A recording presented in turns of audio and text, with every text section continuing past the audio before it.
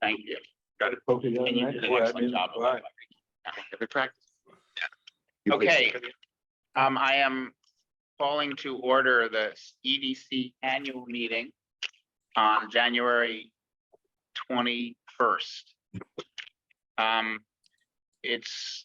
We're starting a couple of minutes late. The agenda, which is, I'll add a couple of items to the agenda to make it official with citizen comments and motions and things like that. But this is the schedule that we're going to be following in about 5 minutes, which I think we will make that time slot. We're going to start with book stock. We're going to run through all of the applications. There is one change, which you can see here, which is that Cassandra Levatino, who was applying for the cleaning business, has decided not to apply. Everyone else, as far as I know, is going to show up and hopefully on time. So I've called the meeting to order. Are there any additions or deletions to the agenda? And folks, sorry, we have another 10 people who are not on camera. If you would like to raise your hand, and whoever's on Zoom with me, if you can just sort of keep your eye out for someone's raised their hand. Are there any additions? Okay, thanks, Patrick. Are there any additions or deletions to the agenda? No, hearing none. We will not approve minutes of the last meeting. We'll do that at our regular monthly meeting. Are there any citizen comments that, are there any citizen comments? By the way, as always, we will try to take citizen comments during each presentation, but in this particular case, EDC members are obviously going to get first priority for asking questions and so forth. So for those here and for those of you that can see me online, you can raise your hand, and if time permits, we will do it. We obviously have a schedule that we have to keep. So given that, are there any citizen comments? Okay, hearing none. We will start in 2 minutes, but I have a couple of announcements to make. I mentioned that Cassandra has dropped out. I would like to, unrelated to today's agenda, I wanted to take a moment, and I'm sorry to do this without Deb and Todd here. I will relay this, but Mika Seeley, I think for the 3rd time, has requested, she doesn't decide, she's requested to step down after many years of service on the EDC. Oh, And I know that this is important to her because she's asked 3 times. And why she's asking instead of telling me is, well, she is sort of telling me, but then I turn it into a question. Anyway, Mika has served for a very long time. You were on the EDC before I was, so I don't know when you started. When I started either, I want to say 20, Joe might know, 2017, maybe, not that you're keeping track, but. you know me, guys, stop keeping track of your activities. But let me just say, that I think while this comment is true for everyone on the EDC, it is no more true of anyone than of Mika, that she has brought a unique perspective that I think I would characterize as very community centric in terms of trying to advocate for what's best for the community and for not just the community as an abstract entity, but the community with real people in it who have names and jobs and initiatives and so forth, and who deserve support from the community in whatever way we can provide it. So I just want to give you a chance 1 second to say for 1 minute, make your closing comments. And I asked Mika to come to this meeting as her last meeting because I thought it was fitting, because this is the community grant program, which is, if you have one area of priority, I think it is the community broadly. So anyway, I want to, on behalf of everybody, thank you for your service, and don't disappear. We know you have a lot of other things that are taking up your time. So we really appreciate what you've done, and we will be looking for replacement for you. And as a member of the commission who has known you longer than any of the others, I support everything John has said. You've been marvelous. I Oh, appreciate it. Indeed, thank indeed. you. Thank you so much. That Here, makes here. me kind of weepy. It has been a true honor to be part of this commission. I mean that. I've never met a more community-centric group of people than this commission. And I love what the commission's doing. I feel like it's on the best track that it's ever been on before. And I hope to become a Roger, honestly. I want to still come to the meetings. I just am hoping to step down from some of the other work. So Well, thank you so much. It's well, been and a real learning experience for me. actually, that reminds me when you mentioned Roger, who is up till now the only member of our premium seating group. I would like to make a motion to provide Mika with a lifetime premium seating ability. Is there a second? Second. Second. Oh, I would have Second. a little plaque or something to put on one of the. Actually, there's a whole regulation thing about, let's not go there. I don't accept that as an amendment. Is there any discussion?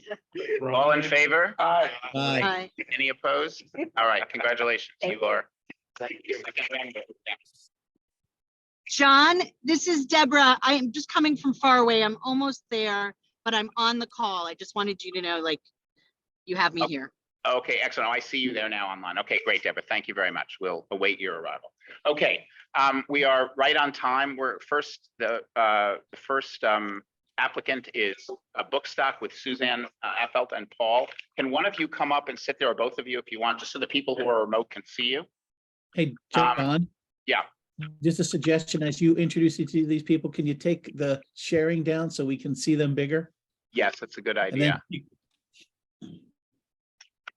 Thank you. Oh, thank you for having us. Yeah. And Suzanne, I think the question for you is, do you want to make, we've reviewed your application. Do you want to make any brief statement? You don't need to present the application unless you insist on it, but we only have 20 minutes, so. And you know, Larry, could you just point that a little bit closer to Suzanne, the little pod, yeah, not too, yeah. Oh, so people can hear. Yeah. Okay. If you've read it all and you don't need us to make any statement, We don't need you to, it's up to you.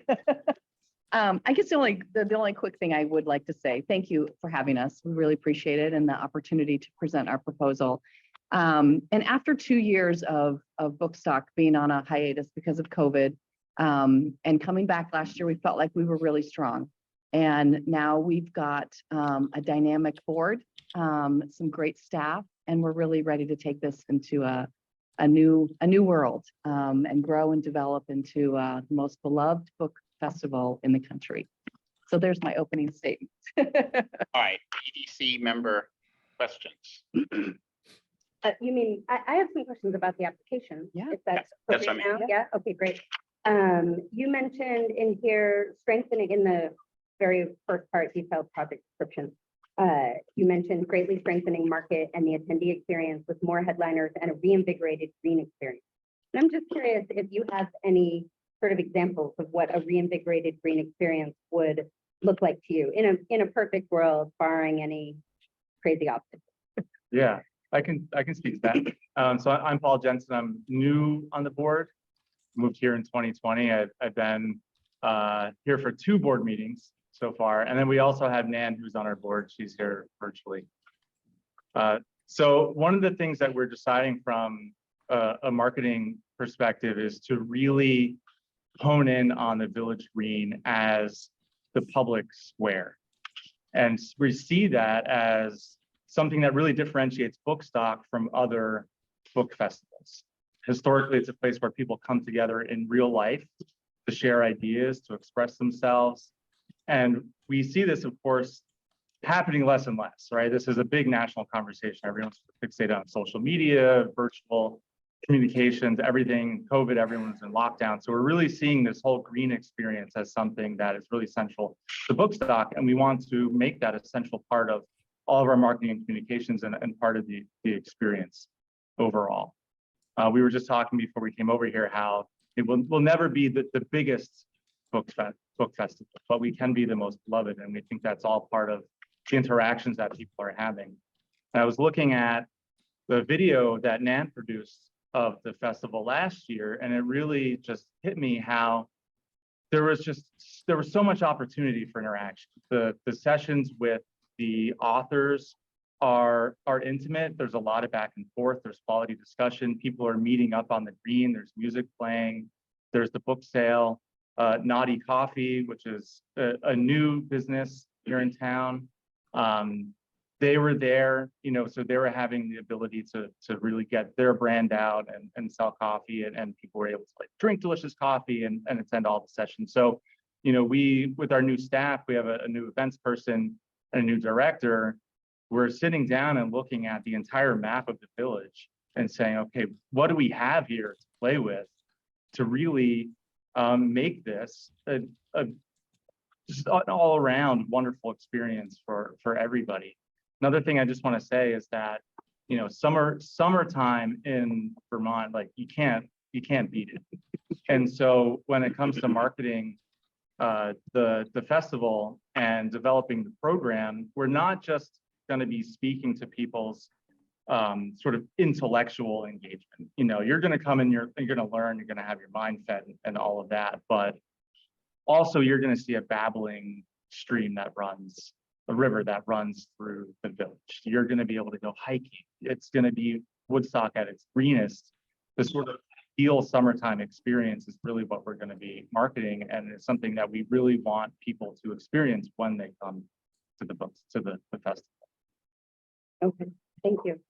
I have other questions. But let's Going, unless other people want to ask. just go around and then come Yeah, back to you. All that's right, fine. Michael? Yeah, Bookstock was awesome last year. One thing I always noted with this festival in the past is that a lot of the authors are sequestered, like in different areas where if you're walking through town or driving through town, it's hard to know what's really going on. So, I mean, is there any push this year to bring more authors to the green so that they're actually maybe under a bigger tent where they're doing their talks there, as opposed to, you know, in a room above Coburn's or in Pentangle or in a library, so you can bring them out so people actually have a little bit more immediate access?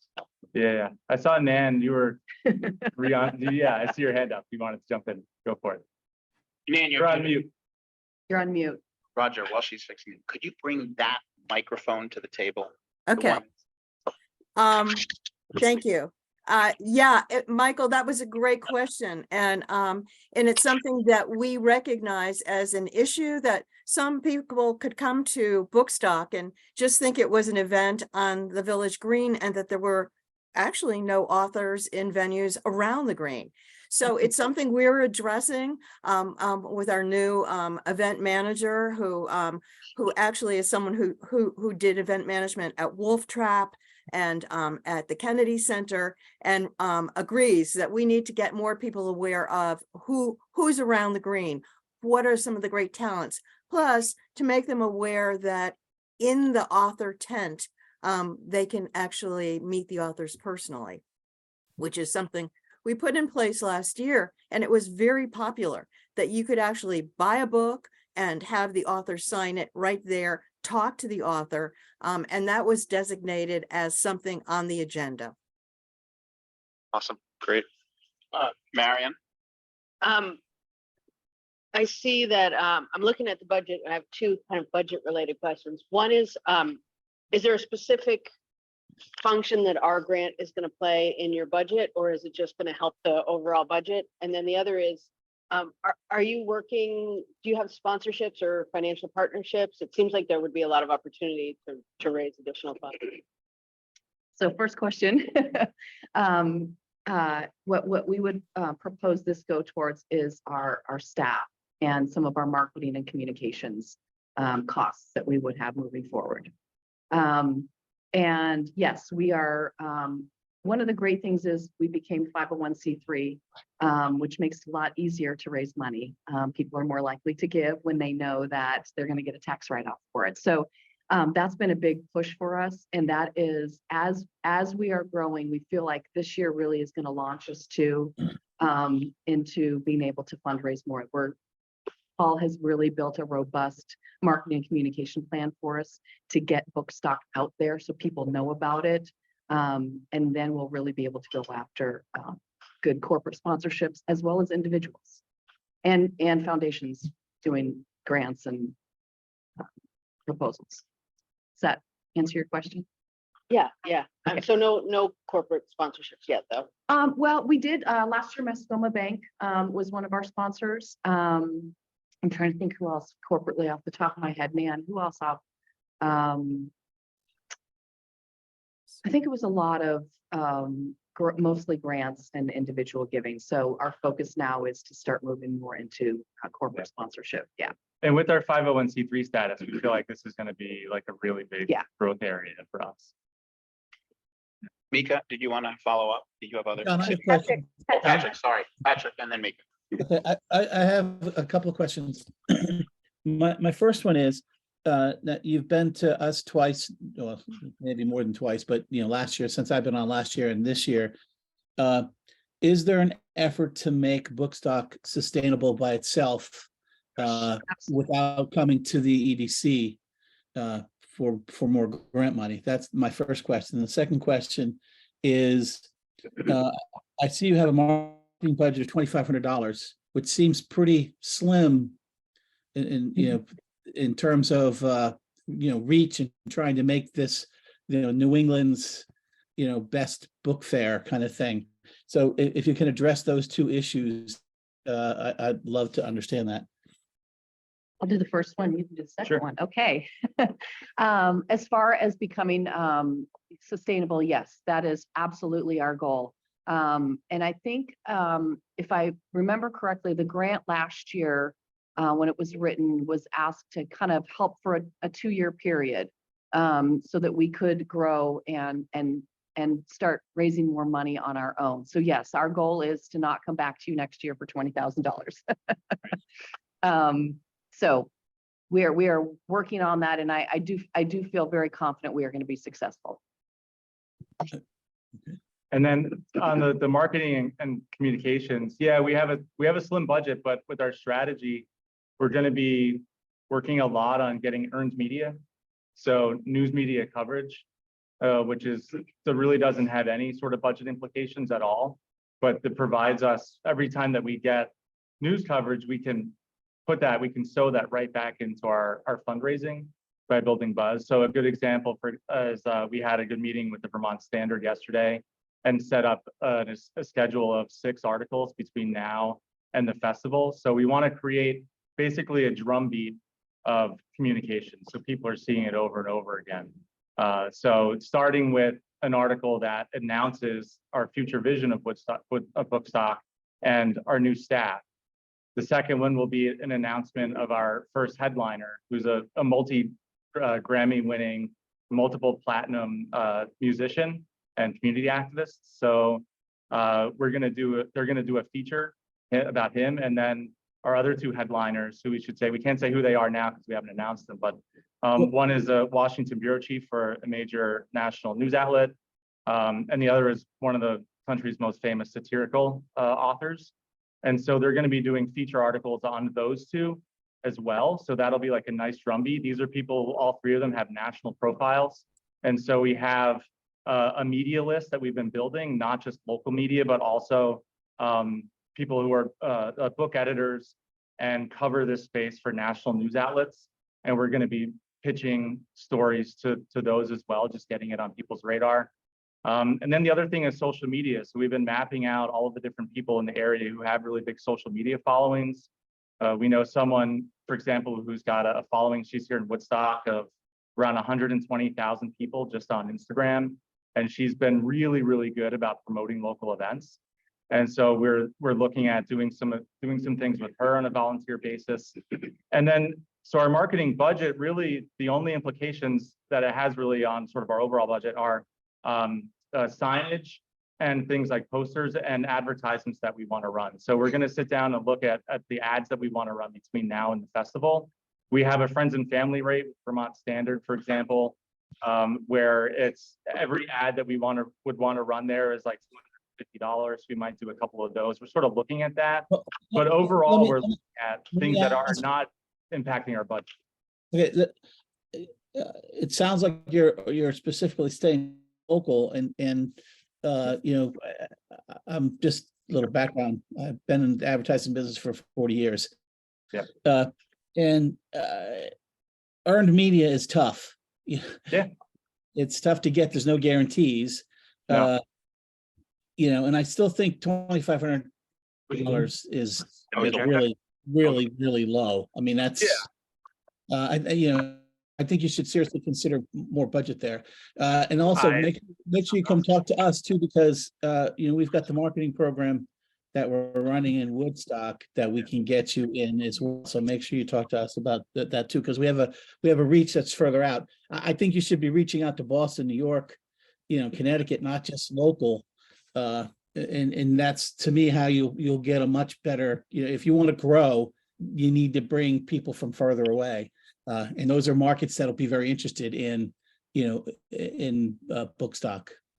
Yeah, and if I could respond to that.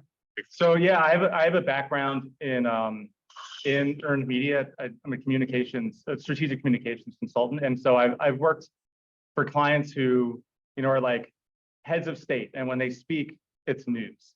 And I've also worked on issues where we have to really be creative and earn every single article that we get. And so I'm excited about the potential story that we can create with Bookstock. I totally hear you on the budget. I would love to have a bigger marketing and comms budget.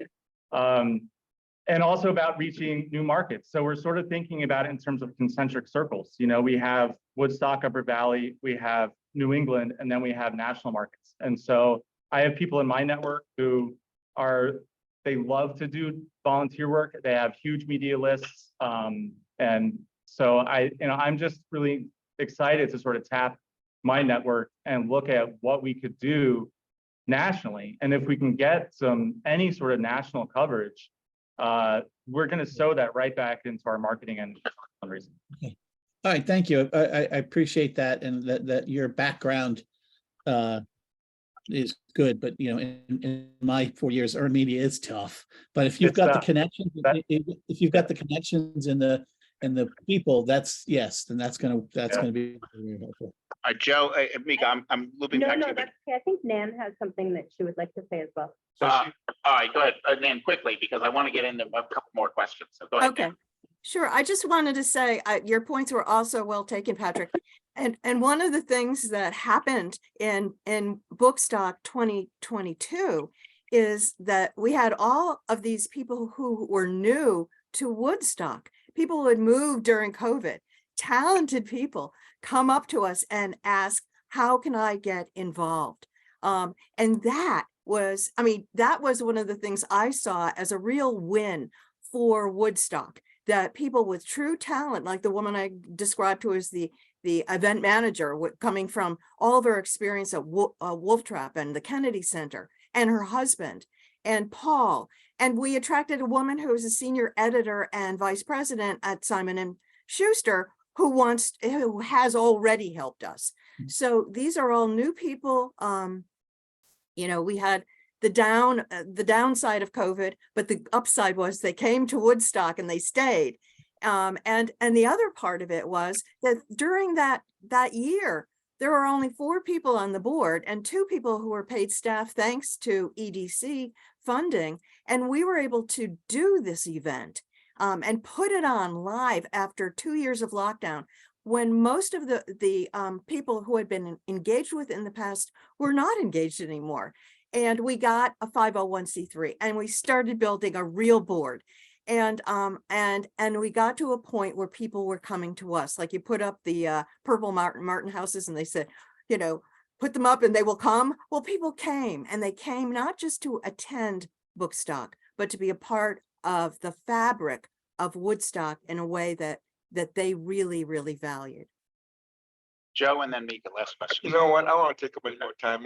My questions have been very well addressed. Thank you very much. So I'll let Nick. Mika? I feel really confident and good about your experience. I think that actually answers a lot of my questions, but just quickly, you mentioned drawing attention to local businesses and historic charm and stuff like that. Do you have, I guess I'm just I want to make sure that you have a plan in place for the things that you're talking about for that, and for instance, data collection and, letting your attendees, like collecting data on your attendees, letting them know that you're doing this, again, all moving toward sustainability for your own sustainability over the next few years. Yeah, so we've gone into a planning process.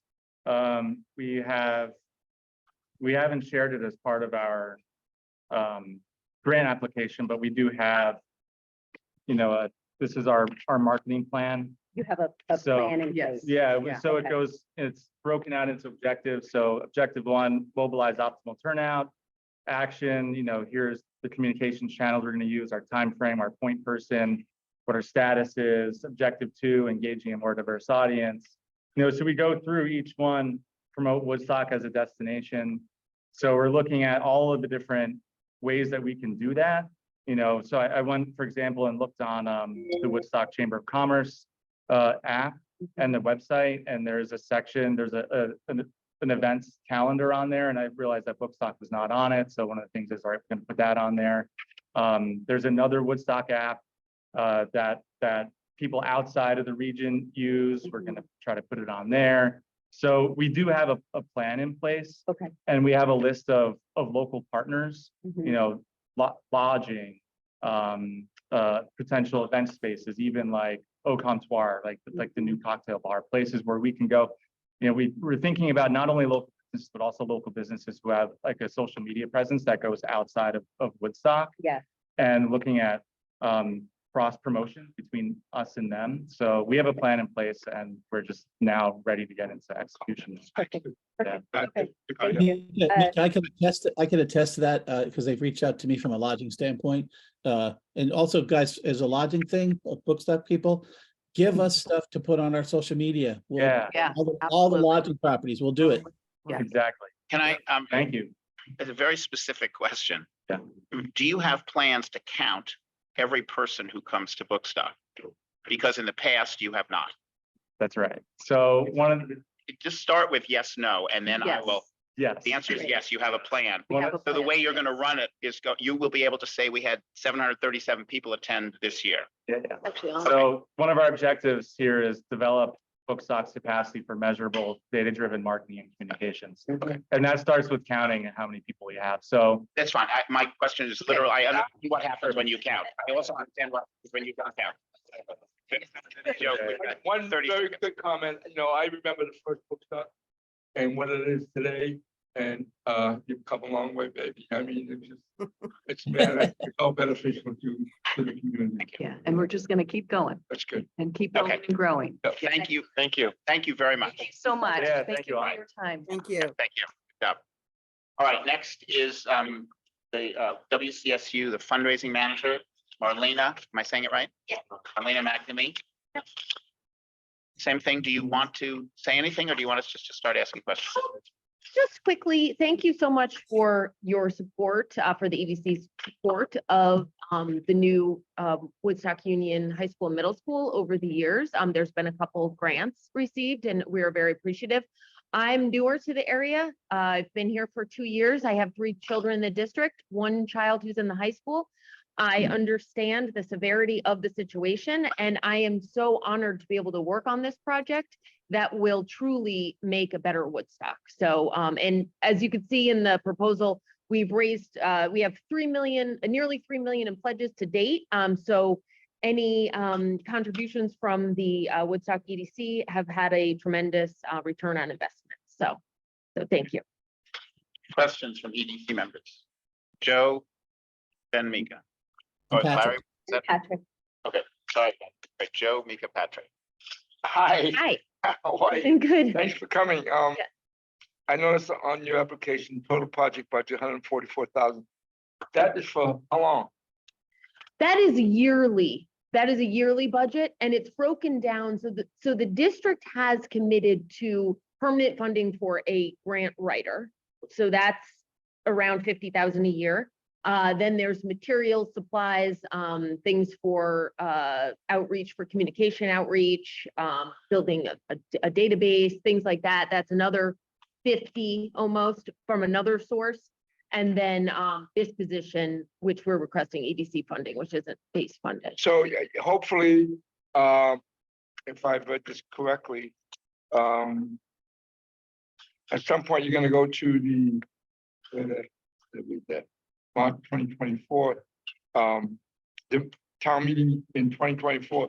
That'll be when you apply for a bond. Is Yes. that correct? Yes, that And is then- correct. And you'll hopefully have accumulated enough money via bond contributions, grant, to accomplish your goal. Is that what I'm understanding? Yeah, if we our goal for our campaign is $20 million. But We the school's gonna cost a lot. Yes, it is. It's gonna be 80 70, million or 80, so. okay. Yes, 80 million in Yeah. that range. The fundraising dollars would go to offset the bond payment, the bond repayment. So it would lower what the taxpayers would. So what you're gonna do, if I get this correctly, you wanna hire a grant manager or somebody to pursue this grant money. And then whatever that is, minus the 80,000 is what you're gonna ask for a bond, is that correct, in 2024? Yes, that, I wish Ben Ford was here on that because he's the vice chair of the district and also the treasurer, finance chair. He would be able to know that a little bit more, like where they stand. My understanding is the bond ask is gonna be around 80 million. And the contributions that we raise, hopefully 20 million, we're on our way, Yeah. will go to offset that bond. So it'd be, if things work So it out, could be 60, right, exactly. Is there any participation with the state or the federal? Has that been pursued at all? Sherry Sousa was just in Montpelier on Thursday, meeting with lawmakers, and Ben Ford as well. We've approached Bernie Sanders with a proposal last year, for Vermont's stimulus money. Yeah. We weren't awarded, the grant, but we did try. So that's dead? That was last year. I think he may be doing it again. Perhaps that's federal money.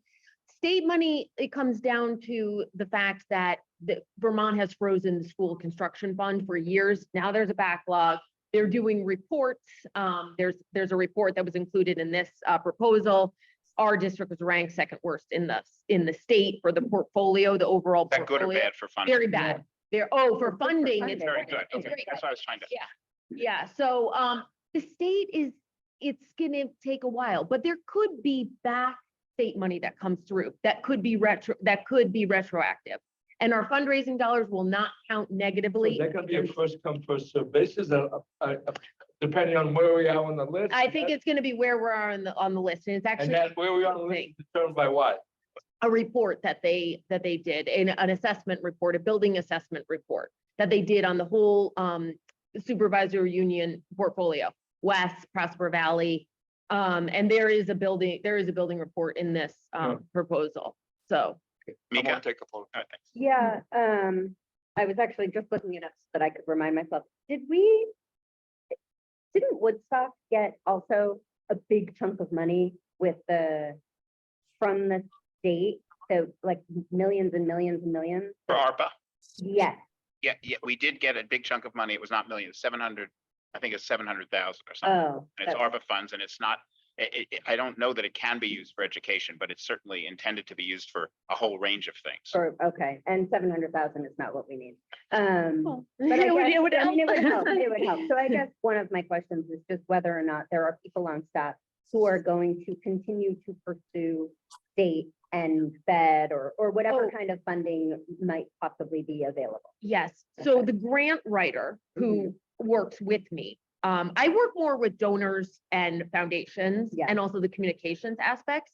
There's a grant writer who's permanently funded and she is working on federal state grants. Awesome. Primarily. And she's also consolidating the district's efforts so that, the history teacher, just to use an example, isn't going out and asking or doing a proposal on their own. She's really centralizing everything. Okay. So she's building out a program and it's great. She works hand in hand with Sherry. Okay. So yeah. That actually was not my question, sorry. Yeah, My real question is whether or not I'm a huge fan of this project. I've had kids that have gone through the school. I have another one that's on her way through the school now. Roger. You turn the fan off. And so huge proponent. And I feel like I know that there is a lot of community support for this. Mhm. And although I know sort of peripherally that this project is happening, I don't feel like I personally have been asked, Mhm. and I would love an ask. And I Mhm. think I am just asking you if there is a plan in place, a more robust, perhaps communications plan Mhm. that is targeting everyone Mhm. in the town, Mhm. Again, I know that's happening, but it's peripherally. And Mhm. so what plan do you have in place to make that a more direct conversation, a more direct ask, which I know is hard, you Mhm. know, it's hard to let everybody know, hey, this is happening, can you give your money? So you mean a direct ask to individuals, Yes. right? Okay, so regarding. Or has that not happened yet? Yeah. Maybe it hasn't happened yet. Well, we're taking a traditional campaign approach, which Mhm. is going after donors who will give larger amounts. Yes. And we're working through a list of potential prospects. Not saying that certain people can't give larger amounts, and sometimes people surprise No, you. no, no, I gotcha. So we're working through that list, and then we do plan on going to a public campaign, Okay. which would be more annual fund-esque. Some of those gifts can be $5,000. That's a significant gift. Mhm. We just don't consider that a major gift. No, I We're trying to go understand. after the major folks. So there will absolutely be, you know, places to give on the website. I have money secured for annual fund ask, like an Great, appeals, like great. send appeals, that sort of thing. Regarding the communications question, that's a really, really good one. And I hear it all the time, you know. So just to be clear, I am serving in this role right now. I think everyone knows that. And it's not a full-time job. So been toggling between the donor work and the communications work. We have a terrific group of volunteers. Mhm. And, you know, we do have the website up now. It's going through some revisions, and we have a communications plan which breaks out social, emails. We're gonna do a database, so then we can email folks from that. The social components, using influencers, getting content from students, potentially making reels, that sort of stuff. So we do have a plan, and then also, you know, town hall meetings are absolutely key. The clock is now officially ticking. We're 1 year out. We also have the ability to Burlington pass their bond. That was a different situation with, you know, contaminated air and all sorts of things. But, you know, we have kind of what they did, you know, with they have collateral materials and things like that. So we can use that and adapt it. So I it's mean, good. I would like I would imagine that a letter to every parent Yes, from 7th to 12th, yes. you know, and continuing letters. Yes. This is what we need. This is what we're doing. This is the plan. This is what the school's going to look like. Right. You know, right, that's information that I just don't feel like is really publicly Yeah. out there. Yeah, that's a So, good point with the letters to parents, because that's not. I mean, that's something that- yeah, a it's like easy base, yeah. easy base of people that are in Yeah. full support. Okay, Patrick, and then Deborah. Thank you. And then if I've there's got no a- one else, let me know. And I'm just gonna suggest, Merlin, to all of the folks, I'll do this throughout the day, keep your answers short so that we can, as short as you can. Okay. So that we can get to as many questions as possible. Patrick? I had two questions. One is, you've raised $3 million, right? Yes, in pledges, yep. In pledges, okay. One of my questions is, you know, you're talking a very small amount of money here. Why can't this funding come out of what you're raising? As you know, it just seems to me that, you know, this is a drip in the scheme of things, that you should be easily be able to cover this. Yes, the one thing is donors are not super keen on donating to, you know, operational needs. We did secure some money from a private donor for some of my FTE and also materials, mostly materials. It's just a harder sell when you're working with a donor. They want to have impact. They want to see results. They want to see buildings. They want to see their name on buildings, that type of thing. So it could be something that we work towards. It doesn't look like it's available in the foreseeable future. And we already have, you know, raised some towards my FTE. So Donors don't like to supply money per salary generally. yeah. Yeah, but you know, they're, you know, having done a lot of stuff with charities and donations, you know, they're all rated with how much money goes to this or that, and you're talking, you know, 0.25%, even less than that, taking it. So I'm just, you know, I understand how it's difficult, but it's not like you guys have a big infrastructure that you're trying to cover. You know, I think you're being a little maybe too cautious on that side of it. You know, that's my 2 cents on that. The other thing is community participation. Mika brought up a point about, you know, doing to the students and stuff, and how about getting the other communities outside of Woodstock who participate in the school? They could, and ask to fund this type of thing, seem to me would be something very simple to do. And to that point, how much have you done to, raise funds for this part of your program? Oh, for what, for community aspects of the program? And well, for your operational costs, Oh, okay. you- So for our operational costs, we have raised $49,000 this year for materials and for a portion of this position's FTE. So does that answer your question? yeah, I guess sort of. Okay. But yeah, how much effort's being put into that? I'm just trying to understand. Yeah. Well, How are you going to sustain this for, because this is 1 year, how are you going to sustain this for the next, several years that your program is going to run? I think that the hope is that the district can potentially fund it. Again, it's hard for donors to wrap their heads around funding this. And I feel like if it was my choice, I'm going to want to go after a $1 million gift for the school. It has a better, ROI than my salary. It's just, again, it's a hard sell. But, the district is my understanding is the district wants to hopefully fund this, the base funding. They've just taken on the grants writer, which is the separate position. So that was a heavy lift for them. That was $50,000 a year. So, the district's doing 50 plus, then some materials, we have a donor. So it's almost kind of broken out in a potential third with you guys, of a donor, district support, and potentially EDC. Right, so Deborah, and, sorry, Patrick, I just want to give other people, Yeah. I apologize, we're just Deborah and then Joe, very brief comment. Deborah? It's it's kind of the same thing of what Patrick's saying is I know that what we're trying to do is get things going. And so it's like that's my question again, which is, okay, you have a third. Yep. What's the plan for next year so that you have a half and a half coming from somewhere else? Right. Or that you're coming back for less. Right. I mean, there's absolutely a chance that we could have a private donor fund this. It's just not I'll be honest with you, it's not a focus right now because we just want to raise millions. We don't, really want to raise that. So then the next question is, Yeah. how many years do you feel like you're going to need this? So let's just talk for real. Yeah. Okay, you're going to probably be back next year. Yeah. For this again. And how much? So Like, how many years do you think you need to come up with this? That's not going to be able to come up through your fundraising.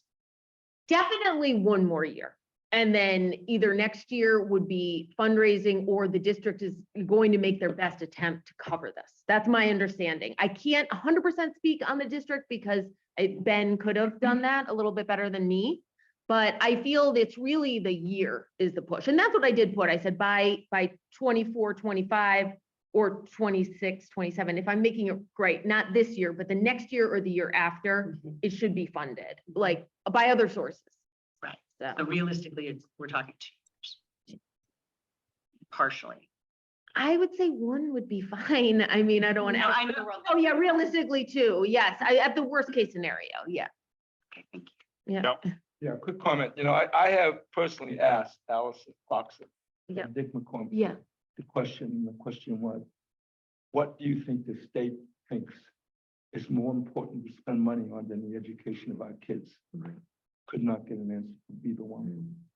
So building on what Mika has said, Ben Ford is a neighbor.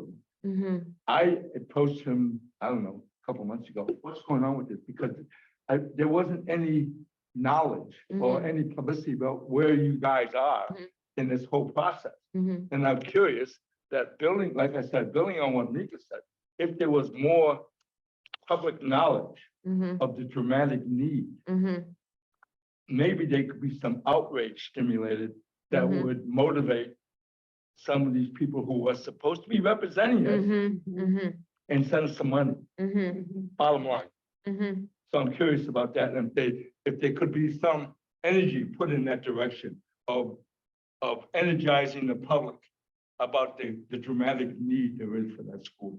And if that would stimulate some more interest from the state. And that's absolutely a part of our communications plan. You know, we have a video, we have a website, and we just we need to just go. So, yeah, that is. Thank you. Thank you. I have a quick question. What percentage of this position is being paid for by the other 6 towns in the union? Good question. Or being requested from the other 6 towns? Oh, I don't, at this point, nothing. I don't think. Yeah, I didn't even think about that. So, Right. no. Okay, thank you. It's okay. Any other questions? I think, John, that's a great point you make, because. Yeah. Well, we'll people put deliberate later. Sorry, I don't mean to cut you off. I just want to use this time to get the information. Is that all right, Patrick? Sorry, I don't mean. Yeah, no, absolutely. You just happen to be the first one for me to attack. All right, thank you. Are we? Work that you're doing. And Yes. thank you so much. Yes, Yes, thank thank you. you. Yes, you're welcome. Thank you very much. Thank That's you. great. Thanks, Elena. Is it Mark Harris? Yeah, okay, I thought you were Mark, but I wasn't 100% sure. Welcome. Good morning. Good morning. Same question. Do you want to say anything, or do you want us to just start asking questions? I don't know what I would say, so just All right, ready for you. Wamba. Oh. Wamba event. What's the Woodstock name of it? Area Mountain Bike Association. Oh, sorry, am I pronouncing it? Is that the? Well, it depends where you're from. It's Wamba or Wamba. All right. Who says Wamba, who says Wamba? Never mind, don't All right. answer. We're in a hurry. Any questions? Mark, how many people showed up to this cyclocross event last year? Do you have an idea in terms of competitors and then? There were 295 registered riders in the event. And then with camping, this is like a weekend festival style bike thing. And so, I mean, there were RVs parked, we had campers, there were many non-riders, family members, et cetera. So in total, all I can give you is an estimate, but I'd say there was 600 to 700 people in town for the weekend for the event. And you think that'll be bigger this year? Well, as far as the growth goes, that's up to the ESC. They have a cap in riders and they typically fill out their whole schedule. And so it's probably that size is what it will be. Well, maybe I'll take the opportunity just to share why I'm even here. What we've done with Wamba is we've grown this mountain bike culture. And we've got a 400 paid member organization for riding, and that's locals and that's, visitors. That's the paid piece component. And we're always trying to grow that, and we will, and we expect to grow past 500 this year. And we're volunteer managed, and all the dollars that we raise really go into trail work. And this was an amazing opportunity to bring in the best, the style is called enduro. It's not important what it is, it's bike racing. But the top enduro riders in New England descend on your trails. And if you know anything about mountain biking, it's a very social media forward sport. There's a lot of vibe, there's a lot of kind of sharing that goes on in the social media. And so you build this culture, and then you get a reputation. And Waterbury and Stowe have in the thousands in paid members of their trail associations. Our trails are coming up and just as strong, and we're later to the game, but we're building this thing. And so we find these events are the legitimizers. They put you on the map, and then your organization and your membership grow, and there's a trickle down. That's basically what it is. And it's October 1st, just want to. Yes. Right. Deborah? Yeah, I'm curious as to 5 years from now. I want to have an understanding of the trajectory and what would you like to see happen with this? So in numbers and for the community, et cetera. With Wamba or with the ESC weekend festival? The festival, I mean, I So think the festival is the organization. It's a privately run organization that bounces around New England with weekend enduro. It's a series, and so you have riders that will do all 10, or you'll have riders that will just pick one weekend and go ride and race and compete, and it's a lot of fun. Prizes and awards. We did it this year for the first time, not knowing what to expect. We put a ton of the month of August was dedicated to just getting the trails ready, and we have 2 paid trail workers. Everything we raise, our goal is to give it to pay them to do the work because we've grown. We have 36 miles of trails, which we maintain on the 3 networks, the Aqueduct, the Mount Peg trails, and now at Saskadena. Volunteers, we outgrew volunteer trail maintenance. And so Gavin Vaughn, who runs, at Woodstock Sports, is runs the bike shop. And then Graham Farrington, who is a senior at Woodstock High, who is a rising star in the space of trail building. They are our paid employees.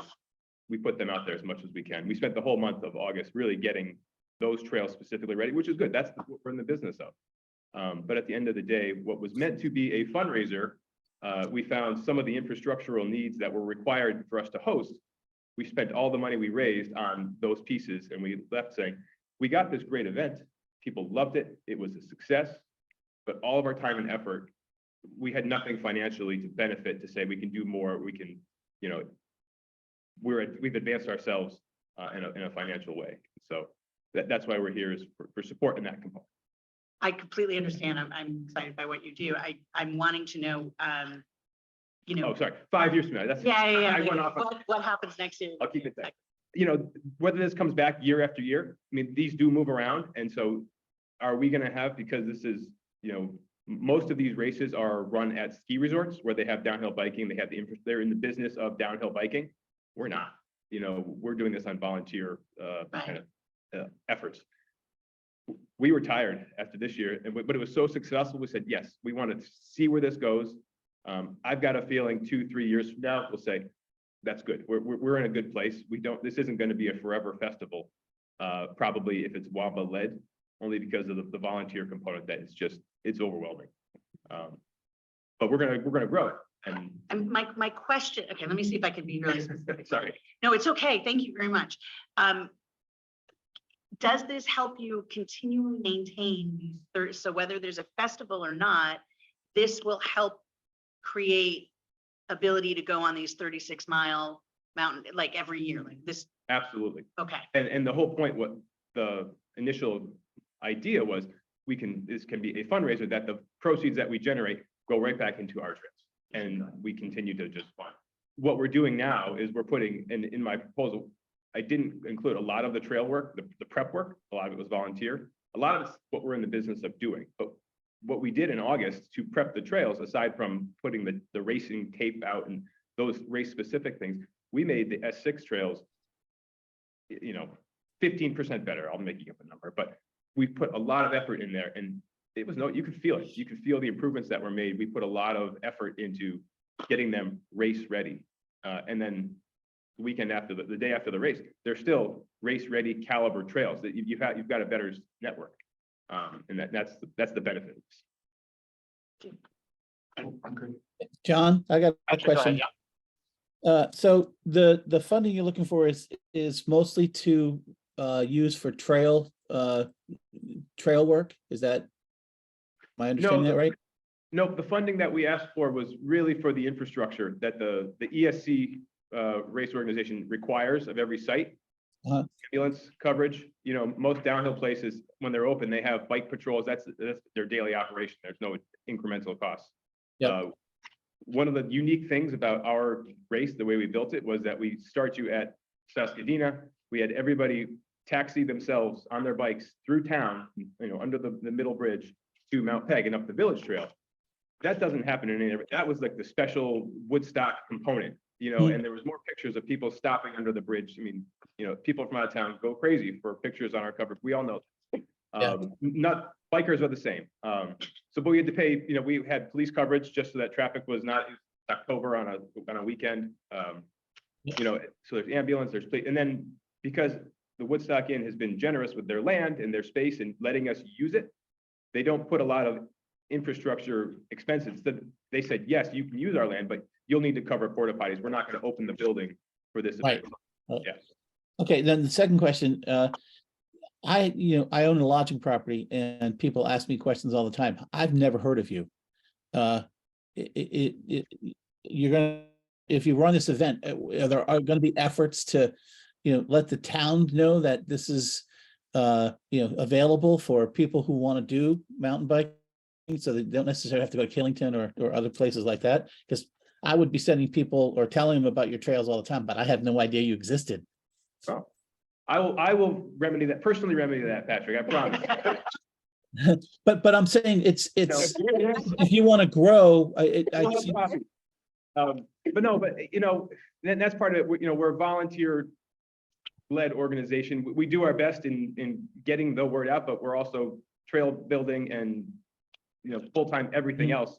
We're doing all that we can as a team of, pretty solid volunteers. We've got a board of 7. We've got another, I'd say 5 to 10 people who are not board members, but are committed to trail work or show up when we need volunteers. But how does that translate into, Well, public promotion? mind- It doesn't quite. yeah, well, in my mind, if you get this money, I think one of the things you should consider is at least creating trail maps that can be handed out at the visitor center and the lodging properties and stuff. Just, I had no idea you existed. All right, fair, thank you. Anyone else? I have a quick question. Do you count, does Wamba count participants either in this event, not just obviously the registered folks, but you mentioned the other 500, 300 or whatever, and or Support staff. well, no, the folks that are camping, whatever, support, whatever. And or the number of people that are using it in the course of the year. So Wamba is an arm of VIMBA, the Vermont Mountain Bike Association, and nationally, across the state, mountain biking is exploding, and VIMBA is our parent organization, and they're helping all of our chapters kind of manage the growth that we're having. And just last fall, they're starting to offer like trail counters. We have them up on the national park. We don't have them yet, but those are the things that, as we're evolving as an organization, we're trying to get to, so that we can actually see, what trail usage really looks like. 'Cause right now, it's all feel, and you can look at your trail after a rainstorm or something and see how much usage you're getting, but that's all just. Okay, so that's fantastic information that it is possible It's to coming. count. Yep. All right, We're thank you. growing quickly and trying to manage our growth sustainably. You don't actually know that you're growing quickly because you're not counting. This is So when you start counting, you'll be able to. Yeah, we're growing in membership and paying members. How about that? We know that. I understand. I can count that. John has a theme. So one quick question, some of this money is gonna go towards trail improvement, is that correct? Well, this money was specifically, if it's in your left pocket or your right, by covering the costs of the infrastructure, Woodstock ambulance, police, and porta potties. The monies that we raised through the camping revenue, which we're allowed to keep from the Woodstock Inn, lets us keep that. Right. And then the race gives us a portion of all paid registrant funding. That money is left us for trail building. So yeah, the net result is more trail work. So I guess my point I'm trying to reach is the improvements you make on the trail are gonna be utilized even after the event. Is that correct? That's the whole goal. Absolutely. Thank you. And you get those names from your bigger organization, the registration names? Yes, we do. Yep. And they're all on the Wamba mailing list, and yep. Okay, cool. I just have one more. What does it cost to keep these trails maintained for a year? Like, what's the cost? We're about a $40,000 a year operation, and I would say that probably 85% of that is direct trail building or tools or equipment that related to trail building. And what you can't measure is the volunteer work. We do probably 3 major volunteer days a year, and then we have smaller days where we call them our trail bosses, who are just volunteers who take ownership of the 3 networks. So 40K is actual dollars. That's dollars. Yep. And then volunteer work is On top. completely separate. Yep.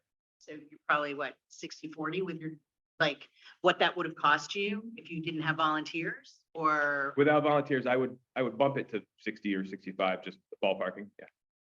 Thank you. Any other questions, Larry? First of all, I'm delighted with this. This is great. And the writers go right by our house and are very respectful and great. And I actually love the idea of the age group that I presume is being substantially represented. A lot of what you're doing is in Pomfret. I would gather, I drive by and there's this wonderful community of tents and whatever that spreads forever. But they come with families, and I'm thinking we're the Woodstock Economic Development Commission. So Sure. the impact on Woodstock, which I assume would be substantial, but I didn't know if you wanted to speak to that. I can only speak probably anecdotally as to when they're here. Yes, the majority of the ESC race is a camping based, the participants. We did about, let's see, so we did 15, it was probably, I can do quick math, maybe 150 paid campers. Where everybody else stayed, I don't know. But then it's just where do they spend their weekend and their money? I'm sure Tigo had a great lift, but they're so close, and we really, the covered bridge was the kind of the marquee, and half the race was here. So, I mean, where are you gonna get your where are you gonna get your lunch or whatever you might do? Probably here, but I can't give you One would think. specifics. Well, anything spent at Sestina goes to a Woodstock-based organization. There you go. Right? Is the name of the event, is it the Woodstock race? What is the race called for? It's the Eastern States Cup is the But- name of the race But is it like Eastern States Cup? in Woodstock, and it was in Yeah. Woodstock, not in Pomfret. That's right. Thank you. Woodstock area mountain. Yep. Yeah, I got that. Thanks. All right, any other questions? Mm-mm. This is great. Thank you. Okay, Awesome. Thank you very much. thank you very much. Thank you. Michael Ritchie has electronically appeared. Can anybody tell me what the password is here? It's Pink River 449, I think. You're talking about the Wi-Fi password? Yeah, I can't. What a It's random. right above me. I think it's Pink River 449, is that right? And what's the That's what I said. ECA public? Pink River 449, no cap. No. Is it? Yeah, really, Pink River doesn't sound good. TH, yes. PH gas. No, not Pink, TH Guest is the Wi-Fi thing. And what is it? Pink River 449. Pink River 449. Thank you. Thank you. All right, What's your question? That seems like an obvious one. Michael. Michael Ritchie on behalf of the library. Michael, do you want to start by saying anything or do you want to just How jump about in? if I just quickly say a few things that just to clarify, I included some background on the library and just to make sure that folks know that we are not truly a municipal library. We're a 501c3 organization and we receive about 30% of our annual operating funds from the town of Woodstock and a small amount from Bridgewater. And we have to raise the remainder each year. And the reason for this request is that we do offer meeting space at the library for, it's used very often by not-for-profits and individuals. But it has become more and more popular and it's difficult for everyone who would like some private space to be able to use it. And we do give preference to groups versus individuals or, 2 or 3 people. And we're currently not able to meet all of the requests that we have for people who would like to make, private, phone calls or attend a business webinar or whatever it is that they're doing. And that's why we're making the request. And that's Okay. what I have. So questions? All right, thank you. Okay. I'll ask a question. Joe? Yeah. Oh, sorry, Joe, then me. I'm just curious, Michael, have you had many requests from people who attend the library for this service? Joe, I didn't hear the end of your question. Have you had many requests for this service? We daily have requests for this sort of thing. Where do you want to put it? Back where it was actually, because they can hear, the problem isn't that there isn't a microphone. right? Where do you want it? Pointing towards the chair with empty chair, yeah. Or 20 plus me. Put this in front of the. With this pointing at the end of those pieces, pointing at, yeah, perfect. John, I have a question for them if John. Mika and then Patrick and then Marion. And then Michael, I think you answered my question, but I'm just going to be a little more specific here. I love this idea. I think it's great. I'm wondering, since you already have meeting rooms, then I'm wondering the usefulness of a two-person pod at 18.4 versus two more individuals, you know, so that if there are meeting rooms already where people are coming in and they can meet as a group of 2 or 6 or however many, perhaps it's the individual pods that people need for, as you said, telehealth medicine or just to work and, you know, conference calls or however they're using it versus the two-person. Could you explain why you're going for the 1 and the 2 versus 3 singles? There are a couple of reasons. One is that a lot of our work, we will get 2 people in a meeting room. You know, we've done a lot of the looking at what the rooms are used for. Often it is 2 people. Sometimes it's tutoring. Sometimes it's 2 people who, you know, it could be a telehealth with a couple, and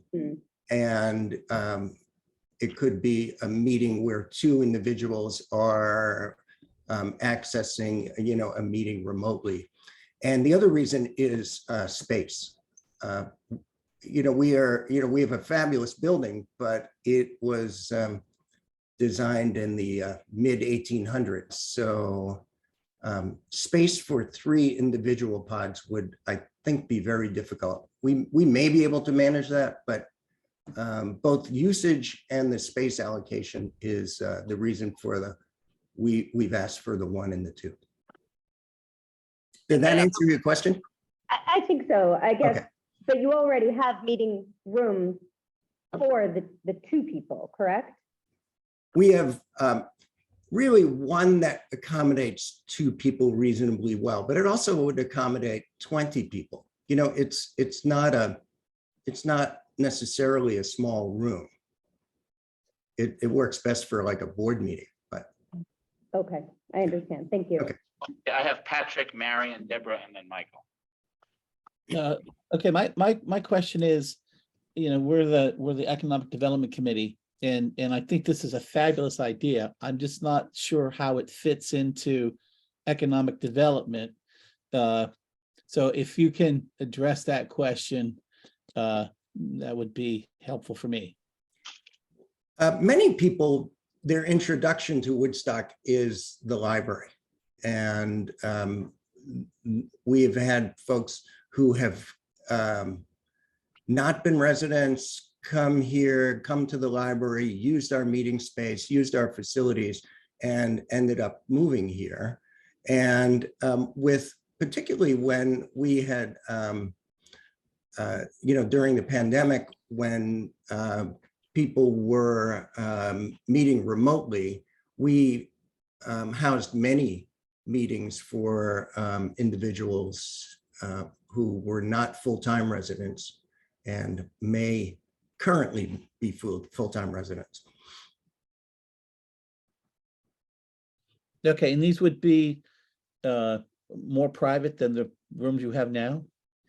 They are more available and more private. Okay, all right. That's my questions. Yeah. All right. So And Deborah. I have two questions. One is about do you have pictures? We don't need to see them now, but somewhere like what these booths look like and what the functionality is. Is it just soundproof? Does it have some connectivity built in? Kind of how it works?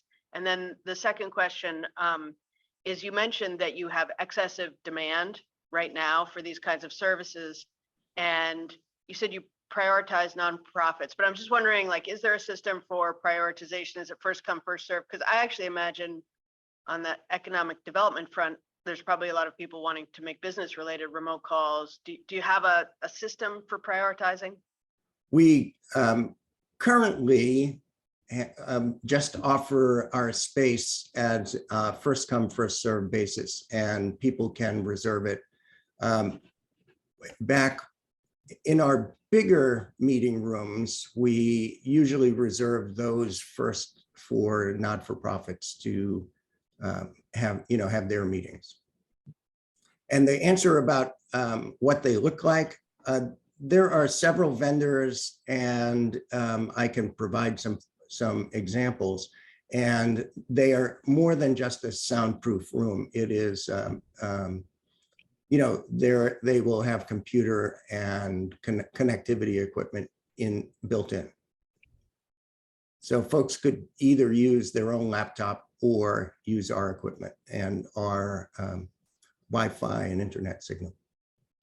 As a not now, but as a supplemental thing, I'd love to see Sure. what those look like. Okay. Deborah, and then Mike. Yeah, I kind of it dovetails into what Marion was saying. It's great to try to modernize the building like this without changing the feeling of the building, and odds I think are a great way of doing it.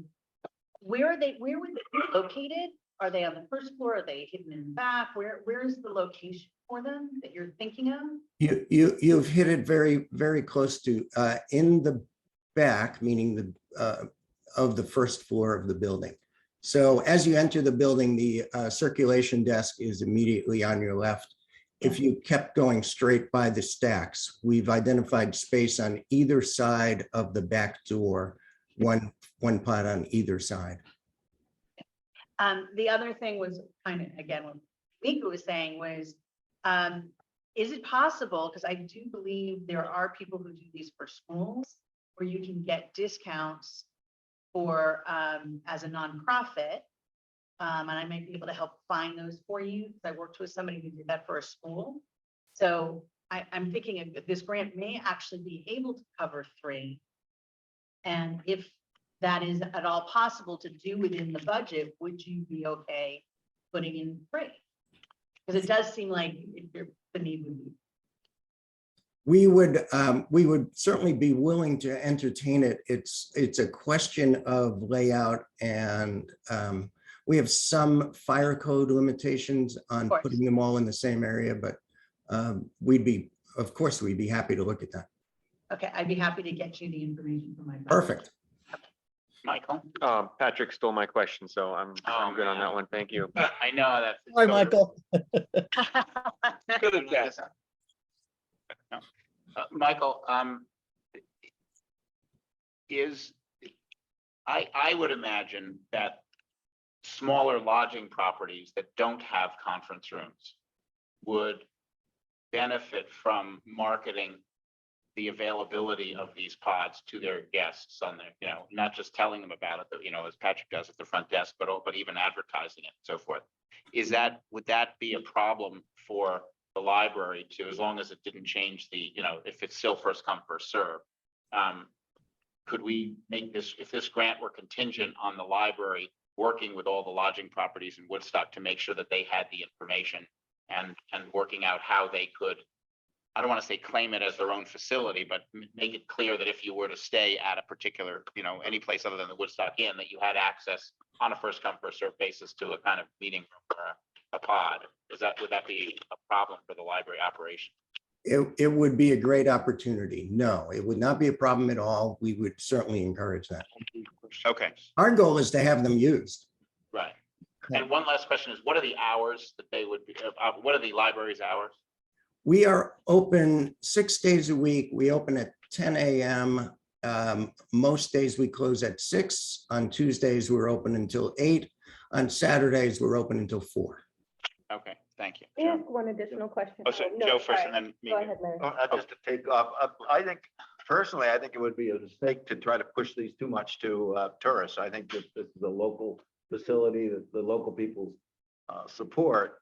And I would not like to see, personally, I would not like to see it used up by tourists and then have local people come in all the time and say, hey, we donated all this money and now it's not available because we got this lineup of people. All right, well, we can discuss that during okay, when we're. Yeah. I would agree with that. And I think it's relevant though, because if it were to be promoted extensively to tourists, like I think that's. Well, that's we're talking about whether to grant money and on what terms. Let's do that at 2:00. Okay. And then my question, just overall, how many local people come into the library to use it as a remote workspace generally? Is that something that people do? Because that's what I'm imagining. I'm imagining somebody coming in, maybe their internet is not consistent at home, or, they've got 14 chickens running around or whatever, and they need a space where they can work in a quiet area. And then maybe when they take a call, they would take it in the pod. So I'm wondering, do you have a large group of people that come in, or any group of people that come in to work remotely? I would say anecdotally that we have probably 10 people a day Oh, that's who will more than come I in thought. and work remotely. In addition to that, we pump our Wi-Fi outside the building Yes. and cover the green or most of the green. People often will use that. Okay, that's far more than I thought. Thank you so much. Okay. Michael, is there a fee anticipated using these pods?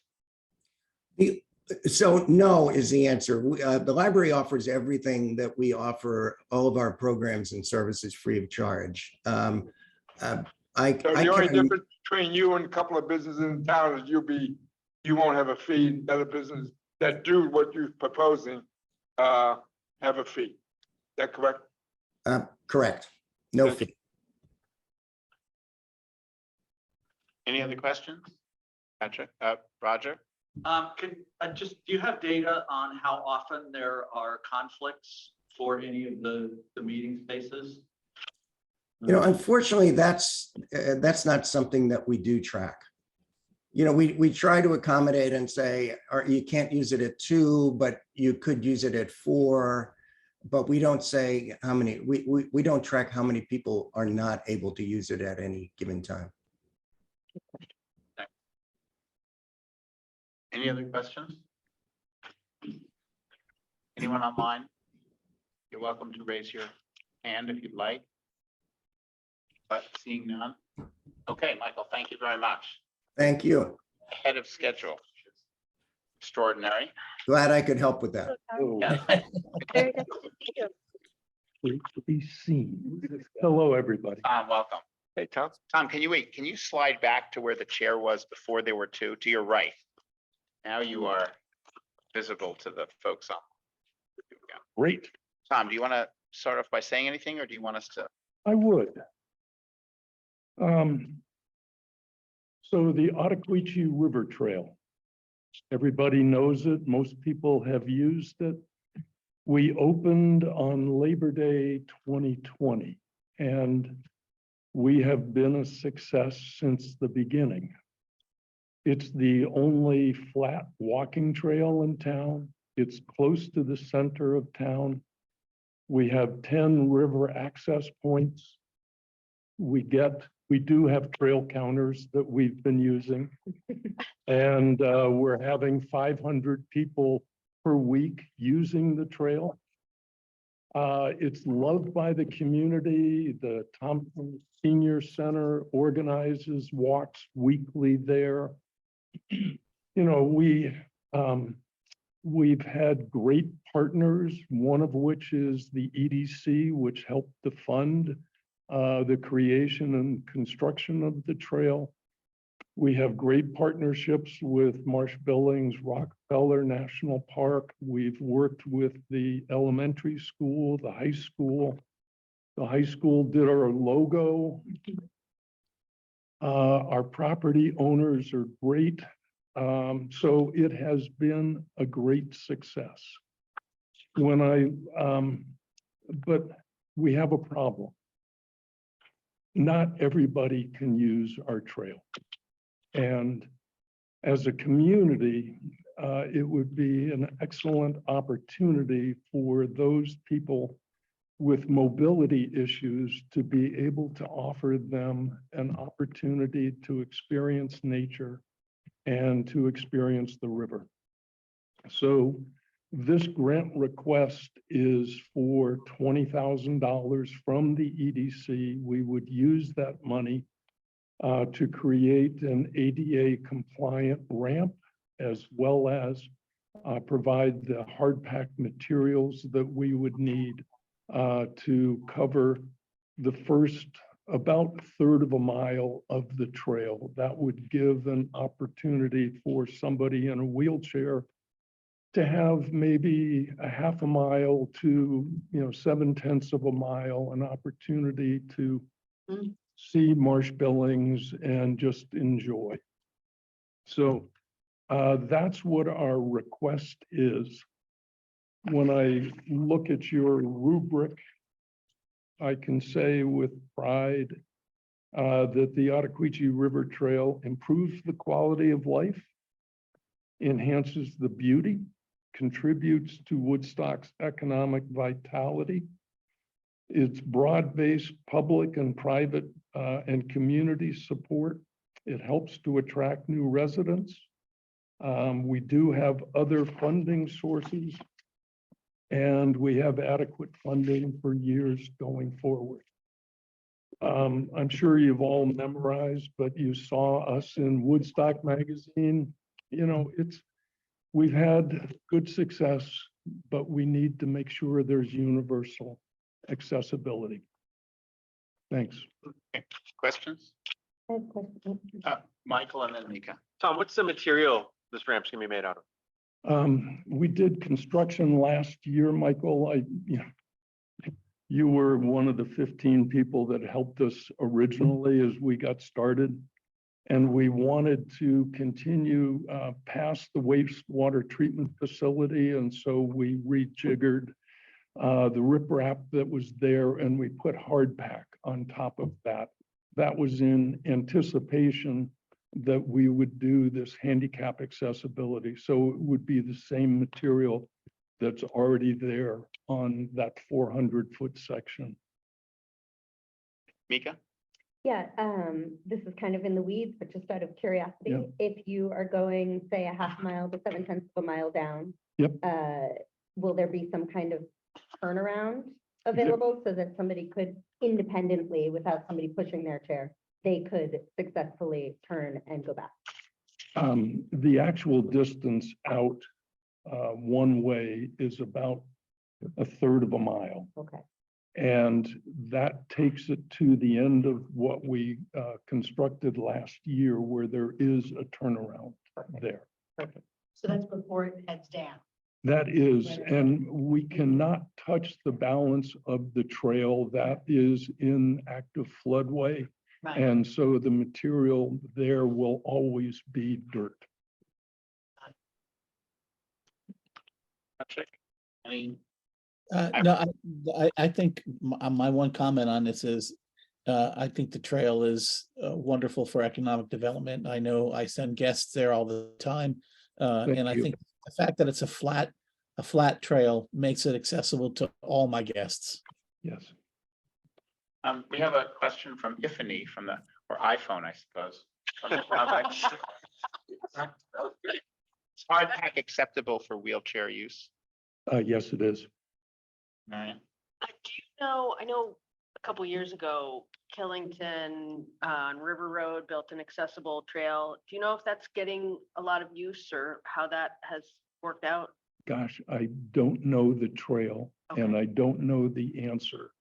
But what I do know is we have a small part of this budget is also to put a railing on the stairs that we have. And I've witnessed too many people that are using our stairs that are, having a little bit of difficulty with that. And so the combination of, we have an existing ramp, but the ramp was never designed to be ADA compliant. This would be a wider and frankly longer ramp, longer because you have to be no more than 8 degrees. And so we will just have to carry the ramp a little bit further into the property. Yeah, and along the exact same lines, I was thinking, thank you for this, by the way, Tom, it's something I use often. Oh, you're welcome. And does this also include any kind of, again, I'm trying to picture, it must include, railings, at least for the turnaround area I'm concerned about falling over the edge, and I'm sure there's. It's not insurance required. That will dictate this, but It's not required specifically. The width of the ramp itself will be sufficient so that, but we are going to have, call it a bumper, that we will have a lower, maybe out of wood, but maybe about this high off the ground, kind of just out of, some type of lumber that we will use to make sure that we don't have a runaway wheelchair. right, and are we including in this price, any kind of insurance or working with somebody who's looking at the liability of what we're creating? So that So we're creating something that the really, town and village owns the Ottaquechee River Trail and is covered under the umbrella of the town and village insurance. so they'll be looking at any plans. Got it. Yes. Fantastic, thank you. There is one more thing just to add. The 1.2 acres that represents our trailhead is owned by the Woodstock Resort Corporation. As part of the work that the volunteers will be doing and separate funding, we will be clearing the remainder of that 1 acre parcel of the terrible invasives that are there. And we will maintain that.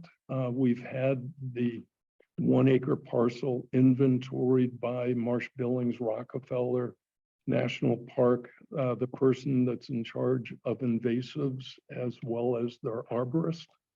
And basically the comment is there is nothing of value that is there in the vegetation.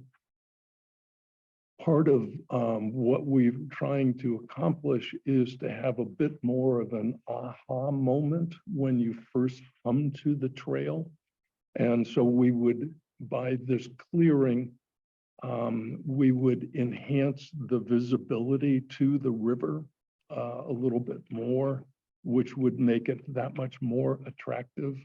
We will replant with native vegetation as time permits. Tom, can you talk a little bit about the other financial support that you get besides from the EDC, either for this project or in general? And I have one other question after. Sure. Very brief. No, we are applying and receiving, we've received a grant from Mascoma, for example. And that plus local support, fundraising is what we do. And we've been very successful so far. And we're going to be actually considering July 4th, a family walk fun run down there, 5K.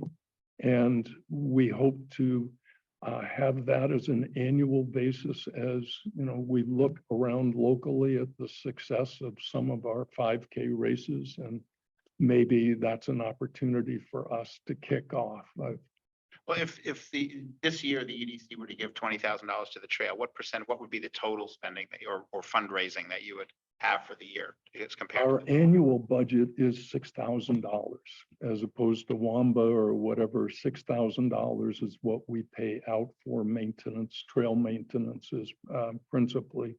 Otherwise, it is volunteers. And so, John, the answer is that we will be doing fundraising for additional projects to enhance the trail. But I'm just wondering, like, what other than the EDC grants, what other, it's basically the fundraising is for capital improvement, basically. It is.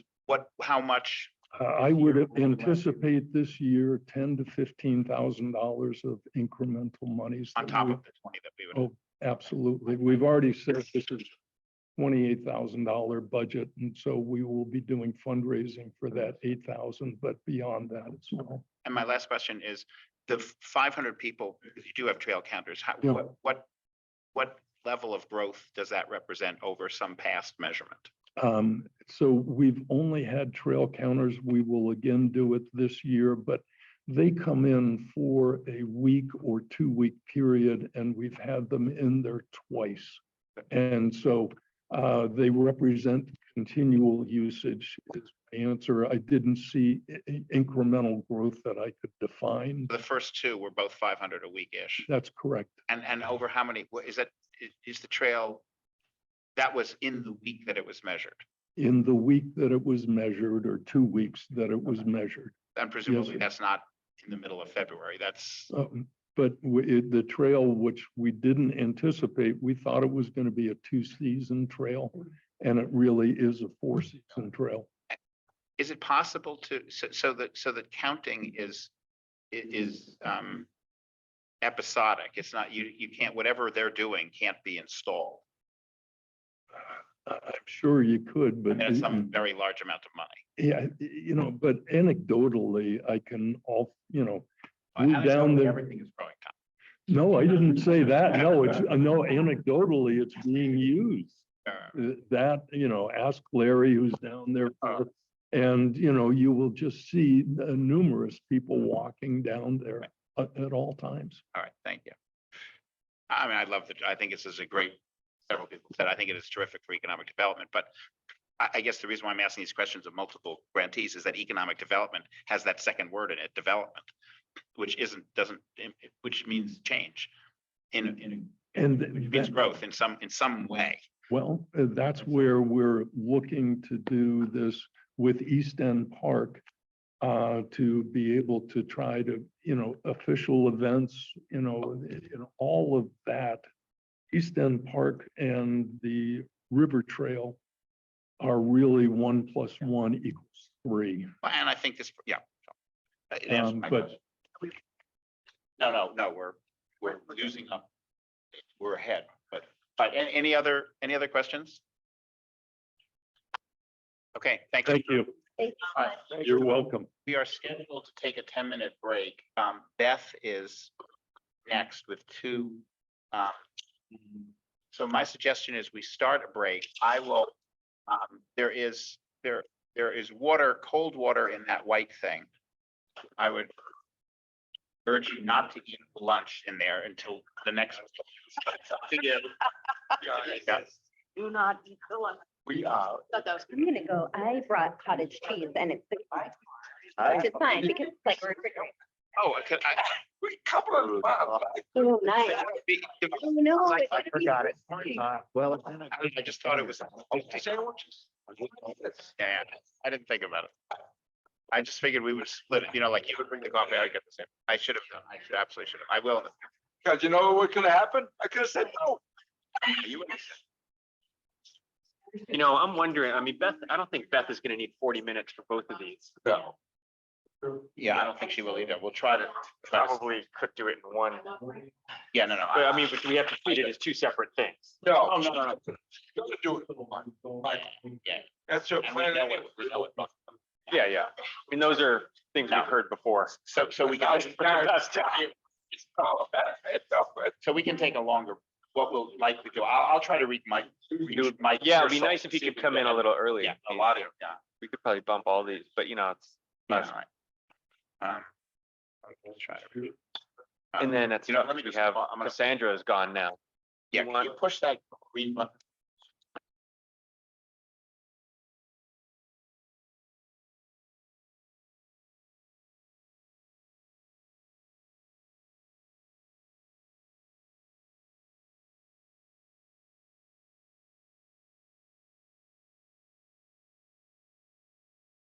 It looks like we're in the middle of a meeting. I think we're gonna get done a lot sooner. It would be nice if we could bump everyone Well, we, up yeah. a little bit. Say what? Kind of complicated. If we could bump everyone up a little bit, just because we have one gone and Beth is gonna Yeah, be yeah, half the I- time. I'm gonna send a note to people right now. Yeah, good idea. And I'll send a note, let me see, send a note to everybody. We have a phone What a number. difference from last year. And I wouldn't mind calling people. if you want Yeah, me to. well, if you want to call Beth, I can call. yeah. Have her- okay. have her number. I have, I have a. oh, you have it, all right, yeah, to ask Beth if she can come Okay. on Zoom or in person, we're ready for her. Or we'll be ready for her in 5 minutes. And I'm gonna send it, oh, there she is, she's here.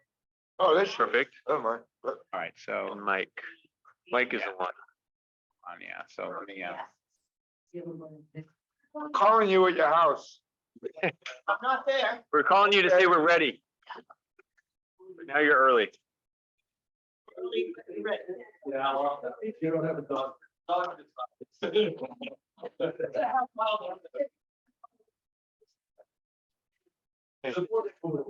Just hold on one second. There it is. Okay. No. No, I don't.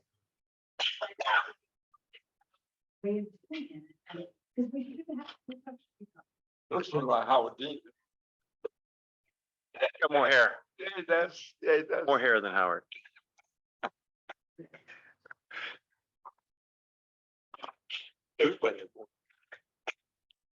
Who doesn't?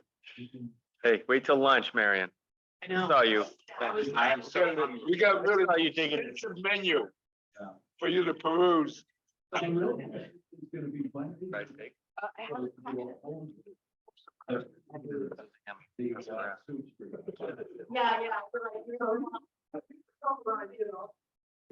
Yeah, I realized the first couple grants, we forgot to, Oh, yeah. we forgot to say thank you, buddy, and we really grilled the heck out of them.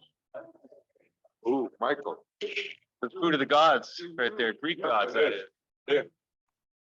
Up yourself, John. Sorry. John needs. I'll have whatever you're guessing.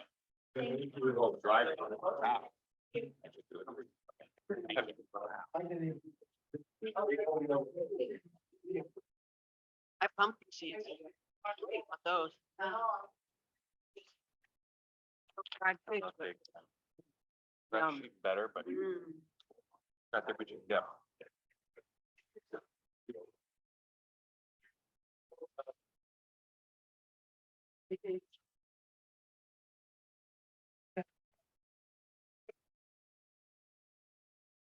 I don't know. Thinking of band like next fall. Really? It's just time consuming, you know? Well, you know, I love it, but this year we feel slim. Really? Like, it's not even more slim. Like, I think everything is kind of slim. Really? What are you talking about? Cross country, Coaching, cross country running. Right? well, I've been doing it for like 7 years, I think now. Yeah. Well, but I don't know if I'm gonna continue, but they, Right. time consuming. You know? I coached middle school football 1 year, right? At the end of the season, I felt like I got out of jail. There was such a rush of freedom. I'm always- I walked out of my office and said, I don't have to be here. I mean, I love it, and then 2 weeks before it ends, I'm ready for it to end, Yeah. but As a mom and one of the kids coach though, it's like, I just have so much gratitude for the people that step up to do that. I mean, I do enjoy it. Such a positive impact on a kid, you know, it's Mhm. like. I love seeing the kids that What are you did doing? it day one, they never went before. And they're Yeah, I am. I'm talking to you. What are you doing? Yeah, love it. yeah, yeah. amazing, and even the transformation, not just within the season, but have them come back the following season, then move on to high school Yeah, and still do it. yeah. Hated it. Just plain cry every pop for like a month. Like more knowing. He was like, and he was hard to get through too, but you know, he'd listen. The important people. By the end of it, All year, I've got. so again, and I'm like, I want more pain. Yeah, do you want one? Great, better for the number. Yeah, great. It's so great to see him like that feeling. Yeah. That's still hot. It's, in the Luke Yeah. neighborhood. It's not cold. And, So John, that was but like, interesting. thank God that- I didn't want to bring it up in because I was like, oh, kind of, taking it sideways. Bring one up. That people have come to me and it's like, we wanted to go here to create, would economic development be interested in like a dog park in the area? I talked to you about this a couple times. And that was the one area that we were thinking about, wasn't sure. And he was actually saying that while they do this And like you get work, that there's an area right behind the sewage plant that could be a huge area that could actually be gated off, And to know that like. like right there, and we could actually create it. Right, in someone, tandem. someone needs to propose, someone needs to come forward and propose, it. We don't have, that's not I love that. or maybe the downtown rejuvenation group, but they would probably not, That guessing, attitude. not Yeah. put that ahead of That like attitude, the no. water Yeah. system. but it's great. So, I mean, yeah. Right, no, it wouldn't, but That water problem, not a water problem. No, I mean, it's a financial problem.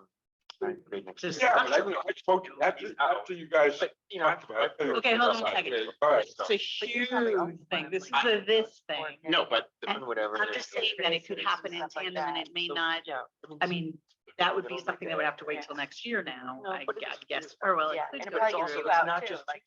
but my basically, someone has to propose it.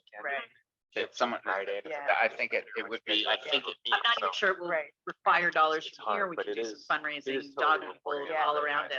I'm just excited that I got to the right person Who found out that there's a physical space for it. there's a physical spaceport that's separate from the area. What he was saying is the area, the other area, they actually hay. And the dog poop in the hay causes trouble with the cows.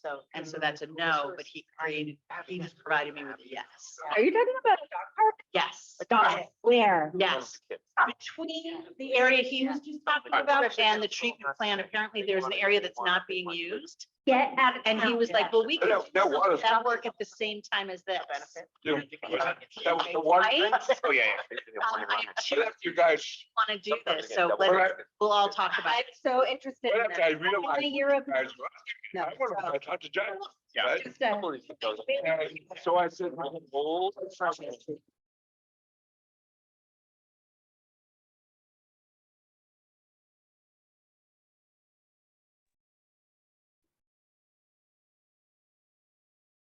Bummer, John. It was kind of fun listening to all those conversations.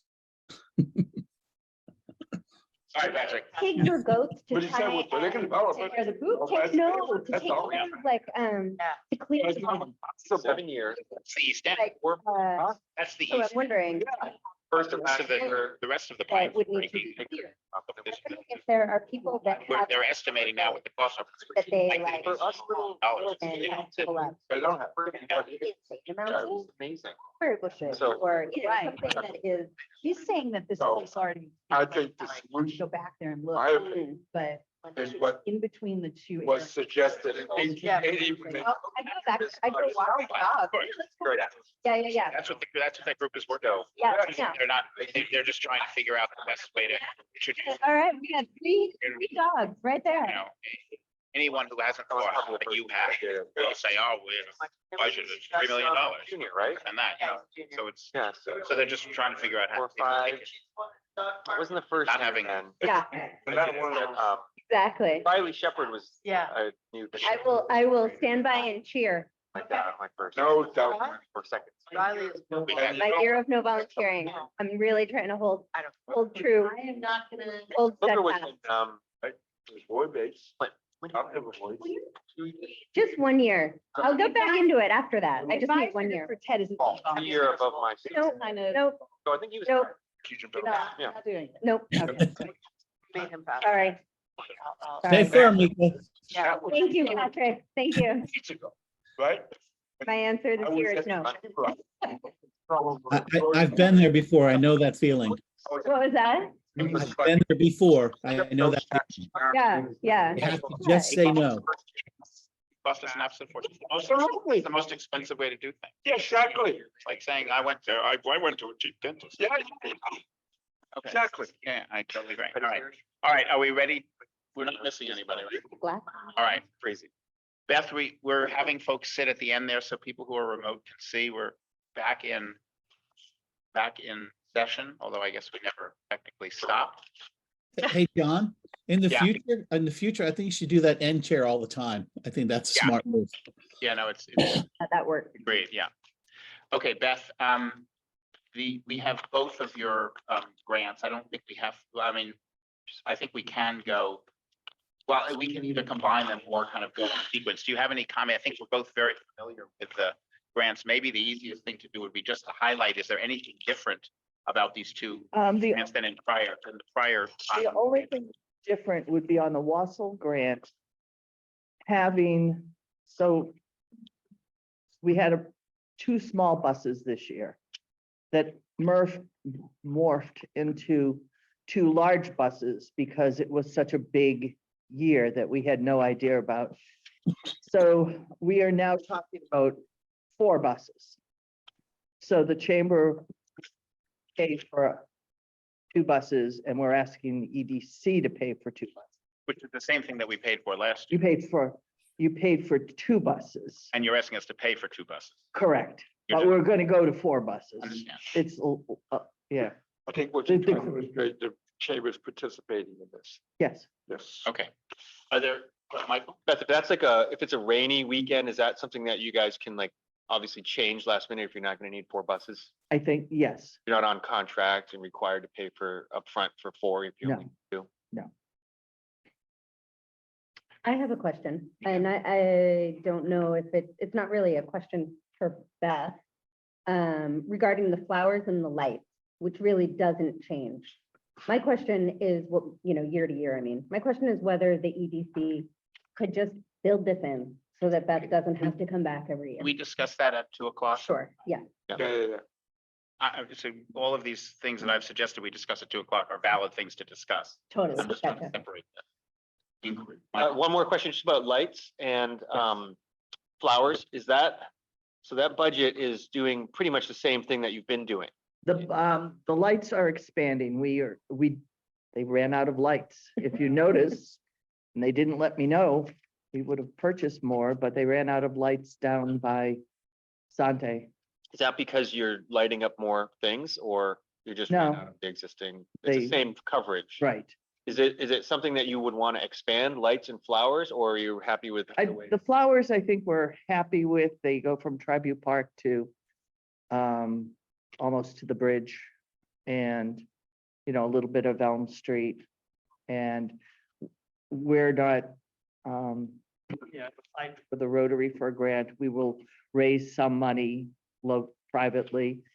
Last year we bought, we were very green last year. We bought a wagon and jerry jugs.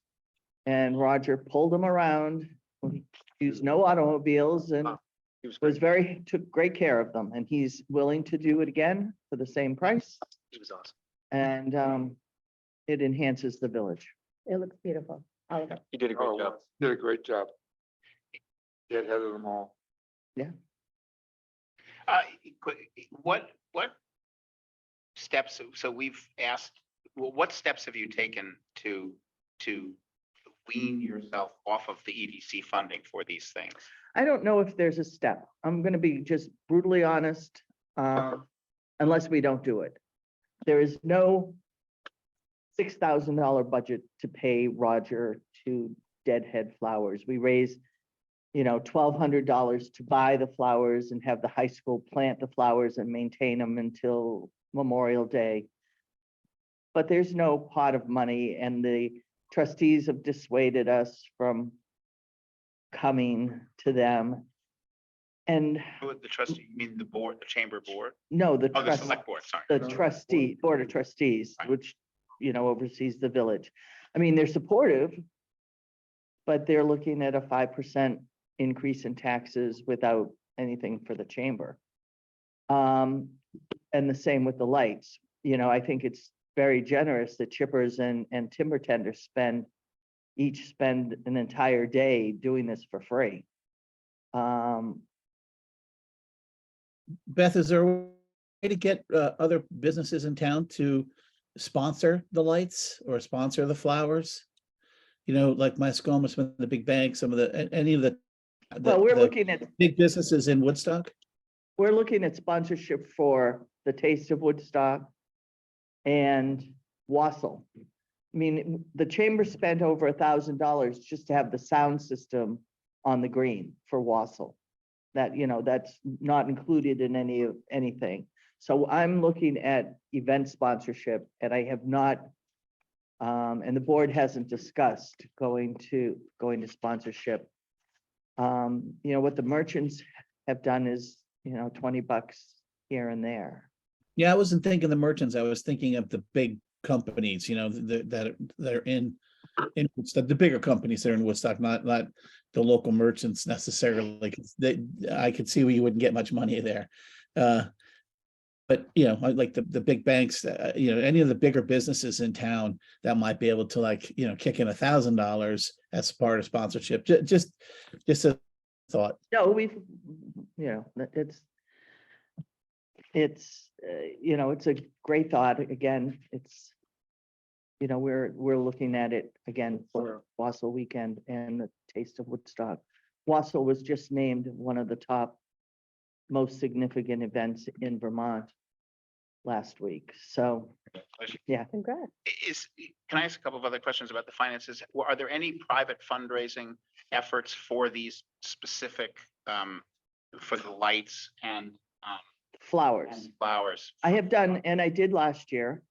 We'll do again this year. And there are people in Woodstock very generously who have donated for the flowers specifically, How much was raised last year?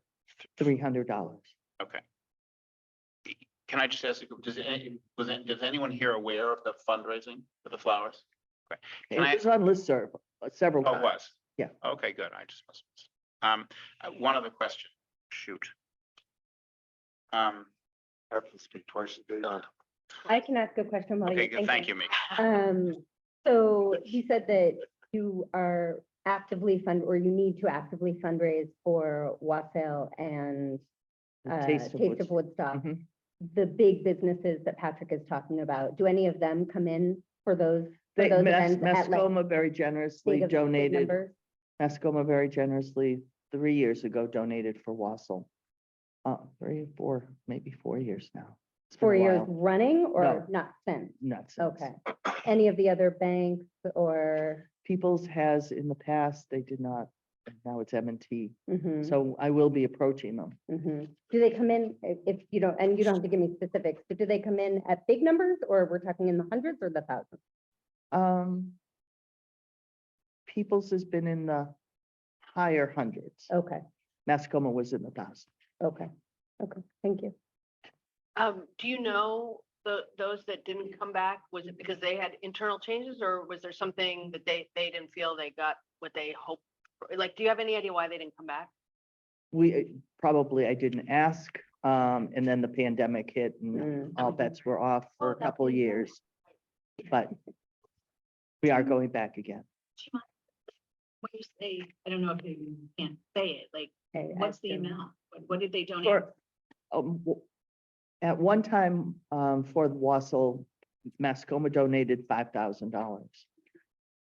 That's when I had I had a board member who left the bank who had, really helped facilitate that. Got it. Okay, cool, cool. And so right now, just to be, we are looking at a $3,000, a $1,000, a $500 sponsor for the Taste of Woodstock.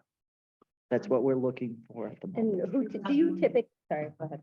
Sorry, I 3,000? 1,500. And do you typically have the same donors for those numbers every year? Oh, or? we've never had a $3,000 donor. Okay, gotcha. But the taste has grown, the music has become more significant. It's kind of a music food festival, Mhm. with Jim really searching out some good music, and we had to pay more. Yeah, okay. I remembered my question. Is the price of membership in the chamber, has that increased over the last couple of years? No, Have you considered a price increase? I'm not trying to meddle in your business, but just as an example, the businesses whose customers pay the options tax, so the restaurants, so forth, Right. their revenues this year went up by 38%. right. So is there? Yes, there will be a discussion for next year. We haven't raised it for several years. Right. And Okay, it will. understand. Yeah. But next year would be the upcoming flowers and, the upcoming summer. No, next year is now. Next year I is see, next year would be January 2024. 24. So no increase, but, okay, Yes. all right, I understand. Thank you. Any other questions? Okay, all right, great. Thank you. Thanks, Beth. Beth. It looks Thank you. beautiful. Looks so beautiful. You did a great job. Thanks. Now we're in trouble, unless you're Mike Pearsall. Oh, my God. Excellent. Yeah. Thanks for coming We're early, ready Mike. for you. Am I next? Yes, you are, because we're way ahead of schedule. Yeah. Yeah, sorry, I sent everyone about 10 minutes ago, while you were probably in your car, an email saying, hey, we're running ahead. I live right here, Oh, right in the village. okay, well, it's great, we got lucky. All right, Mike, so, if you'd like, you could say something at the beginning. Yeah, so, yeah, for like 2 minutes, I just want to say where this all came from. I grew up in the city in Lowell, Mass. And, but I was always really interested in astronomy, and I read all the, the magazines and stuff like that. And they talk about these things I couldn't see, it's like, Andromeda Galaxy comes up in fall, and I couldn't wait to see it, but it's like, I don't see it. And so I was kind of tortured as a kid because of that experience. So basically, my whole adult life, I moved down to Boston, worked in Boston for years, and then we moved to Philly for about 10 years. Still couldn't see stars. So now I'm like late 40s, and we get this opportunity to move up to Woodstock. And I come out on my deck, and I just realized, wow, So have you ever been to the Grand Canyon? Who has been to the Grand Canyon? Okay, so just one person? was I hoping know, for a it's big- sad, right? You guys, first of all, go to the Grand Canyon, so you get this. But when you first see the Grand Canyon, you cannot believe what you're looking at. And your heart will stop. And you'll just be amazed.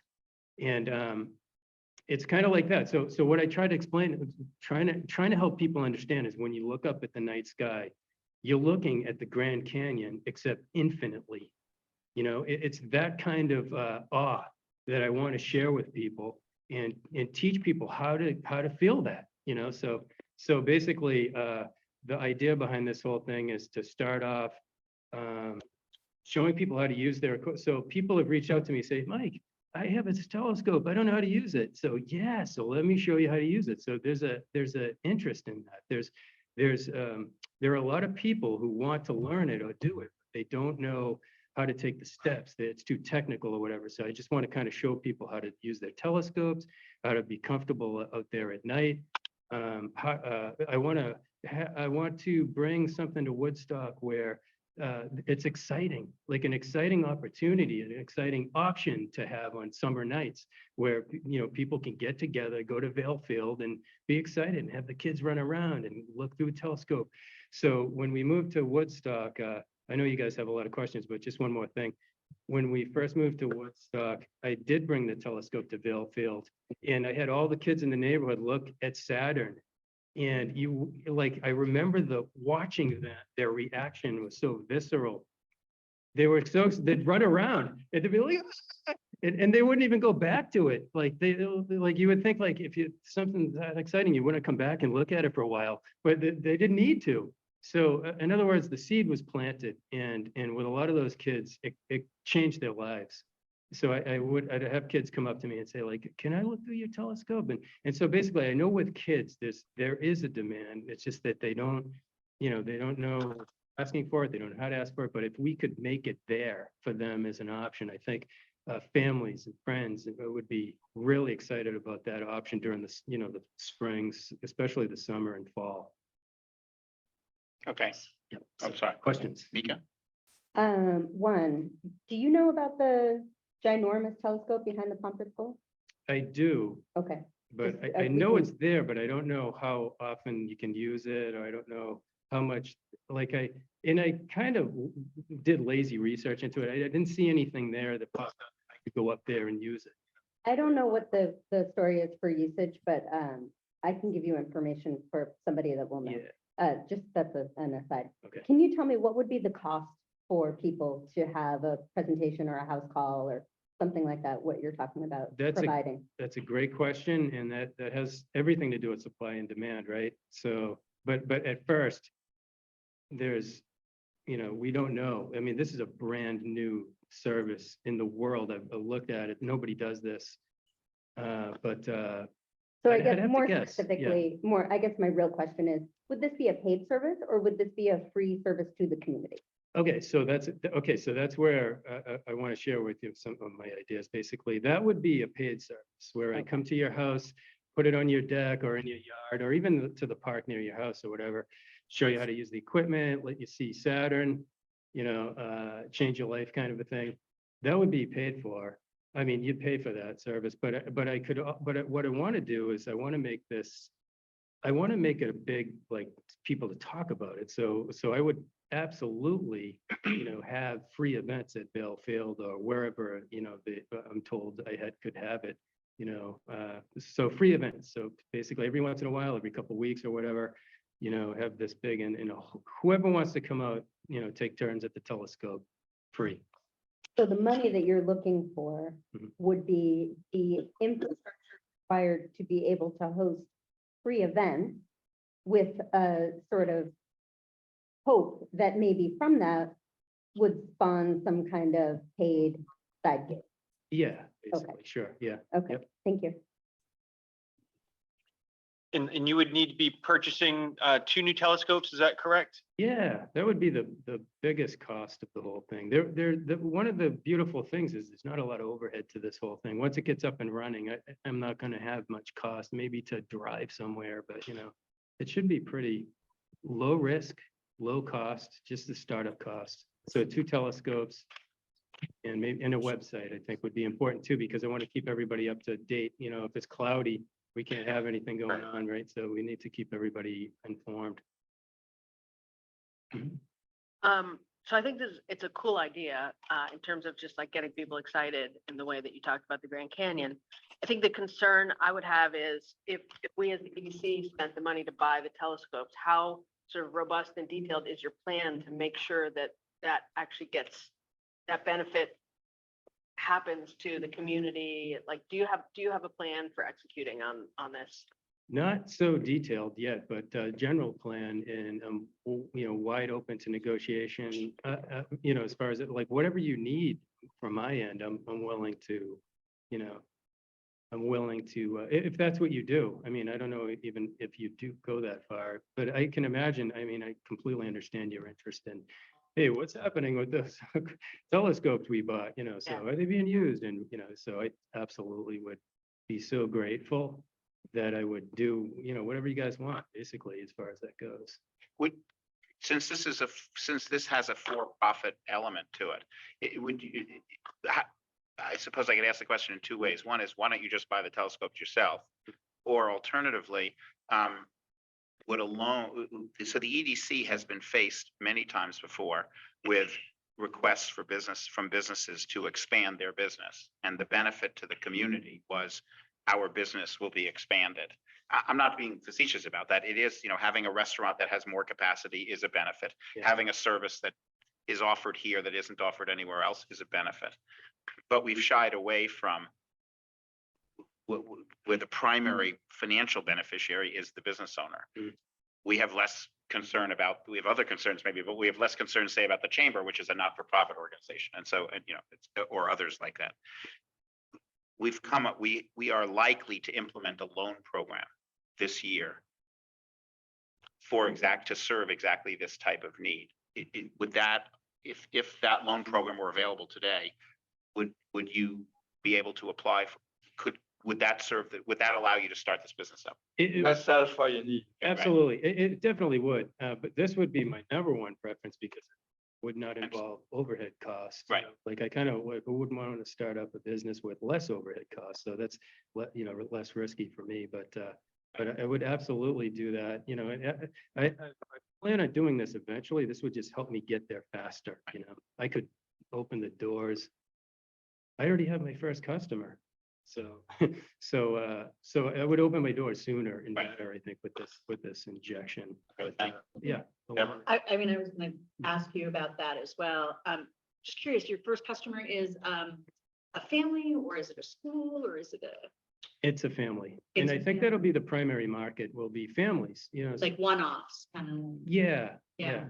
I could actually see, as far as a business model is concerned, tourists and things like that, they come in for the weekend and you have, somebody local come up and show you this, I mean, there's a potential of a really good business in there. Also just for the tourists and things. I think there's, you got something, but it does do the private versus, private benefit. The other question that I had was, have you talked to the schools? Not yet. This isn't really the first, sharing of this I mean, my Maple Street neighbors, I talked about it. They said, that's a good idea, so this is the first time. I'm just wondering about programs having to do with the stars that are already in the schools and what they're doing and how they are, just the research into Yeah. how to bring it into a wider space. Yeah, so that brings me to like, this will be in phases, right? This is phase one where we just get started, and I feel like phase two, 5 years down the road, I'd love to have a storefront. It's like right down in the like Woodstock where we need some excitement down there, right? So anyway, storefront, sell stuff, observatory in there, we get people, really excited about coming to the area, Larger plan. Okay, great, thank you. I had a question. I think this is awesome because once the sun sets, there's not much going on in this town. So this is a good opportunity.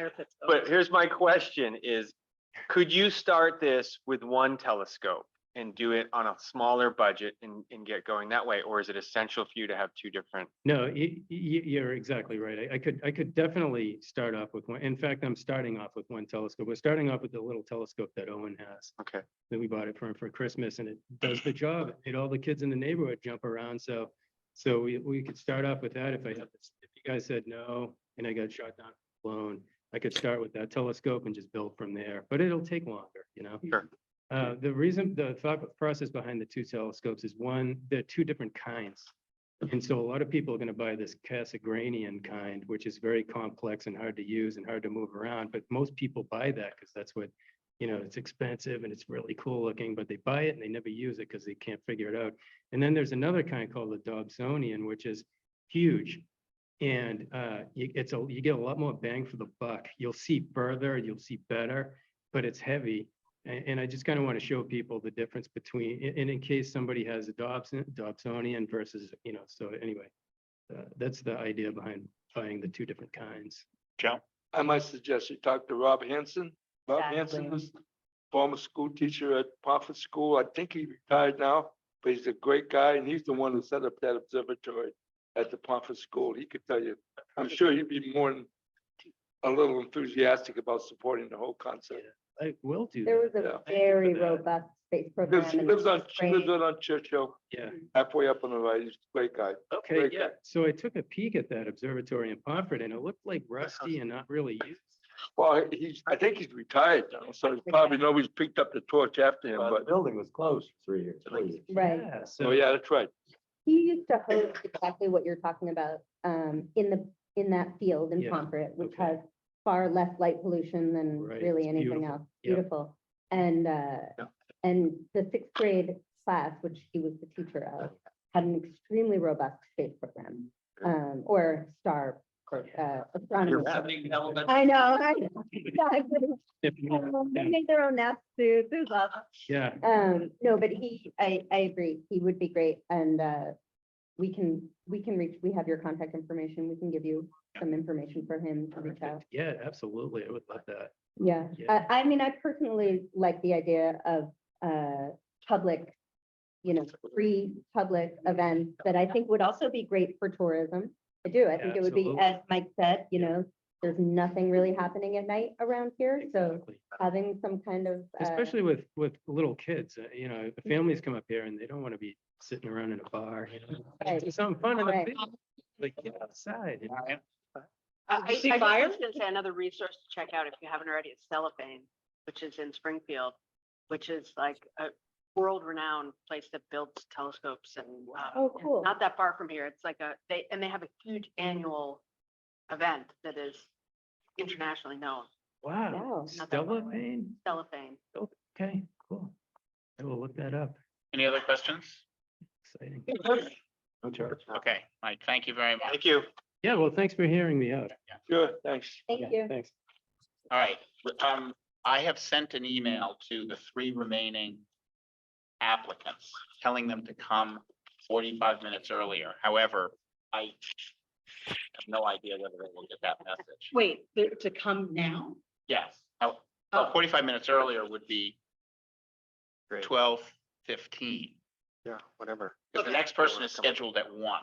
Okay, So, so you're saying like, hopefully we get them and then we take like a minute, start talking. well, we would have half an hour. I think. The next person's scheduled at 1, right? So if they came 45 minutes sooner, yeah, we'd have half an hour. Awesome. So so we have a couple of possibilities. We could sit here, have lunch, and hope that people show up. Or I could send them an email again and say, don't come earlier. You could all go if you want, then there would be time if you want to leave and come back at 1. I think we're Can sort I of, make another suggestion? yes, you absolutely An can. alternate suggestion would be to utilize this time for some of the discussion that we would have been doing at 2 o'clock. Yeah, why don't we So discuss the Try to- first half? Right. Sorry, yeah, I just want to amend, so there has been an amendment, not that I care. But that we do what you just said while we eat lunch. I agree. Are we very much in favor of But where is I this? second. Well, however, I No. want to say 1, 2, 3. I didn't It was an bring that. emotion. No, 5, 6, 7. I do So- second that emotion. We have 8, we have lunch for 8 people because I thought that it was EDC folks. So there's 1 left to the 3 of you. But we have a knife that you can cut it up. I have a. Let's I will donate half of my sandwich. All right, so let's sit back down here. Well, there's sandwiches in that thing and water. There's coffee and there's chips. And let's just agree that we're going to start our discussion because Patrick online. We'll start a discussion at 5 minutes up, so in 10 minutes. Yeah. Okay, Thanks for getting sandwiches. yeah, I have a point of order. yes. The applicant organizational description that's showing up on everybody's grant application. You just need to change the spelling of applicant. I like that word. Applicants. Yeah. But they can, applicant. Applicant. Oh, is that what it says? Yes, it just needs. Only on that. Thank you very much. Oh, I thought- I think I was on 1. Applicant. We got your thumb on it. Point of disorder. And they also Applicant, yes. That's a better word. they also spell your name on one of the. John out. There's something, Todd, we'll blame it on Todd. He's the member that's. Yes, exactly. He's in Connecticut. All right, Patrick, so you've got 10 minutes to Connecticut. Okay, relax. thank you. All right. And so for other folks, we're gonna leave the sound on so that people know that the meeting is in a break and we'll reconvene at 5 minutes to 12. Here's 2. Thanks, John. Yeah, you're welcome. Roger, thanks for your good words on childcare the other night. Oh, No, that's. I know it comes from the heart. Everybody.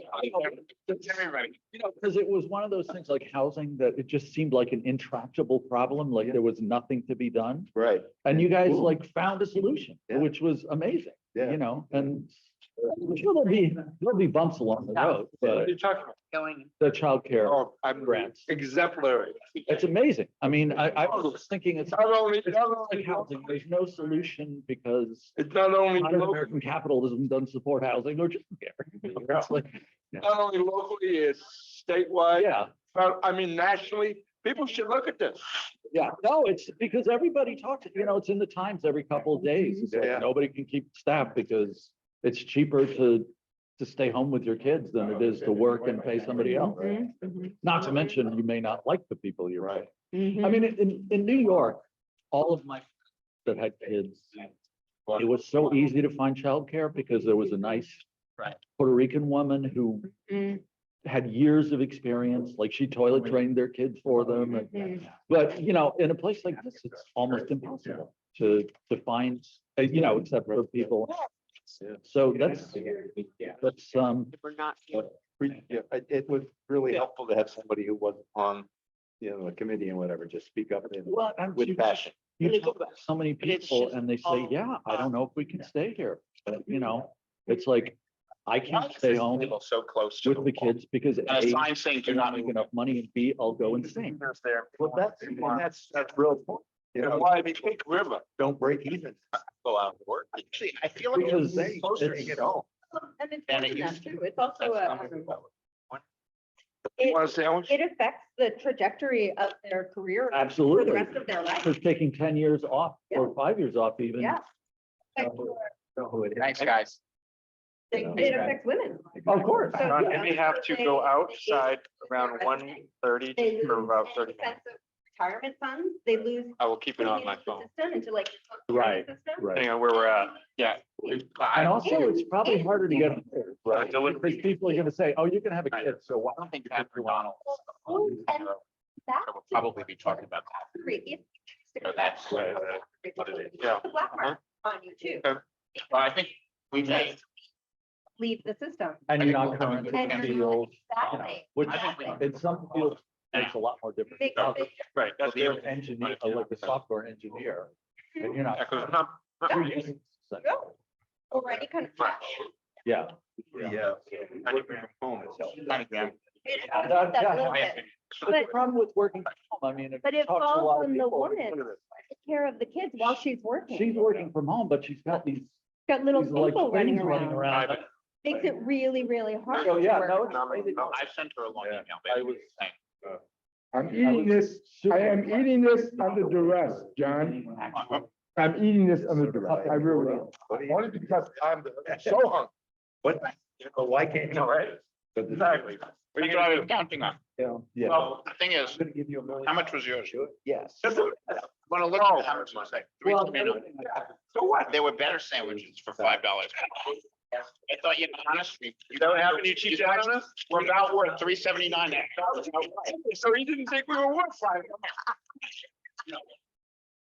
Look at the positive side. I thought you were worth $3.79. These were day olds as of yesterday. Yeah, exactly. Yeah. One for like so. That's why we stayed You know, way away We from. didn't buy these in the front of cars, in the back, behind the. They got the roof. I saw his legs hanging out of the The J.O. show. The room back there with stuff. That's about. Oh, I'll go there all the time when we're having parties. So that, no, that's really great work. John, what did you order for me for a sandwich? Oh, yeah. Don't go there, Larry. Please don't go there. Joe is complaining. Oh, he was? Well, because he thought rightly that we should have gotten Bill sandwich. Care of not volunteering. You know, it's sort of ridiculous. I mean, honestly, it's like a really, it's a hard decision. I love I this. mean, I do like to stand back. But it's, there's other people that are more excited about it. Yeah, that's kind of what I feel like. I'm not. Yeah, so there's. And also, I Yeah, I- spent 3 years basically in bed and or on the couch, and I need to like really prioritize. I'd like to be able to climb the stairs without being winded. So all of my energy right now is gonna go to what am I putting in my body for food, and am I going outside? I mean. That's all I'm gonna think about for a year. Nico, why are you leaving? That's why. Really? Yeah. I'm gonna really prioritize my health. Yeah, of course, but I think we would have been patient with that. But I feel, We've already, and you've already. I mean, honestly, I think, I've been kind of thinking like maybe after, I mean, who's Here, gonna ask the if question there's, you asked if next year? there's another, if there's a space available, then maybe I can come back in a year, but, this year I really, I don't want to feel bad about things I'm not doing or things that other people are doing that I probably should be helping with, but I'm not I because think I it's got a great. hall pass. I want to wake up this morning. Oh, my I God. want to make a good breakfast for myself. I have to work full time. And so I do, and I've got family obligations and work obligations, and there's only so much time left, and I need to spend that just on myself. Who will? I expect, and by the way, I do think there are always gonna be. Yeah, I mean, Anybody on deck? Do you know any applicant? No, we just had this conversation a week ago. Oh, it is. yeah, I just told John last week. What? And John, it'd be nice to. The whole bag, you're all It'd be bad nice- at it for you? Yeah, Oh, Patrick's asking a question. Plug up your arteries so bad? What is it, Patrick? I'm Yeah, trying to. I'm saying it'd be great. It's sad to see Mika go, but we should try to replace her with another woman. Yeah, which is actually one of the reasons why I feel comfortable leaving, because there are 2 other women on the board. I think it's important to have a diverse Absolutely, I agree completely. view. So having, So the last touchdown. You want me to steal someone else's on your behalf? Oh, ready for figs? Yeah. I had that. What's that? What's this? They're pumpkin seeds. Okay. Yeah. Anyway. I don't want to participate in Joe. Pillaging of the. Holly lot. Joe Tuesday. We wait till they're out. We used to go out. that one? Yeah. Yeah, thank you. And one of the constellations called the dog, 3 halves in here. and the dog is I didn't realize, does anybody Star want here. salad? You got 3 halves? Yeah. Well, that's like constellation. It's on that side. Lion and-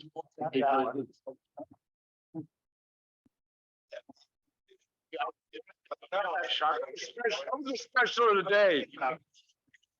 I didn't realize that. That was fun. I realized, didn't I realize. can see people coming up here and renting a place for 2 or 3 weeks and running that. What did we do last? You know, and it doesn't seem like you. It was not coming. Farmers market, that's what I. Was that what it was? I don't see how. Oh, You know. where's the prime rib station? how much is the time you're in the middle? Yeah, yeah. Next year, we do this at the Woodstock Inn, Yeah. banquet room, with full service. Anyway. All right. Right. Have a little cocktail hour at Oak Club 4.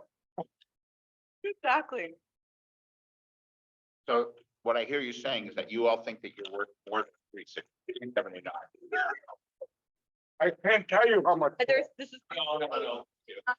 No, I'm hospital, so. I understand. There's other saying. No, that's fine. You have funded my I'll be happy with 1 meal a day.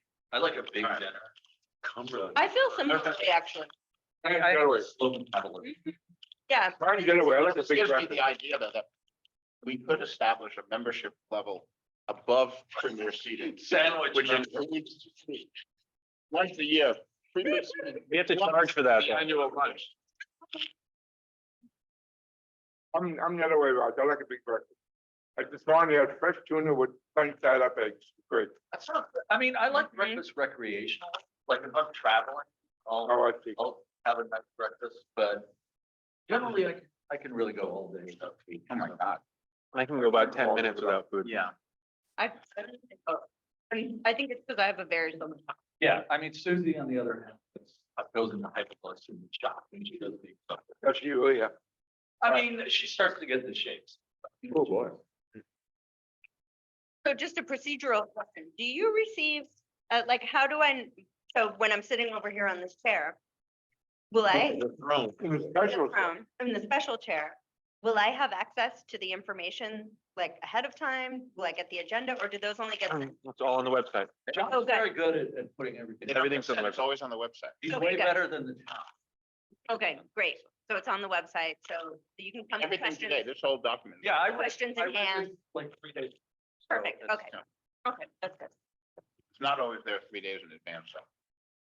This was excellent. This was well ahead of. You were well ahead of time. Your support staff finally got their shit together. Yeah, I wish I could blame it on that. All right, there's actually. What's time? Let's deliberate. We're missing Deb Marion and Miriam. Do we deliberate? Obviously, we need Patrick, but do we deliberate publicly? We do, okay. Patrick. Yeah, we're ready. I'm here. What are you eating, Patrick? Did somebody go to I'm Common having- Farm for you? I'm having a homemade chicken salad sandwich with lots of lettuce and a wrap. Good for you. Say about 379. Say it again? That's a $10 sandwich you got. No doubt about it. If I bought this out, Michael's right, this would probably be a Great. $10 sandwich. I opened up my $10. sandwich and I couldn't. He's it smart. scared Me too much, John. Do I have couldn't eat time it. to run out or no? Go ahead. We're back here off of his I'll be nose. fine. Been there all day. Yeah, Michael, what do you need? see the arrow that's right? Yeah, I opened up the box with the chicken salad and I was afraid, so it's over there. Oh, is that right? Oh, okay. Well, Roger, Roger, would you like a chicken salad? No, I'm fine. I was a little. Do you want me to click something? you just move the cursor to the corner. You don't want it on Patrick's face? Right, Larry just wanted on Patrick. I was happy with it there. Okay, here you go. Thank you. It was bothering you, huh? Yeah, that's better. And it wasn't the shape of a little hand, so it's kind of weird. Well, I know the pumpkin seeds are great. those are not mine, those are Marion's. Oh, Marion, pumpkin seeds are great. I'm so happy you're enjoying them. I am. All right. Well, just as Deborah comes back, I'll summarize this briefly, maybe. And just for the folks who are on the call, who are not members of the EDC, we're gonna start deliberating now.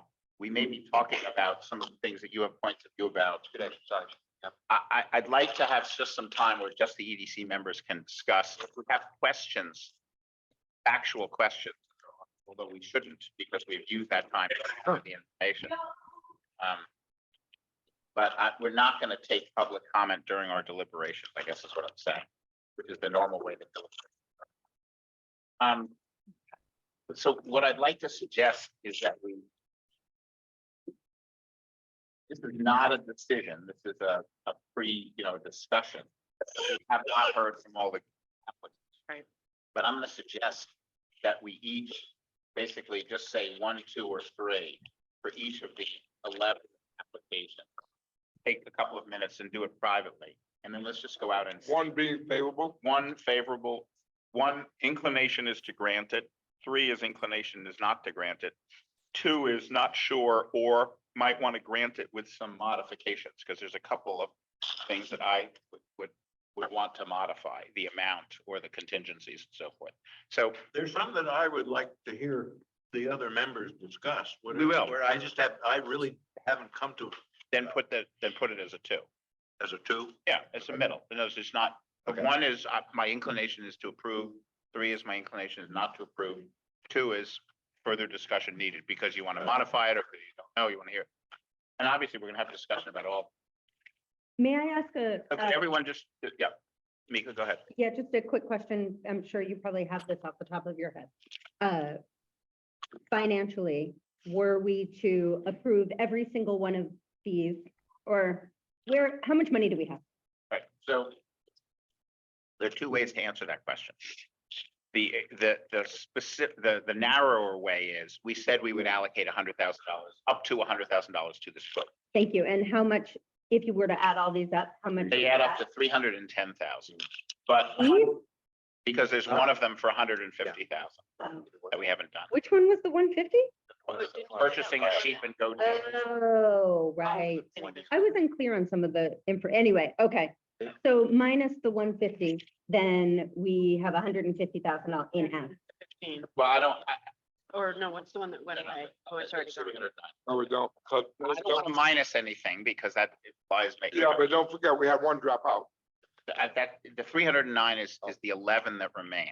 Okay, so we have 309 in ask, Right, and and we have 100,000 to spend. we said, well, we Thank you. have more money than that, but we said that we would allocate 100,000 to this program. Which I think we should stick with. I- Okay, thank you. Sorry, up to 100,000. Thank you. So take a I couple of agree. minutes. I don't think we should stick to the 100,000, particularly since we know we've got other big grant people coming in. Up to 100,000, not 100,000. Right, up to, yep. I completely agree. I'm just saying, I just wanted to clarify. All right, so let's just take a couple of minutes and put your things, and then we'll just go around. First, I'll just go around and get all the numbers, no discussion. And then we'll divide things into, do we want to talk at all about if something is universally a 3, is there more discussion that we want to have now? If something is universally a 1, is there more discussion? Let's focus most of our time on 2. Sorry, just clarification. If it's a yes with modifications, is that a 2 or a 3? It's a 2. Got it. Yes. Inclined, again, this is not a decision. right, For right. those, I'm saying this particularly for those who are not EDC members who are on the video. Make sure they understand, we're not making a decision yet. We're just prioritizing how we want to spend our time discussing. And John, this isn't on public. We are on public. This is a public meeting. We're not into deliberating. We are in deliberations, which by law are public. We're just not taking comments. The only thing we could deliberate on that is not public is if this is a matter of personnel or Legal or stuff. yeah. I'm not even sure that, but yes. Yeah.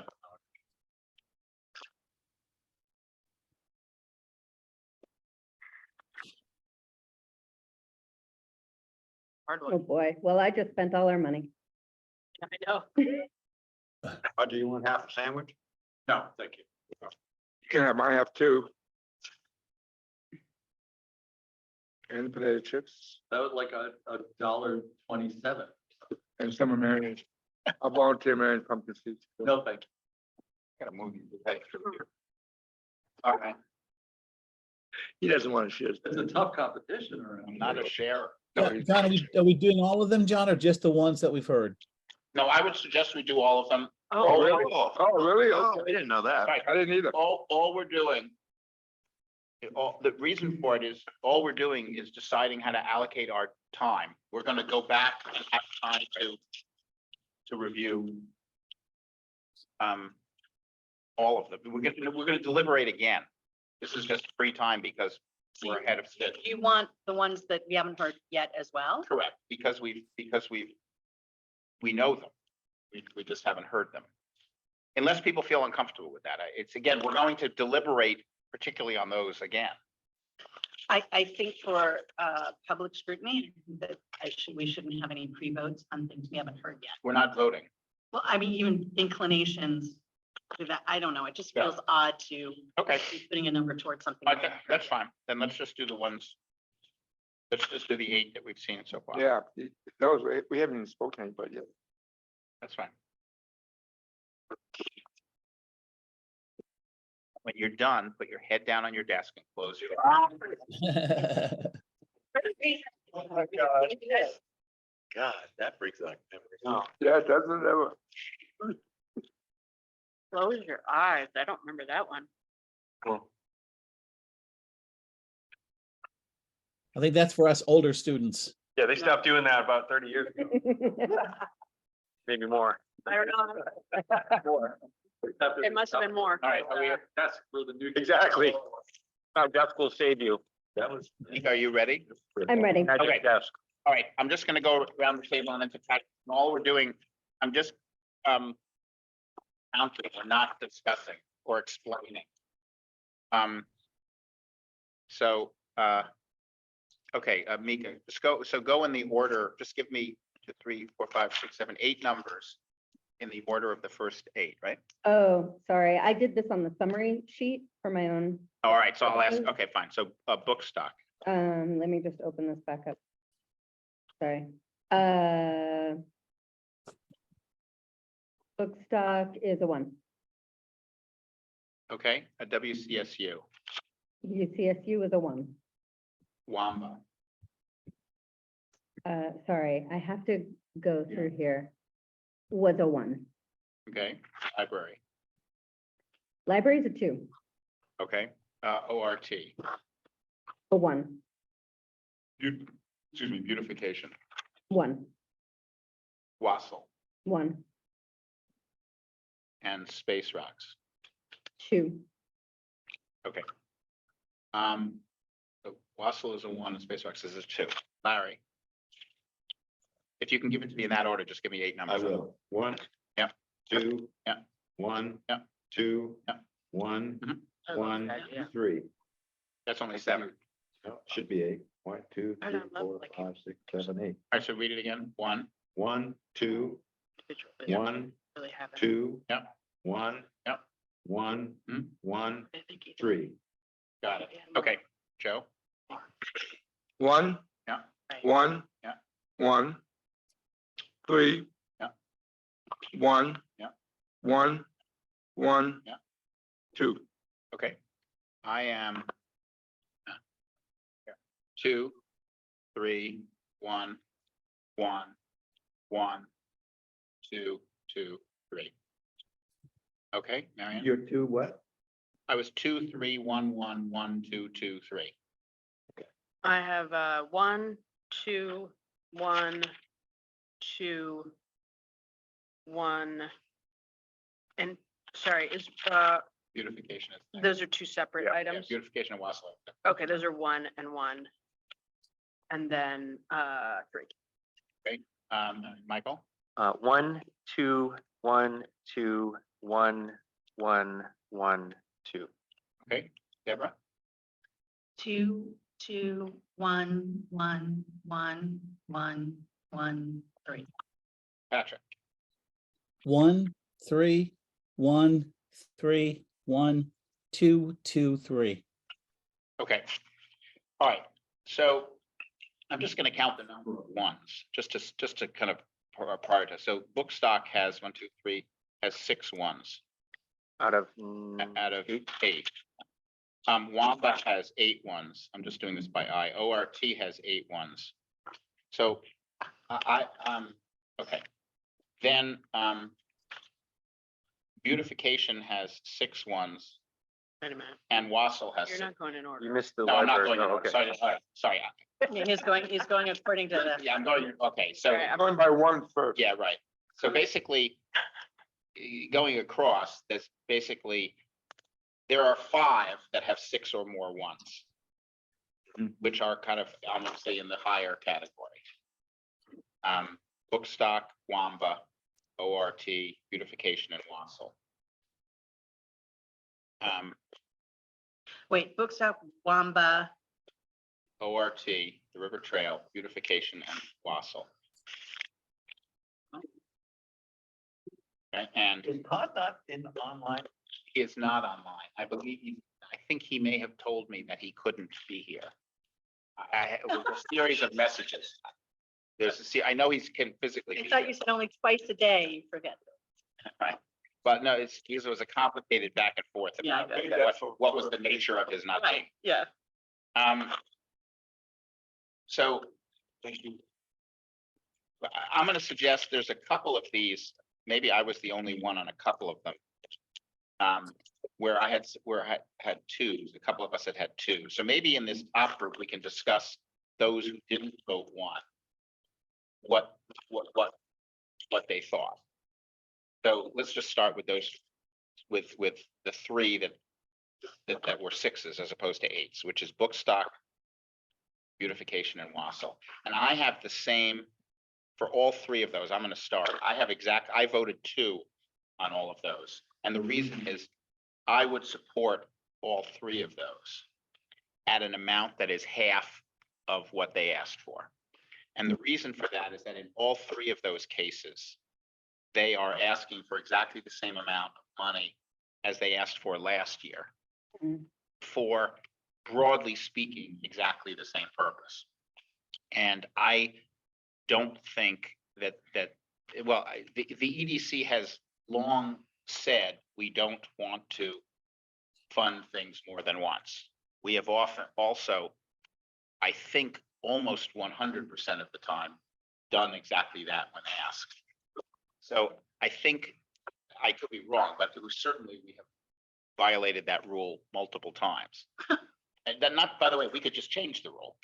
And I think a way to change it, which I think is consistent with the philosophy, but actually more helpful to the applicants and more likely to lead to the outcome that's better for everybody, is to allow for something to decline over multiple years. Because in many cases, and the WCSU is an example of one, people that need funding can't get to sustainability in 1 year. Now, we put a lot of effort and a ton of money into childcare to get them to sustainability. So in some cases within 15, or even, I think the maximum was 18 months. But that's putting in a lot of money, and that is a revenue generating operation with huge excess, inadequate supply. So they're not all going to be like, well, that's unusual. So my proposal would be to for all 3 of those to grant them, but to grant them at half the amount and say, John, which ones? Bookstock, Beautification, Chamber Beautification, and Chamber Wassel. And I would love to discuss, I mean. Yeah, I think we have to discuss. no, I'm just saying, I'm putting that out for proposal. So let's discuss that, or anyone else who had, Deborah, you had or anyone else who didn't vote 1 on it, on the. I have a. May I say something? Okay, Joe. I'll go with Bookstock. The reason I understand what you're saying, John, and I think it's appropriate, but the reason I voted for 1 is because it's growing. There's a growth factor involved. And Which is growing. the Bookstock. I'd just like to point out that we don't know that it's growing. Oh, Well, it was I don't know, it's obvious. Yes. So it definitely grew from 0, yeah. I mean, it seems though every year there's more activity, there's more things going on. They have to pay for more speakers and there's more people coming. We don't know that. Well, you don't know that, but if you watch out, or if you look out your window and it's a green, I think you can see that there are a lot of people, a lot more people coming. I don't think Well, I think I can. Okay, that's fine, fair enough. That's the way I feel about it. And as far as beautification, Wassail Fall, I think falls in the same kind of group where there's a growth factor involved. And as far as beautification, I wish that we could just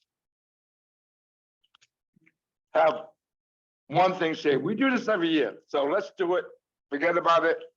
We do it, we don't have to come back every year. Absolutely. And pay money for flowers and lights. And I think if there was one thing that we were gonna say that to, it would be this. Yeah, What exactly. happened to fireworks? Deborah? So, so I want to look at this from two perspectives. One is I think it's really important that the EDC has their name on certain things. And I like the thought of like every year EDC does X. You know, it makes it easier and like for some of these things, and if it was going to be a thing, it would be like what you were saying, Marcel. I just want to raise something because, and I have to then step out of it, which is we set forward with the idea that we would, you know, especially with events and things, that we would only do it for 1 year. And I particularly didn't apply again because I wanted to stand up and that that's our belief. And yet I didn't quite hit my marks, but it was a successful year on many. You're talking about TEDx. And in many, many ways, and including like on January 7th, I was asked for us to now I have an opportunity to do TEDx Live connected to the big TEDx and grow it, you know, and I now have a team and I now have all these things that I didn't have a year ago. But I'm personally still paying for the ways in which it was a shortfall from last year, even though it's still growing. And I didn't come forward and ask for the same or less than because I thought that's not what we're doing. And so I want to say that because on 2 points, because I think TED deserves to have another year or so to grow, and that we need to make sure with all of the events that come forward, which have only been a couple, that we have those opportunities if that's what we're going to do, that we either say, yes, we're going to give these events if they show growth, you know, a couple of years to get sustainable, or we're going to make a mandate. Yes, we're going to support them, but we're only going to do it by halves, or like just make it consistent across the board so that, you know, it's an even thing, you know, and I've already presented it a couple of weeks ago, you know, to show like, here's how you can show growth. Here's how an event can show growth. And I want to add that Michael and I have been saying for many months that, you know, the events in general come at a different pace. They don't always come exactly at the beginning of January with different opportunities, like the one that I got the day after the grant. Anyway, so I didn't step forward because of that. And I just feel like, you know, it needs to be fair across the board. And just full transparency, I had a conversation with Deb last week, found out that she is about $8 grand in the hole from TEDx. And that feels like a lot. And it was a public event that did a great job. And I did encourage her to come back to the EDC today with a grant to try and at least not be paying out of pocket for this community event that she did. So just full transparency, I encouraged her to come back to us, which doesn't sound like you're doing. Making my point, Deb. Well, And I did the I am in a same sense. that I thing can't- as well. Well, can I suggest just a quick detour on this important subject because it relates both to this specific event and to the general topic we were just talking about a minute, you know.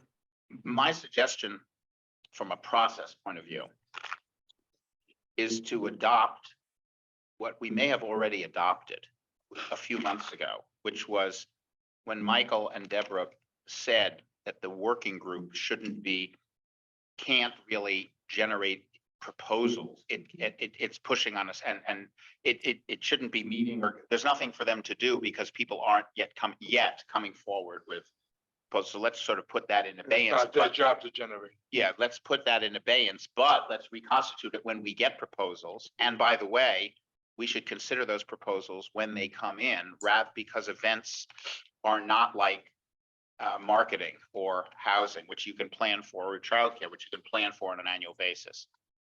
Personally, I'm uncomfortable adding in the grant, this is a process point. I'm not opining on on your I'm not, point. and I'm not asking. So, right, I understand that. So what I talked to Deborah about was, it seems to me that we should not accept the grant after the deadline verbally. Mhm. That's a bad precedent. Mhm. But that I'm perfectly comfortable considering grants throughout this, grant requests for events Mhm. throughout this year, whether they come from Deborah or whether they come from someone else who has, another Wamba event or the next thing, or an astronomy event or whatever it is. So I would suggest I would suggest that we therefore don't deal with this in that fashion, which means we won't deal with it in this meeting, but we Hey, John. would be willing to deal with it in the remainder of Yeah, the year, and I'm however not we deal. and I'm not asking that we jump that Right. into this. I'm just saying that there was a very specific mandate, or it Right, correct. seemed to be a mandate of You can't you apply. can't apply. Right. If you've already applied, and certainly if you have applied, you can't apply for the same amount unless there is something specifically But different. in the state- That's what I just wanted to get for us all to get. Patrick and then Joe. Sorry. And then me. John, one of the things too, the events was our fourth category that we've kind of set aside, from the priorities that we set. It was our fourth, I think it was fifth priority. And so I think doing the events along the way would be appropriate. And so I would go along with that totally. But I also, I did a 1 for Bookstock, but with a caveat, which is that I would want half the amount. Because, we can't have people depending on what we're doing. I'm a little concerned about some of their numbers. I don't think they're spending enough on marketing for such a big event. So that would be my comment on Bookstock. In terms of the beautification and Walsall Weekend, this is, to me, and I agree with, we either need to say that the EDC is going to do this and make it an EDC thing, or particularly for beautification. Walsall, I don't think the chamber's doing enough to, get sponsors and that type of thing. It needs to take a little more effort than sending an email or putting something on the listserv. Okay, okay, so we're talking really about both issues in parallel, which is fine. Joe and then Mika. Well, again, I circle back to I honestly believe there's a growth factor involved. And if we gave $20,000 last year and there was 20 or X amount of return on it, and if they're giving $20,000 this year and there's X plus return on it, I think it's beneficial. I think it should work. And I think the same would apply to TEDx or anything else that is going to grow over the years. And this, I think, has proven it. I mean, if you don't want to count the numbers that people come on the green, just count how many people are involved right now than weren't 5 years ago. The staffing, the people who are doing other things that weren't done, that are being done now. I think that's an element where I say they're growing. And if they came to say, listen, we want $30,000 this year because we're growing and we need more money, to have more staff, I say, well, wait a minute, but they're not. They're using the same amount of money and they're getting a bigger return every year. I don't have a problem with that. Mika? I think with Bookstock specifically, and to be completely honest, I don't recall this from the year prior, but it was in the application, which makes me think it's real. We offered them 2 years of assistance. That's what it was said in the application, that they said they were going to come to us 2 years in a row. This is the second year. Whether I would have to go back and look at minutes, I don't remember. But I do feel like they are in a far different place than they have ever been before. I remember, many of us have seen them come back year over year, and just the presentation alone is infinitely further along than it was in years past, number one. Number two, I don't remember this gentleman's name, Paul, somebody that was sitting right here. I think that I'm feeling really good about his experience. I feel like he knows what he's doing and he will be able to drive results.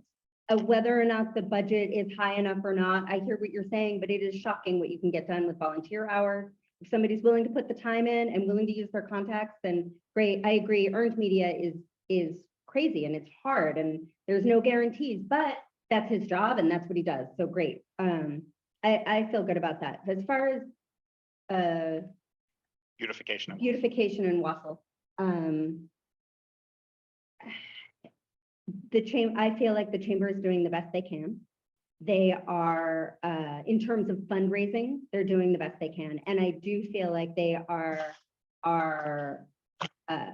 putting forth the fundraising efforts that they have. I think that they're putting those into other things like Taste of Woodstock and what was the other one? Awesome. No, there's another one. Covered Bridge. Oh, no. Oh, no. Taste of Anyway, Woodstock. I think that they are using they're using the fundraising talents that they have. They're using them. They're trying to grow their events in general. And I think that in the grand scheme of things, this is kind of, it's short money for a huge return.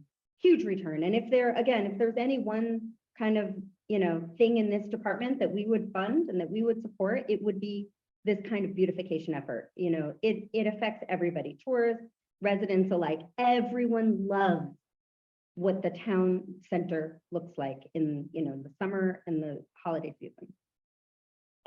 I just want to make a quick process point, then Michael and Marion. So I think unless anyone objects, let's agree that we handle events, whether that's TEDx or other events. Do we agree that we'll handle that in the way we described? Yeah, rolling basis. Yeah. Oh, sorry. Can we then, from a process point of view, can we just resolve that issue before we move on to the grants that we have in front of us? Because I just had a question about that. I think it's really tempting for me to say like, yeah, let's do that later. And then we're not actually sort of, it's still the same amount of money. Mm. And we've sort of said we have this certain amount allocated here. And I just don't want to, it's tempting to just sort of say like, Well, I'm not suggesting that we grant $100,000. Sorry, so let me clarify. If we were to decide to consider events, and I'm talking now about smaller grants, which is just to use TEDx as an example. TEDx would not fit into our major grants program, right. as now it would fit into the community program. If we want to have capacity to make other community grants for events later in the year, we should leave some money left over from $100,000. Otherwise, we would need to, it's our decision, we could reallocate, but I'm not suggesting that we not make that adjustment. The reason why I wanted to get the process clear is so that we all know that there might be some requests. And in the case of TEDx, we know that about how much that request might be. And therefore we either need to or not, depending on if you agree with it, to leave some money aside. Otherwise, we will have to make what I would think is a difficult decision, which I probably wouldn't support, to change the allocation later in the year. So it's complicated. Everyone follow that? Yeah, I think But I just want to only get the process question. the only question that I have is that there needs to be continuity of the understanding with all of these events that you can come back for the same amount, or that every year you have to, if you're going to come for multiple years, that the EDC, if you're growing, will support you, but in, a weaning process. Right. Or whatever, like, that just seems Yeah. fair. That- Well, may support you. Might Yeah, I mean, it just Yeah. leaves it up to We're discussion every year. willing to, as opposed to having to say, well, we can't do it because our policy is not to Right. do it. Right, where last year that was. Which have never had that policy anyway. Well, Don't come No, back we've to us always for had more this money. encouragement that we would It's encouragement.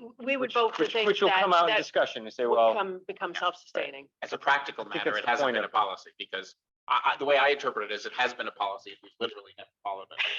So I don't know what that is. I was simply trying to Yeah, follow it. Larry and then Marion. I Staying on the recall, process. I recall this discussion 2 or 3 years ago, and that, to my knowledge, we haven't changed the policy, which was that you had to come within that time frame, but by 2/3 or 3/4 of the vote, I forgot which, of the board, we could waive that requirement. And I think that's still the policy. Now, whether we want it to be, I don't know. That wasn't the 2/3 of the board vote was to consider a grant at a different date, not to consider a grant in the second year, which is what I think that we were just talking about. Well, what is, I thought you were just talking about considering events out of this time frame. And that's. You're saying that's always been allowed with a 2/3 vote? That's what I think. It has always been allowed with a 2/3 vote. Correct. But what I'm proposing is that I guess I'm proposing then to be explicit that we not need a 2/3 vote for that, for events, but I'd be happy to do it with a 2/3 vote since most of our Well, vote. but that got to my second point, which is I think there are other situations we might come up with, which we're gonna, oh God, I wish we didn't have this policy because this thing has to happen this year. We've got a great opportunity but we have this rule that we can't judge it and it's not an event. So it seems to me we need more flexibility. So maybe what we do is we just, well, okay, just to simplify things, what if we simply kept the old rule in existence? We don't need then a rule for events. With 2/3 vote, we've always said that at a time different than the annual meeting, we can consider things that we would have done at the annual meeting.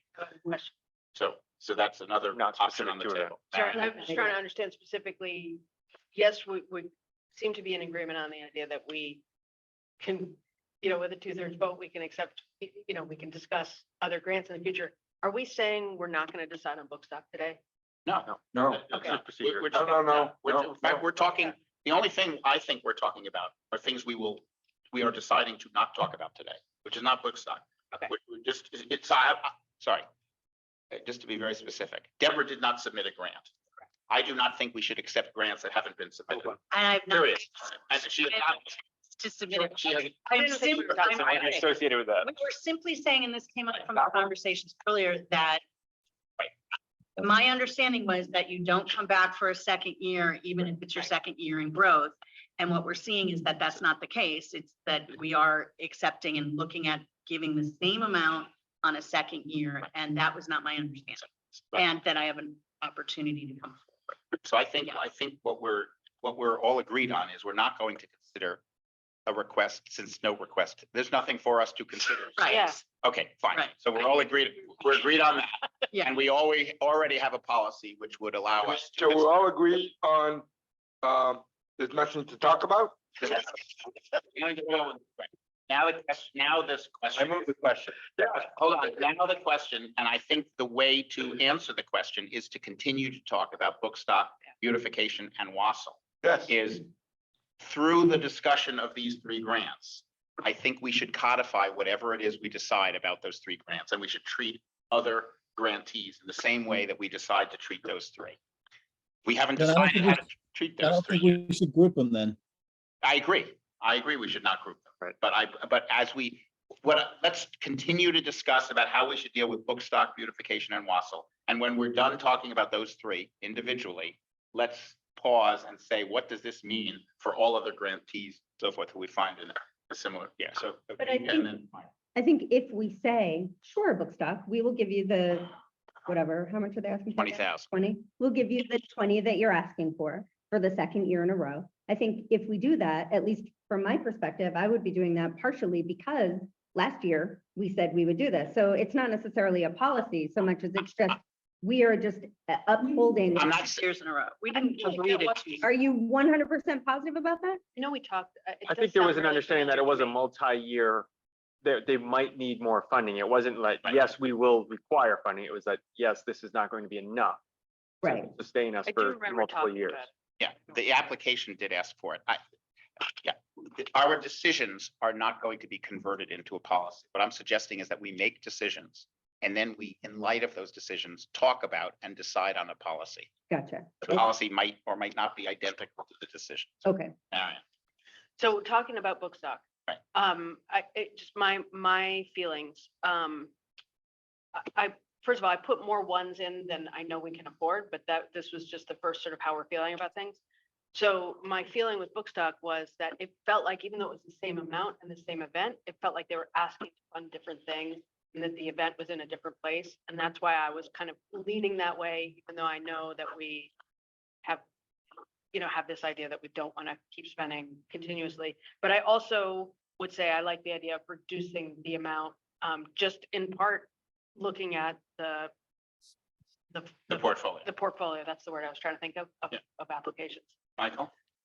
Yeah, in terms of book stock, I don't, I'm not strong about reducing the amount, but I think what I'd like to see, and I've been to many book stocks in the past, so I definitely feel last year that it was a step above. It was a lot more, there's a lot more attendance. And I think they did a much better job. But what I would like to see is some way for Bookstock to come up with metrics, to be able to measure the attendance as a whole. They got that message. Yeah, I hope so, but I don't know. I don't know if they did. Well, let's be unambiguously clear about this, and this is why I'm asking the question. Yeah. What we know for sure is we gave them that message last year. Right. We gave them that message. It was unambiguous, and we know that they did not count the people. And the question is, how do you count that event when there are people all over? the That's a place? solvable. That's That's something. not our problem. Right. That's their problem. But, and so the second part of that is, this will be the first year potentially that they'll give us metrics. So we don't know the growth until a year later, until after next year's book stock. But it's a baseline, Is is what we it need to to establish. require them to do a presentation like TEDx, that model? They didn't count. There's nothing for them to present. Well, but there may be other data that they have. I don't know. Like what? Peter said he had some and he was going to share with us, but I don't think he ever did. I remember They didn't count. but they didn't. No. They don't have a. It is what it is. I'm not. Can we grant this contingent upon them coming up with a number? Yes. Report it Yes, back. I would I would. By the way, just personally, I was one of the people who had a 2, and then I'm calling you Larry, under book stock, not a 1. I'm convinced by the qualitative assessment that they are likely to grow because the amount of effort and organization that they're putting in is clearly a step ahead of the Yes. past. I'm totally comfortable with funding that. I would say that there's one line in your presentation. This is really simple. If you don't count the number of people, you give us the money back. It's really simple. This is a simple thing to do. Yeah. You're being grossly irresponsible if for the second year in a row, you're not counting this. You give us the money back if you don't count the people. How many years has Bookstop been going? I think, I don't know. I mean, it's not the second year in a row. They've never. No, but it's the second, we've asked anyway. they're on the hook though. Right. So- That's right. That's right, Mike. Fine funding. I'm happy to change my thing to a 1 and just make it there. Sorry, Larry, I think you were gonna say something, and then Roger.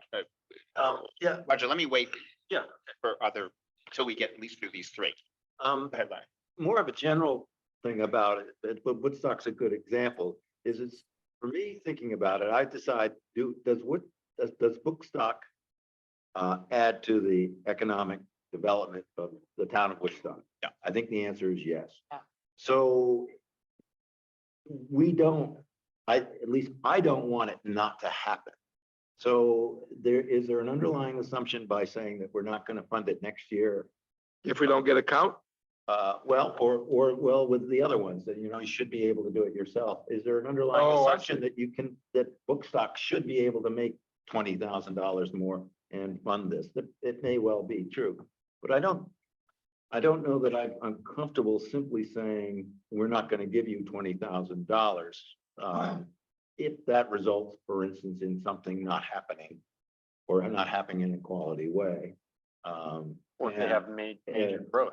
Let me ask this question. What about if we have a contingency, right, that says, okay, we'll give it to you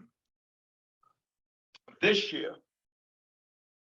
But we require, if you come back next year, if you give us a count of what happened this year, and next year, if you come back, you have to tell us what improvements that you will be making that aren't existing now and justify that cost. Really, what we're debating is whether or not maintaining Woodstock at its current level with its strengths and weaknesses and ensuring that stays the way it is now for a very long time, whether that's economic development. Yeah. I think that's the question that Larry's asking. Can you ask that one more time? Whether or not keeping Woodstock just the way it is now. Woodstock. Woodstock. Woodstock. Woodstock. It's a generic question because Larry's question doesn't apply just to Bookstock. He's using that as an example. Right. Or I'm using it as an example. Right. Whether or not we think that Woodstock staying as it does now and the EDC ensuring that it stays as it does now, not growing, not shrinking, not decaying, not beautifying, whether that is economic development. Not development. Well, I don't think that's No. a question that applies to Bookstock. Well, if it is economic development, and then giving Bookstock money every year, as long as they're using the money sensibly and using it in a good way, not necessarily in a new way, but in a good way, is economic development, is our mission. We're keeping book stock from going away. That's economic development. It's better economically for the town to have book stock than not to have it. If the alternative, that's the question that Larry asked. I'm just using as an example. If that is economic development. On the other hand, if economic development is advancing Woodstock, then even at the risk, then we need on average to give money to organizations who are advancing, who want to advance, who have plans to advance, and over time who can demonstrate that they are advancing, in which case, if book stock can't advance, it's in the long-term interest of Woodstock to have book stock go away so that it can be replaced in our funding with an institution and an entity and a group of people who can do something that advances. However, there's no way to develop without destruction. By the way, I'm not arguing for one of those definitions of economic development or the other, but that's fundamentally at the question I want to answer. Very, very. Great. Statement is very, Joe very- and then Patrick. Your statement is very, very provocative. It really is. I mean, it is. I'm totally serious. I mean, you really have to think about that. I agree. It's not obvious. You really, I mean, it's not like top of your head. Oh, yeah, okay, no. You gotta dig into this thing. Right, I agree. You really do. And I think maybe we're not going to dig into it fully today. Yeah. So therefore, we're going to have to make a decision about it. Yeah. As it relates specifically to book stock and Well, we- and let's keep talking about it. So Yeah. Patrick. I think that the simpler solution to this is, although your question is very profound, if they sustain themselves, they can stay around as long as they want. I don't think that we should be funding them forever. So, I think that the criteria should always be, they have to become self-sustaining. And I think they're in that method now because they're doing the right things. They're hiring the right people. They're putting the right plans in place. Well, from what I've seen this year, and I've talked to them a couple of times, they are definitely making moves to be more professional and less, fly by your seat of your pants kind of thing. So I think the criteria should be, they need to become self-sustaining. If we want to set a time frame to that, 1 year, 2 or 3 or whatever, but I think they have to become self-sustaining because we can't continue to fund somebody, if they're not able to fund themselves. Well, okay. I would agree with that. All right, most of us would agree with that. Fine, I'm gonna let Roger, because he made the effort to kind of come here, so I'm gonna let Roger make a quick comment. And then I'll push us I know, along here. always. By the way, sorry, Melinda, obviously you've sort of figured out by now, Melinda is our next presenter. We're gonna go back to our regular schedule, Melinda. We're gonna continue this discussion till 1 o'clock, so you've got a few minutes to relax, but we'll see you in 20 minutes. So I have a very strong opinion about this. If you decide book stock is critical to the economic life of Woodstock, and you decide beautification is critical to the economic life of Woodstock, there's 30 to 40% of your 100,000 gone every year. You're encumbering that money forever, essentially.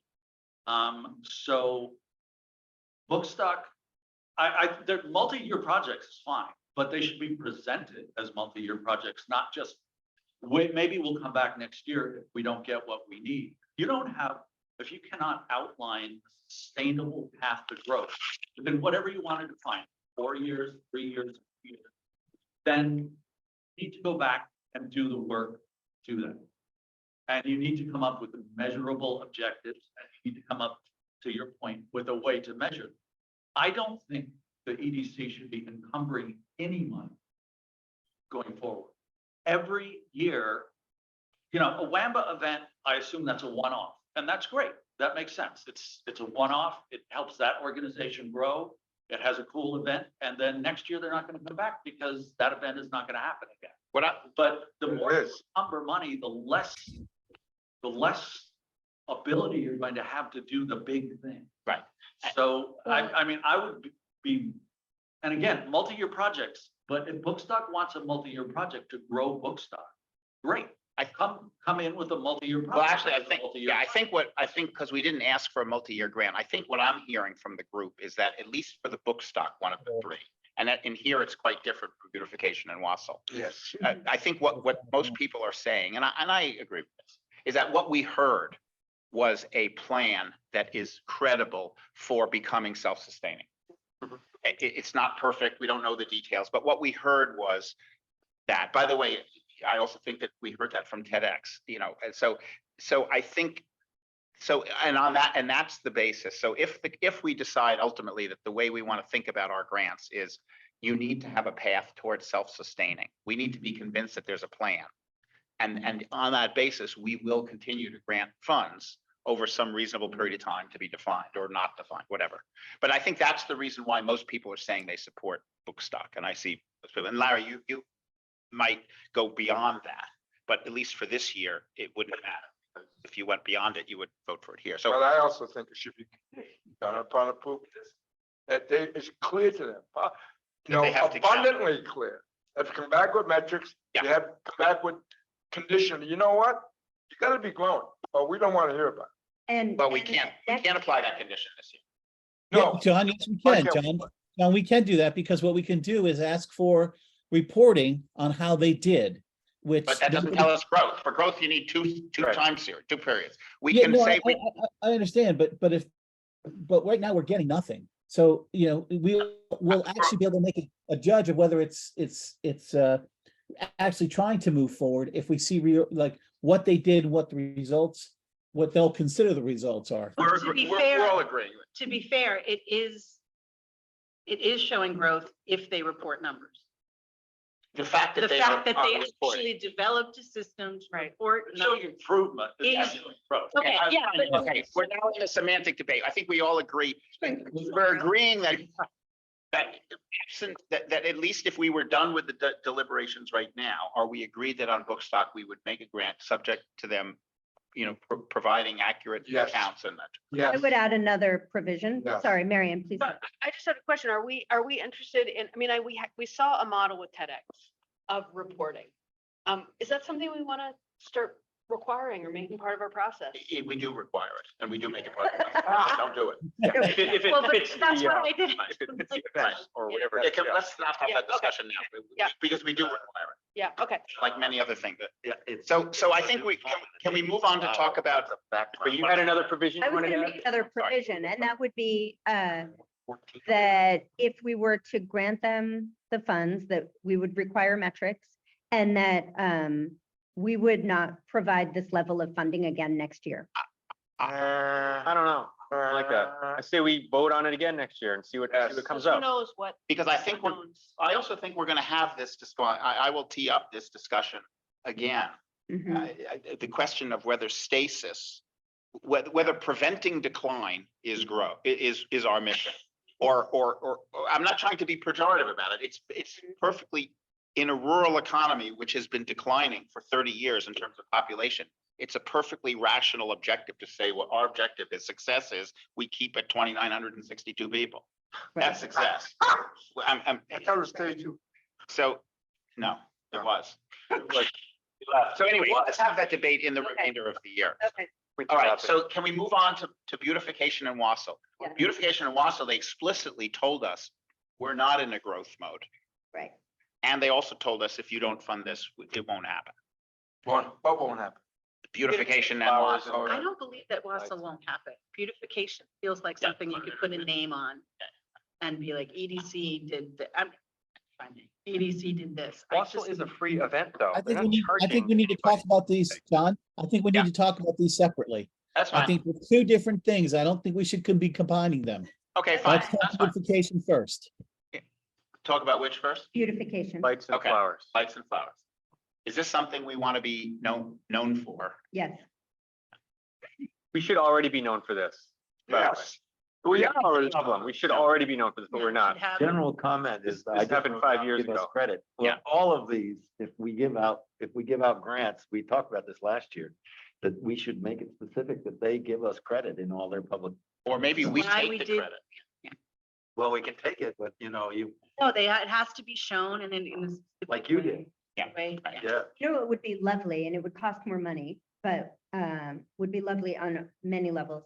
You know, those flags that are rectangular and they attach to the pole on two sides, so they don't blow in the wind. They're just like flag signs. Do you know what I'm talking about? Oh, wouldn't that be lovely? So, well, if we could have some of those running down the posts and, you know, it had some kind of, I don't know, holiday something, but on the bottom it said brought to you by the Woodstock. Well, can I suggest that rather it's an interesting idea that we don't design it here, but that we, Sure. make that what we're thinking of deciding, if nothing changed, is that we would make the grant for beautification contingent on a pre-accepted, a proposal to give us credit that we, before we grant the funds, are comfortable.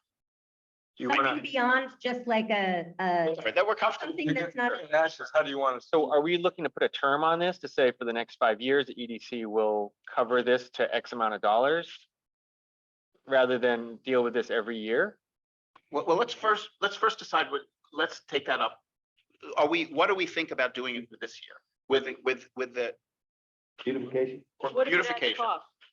What do you mean if it, I mean, what if it's like the flowers cost X amount, but adding some display of our credit is gonna actually make it cost more? They could put it into their budget. They could put it, I think the obvious, $1,000, they could take 500 and do it.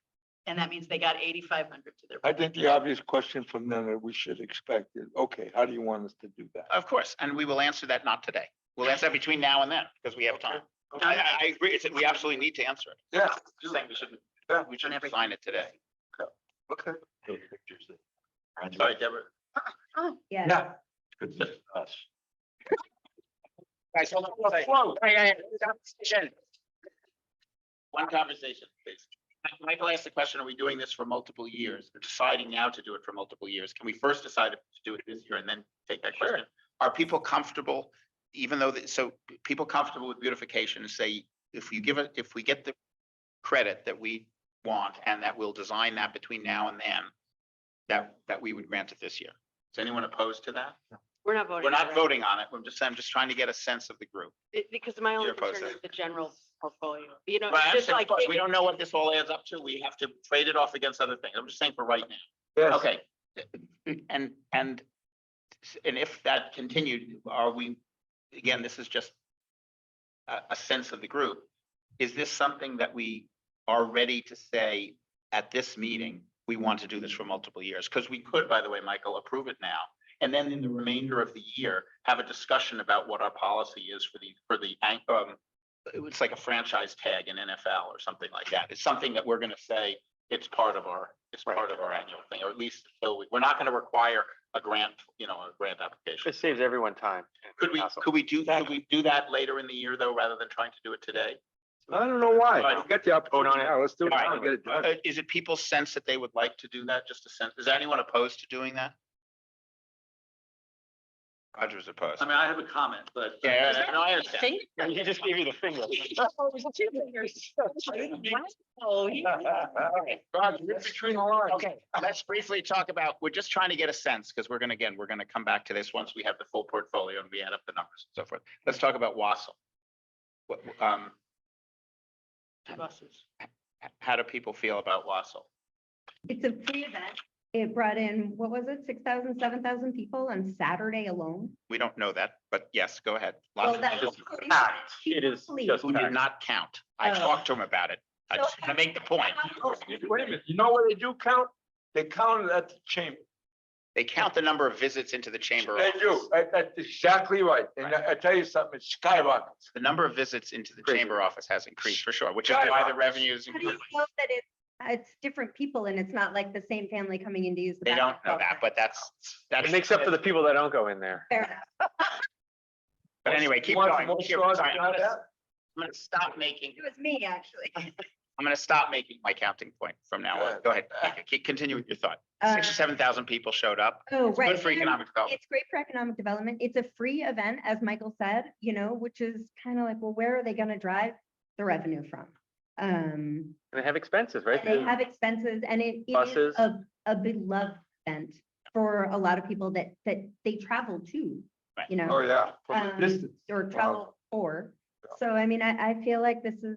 It is the number one Woodstock event. I'm just Can gonna I say something? put it out there. Yes, Patrick, go ahead.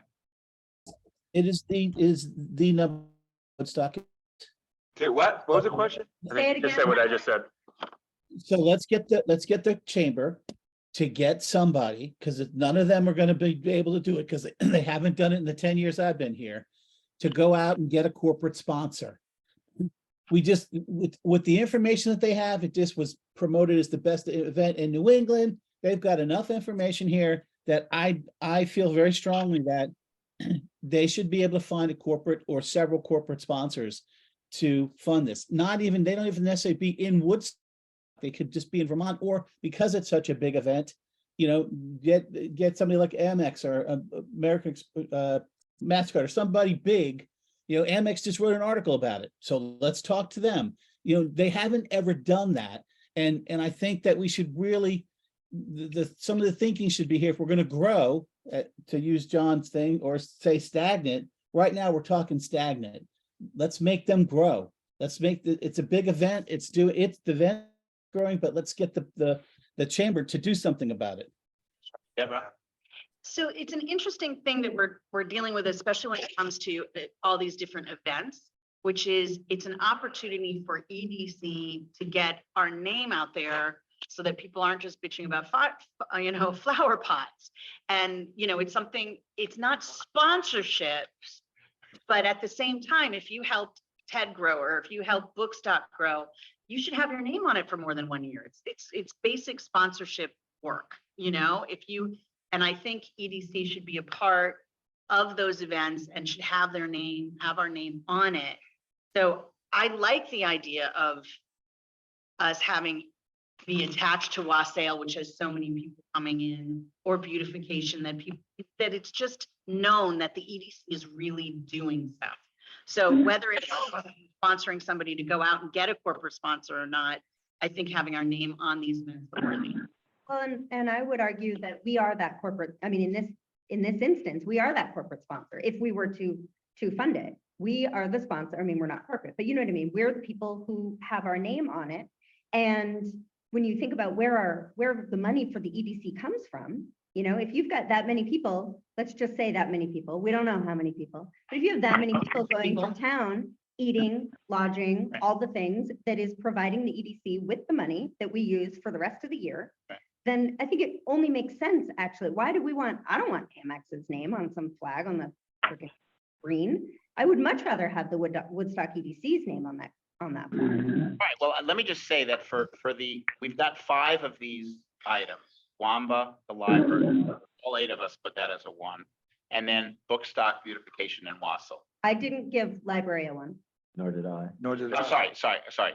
I said it wrong. Wamba, ORT, Wamba and ORT. Yep. And then Bookstock, beautification, and Wassel. And I haven't heard anything. I had, on all of those, had not put it on those last 3, not put it a 1, and I'm comfortable. I think I haven't heard any reasons not to grant those 5 if we were to make the decision now, which we can't do because we have. So I would say that we've talked around this and so forth, but on those 5, there is likely to be a consensus at the end of the day, absent anything new that we learn. John,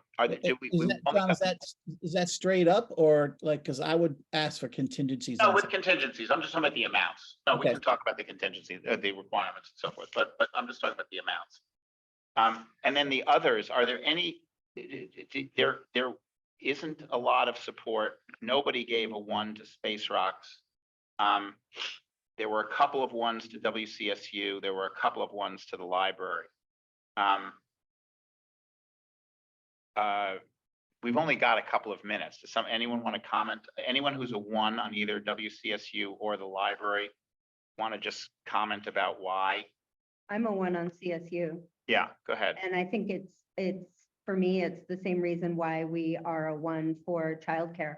You know, the school is critical. The infrastructure of the school is a critical component of our community, and it is deteriorating at an insane level, and it is actually legitimately unhealthy. You know, there's asbestos in that building.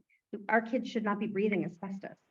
So, you know, there are rooms that are getting closed down because the heat goes out. There's, you know, for a million reasons that we don't have enough time to go into. I think it would be foolish for us to not put our support behind the school. And even if it is at a number that kind of feels like a pittance and compared to what they're trying to raise, if for no other reason than just principally speaking, I think it's important that the Woodstock EDC supports our community school system. I was a 1, John. Yeah, Joe, go ahead. Um, So are you taking more interviews or? I'm not No, sure. we're not, we're not even making a decision here. We're deliberating, so we're not. Okay. Yeah, Who's that? we are gonna. Who's that? I don't know, it's some. I'm one of the applicants and I was told to enter the meeting 45 minutes early, so I just wasn't sure. I was supposed to introduce myself or what? Not quite yet. Is that Catherine? Are you Catherine Donnell? Yeah, I am. Yeah, no, Catherine, we're just about to go. We've now are back on schedule. So you're on schedule. We'll do you at 1:20, so we're 20 minutes early. So you can introduce yourself then. Okay, Thanks. thank you. All right, thanks, Catherine. Joe? So I voted one. Now, I will pose this question that I posed to our representative in Montpelier. What is more important to spend our money on than the education of our kids? And I was even asked, because I made that point to the incoming state representative, and I'm sorry, I forget her name, who took Charlie's place. Tesha. Yes, Tessa.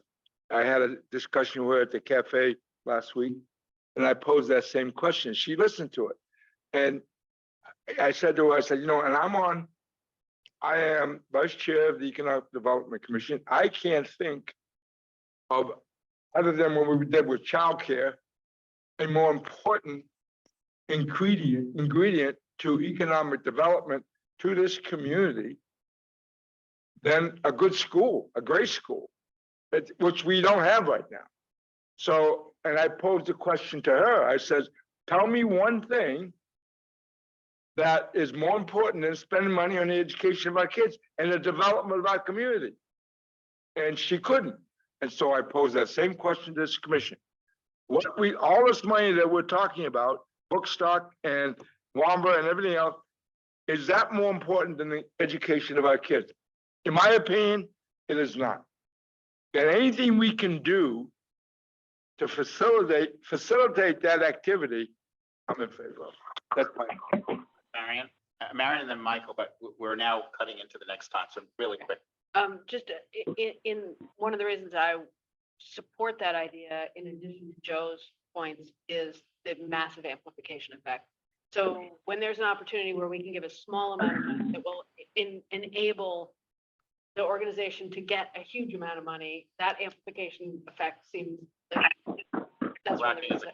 Yeah.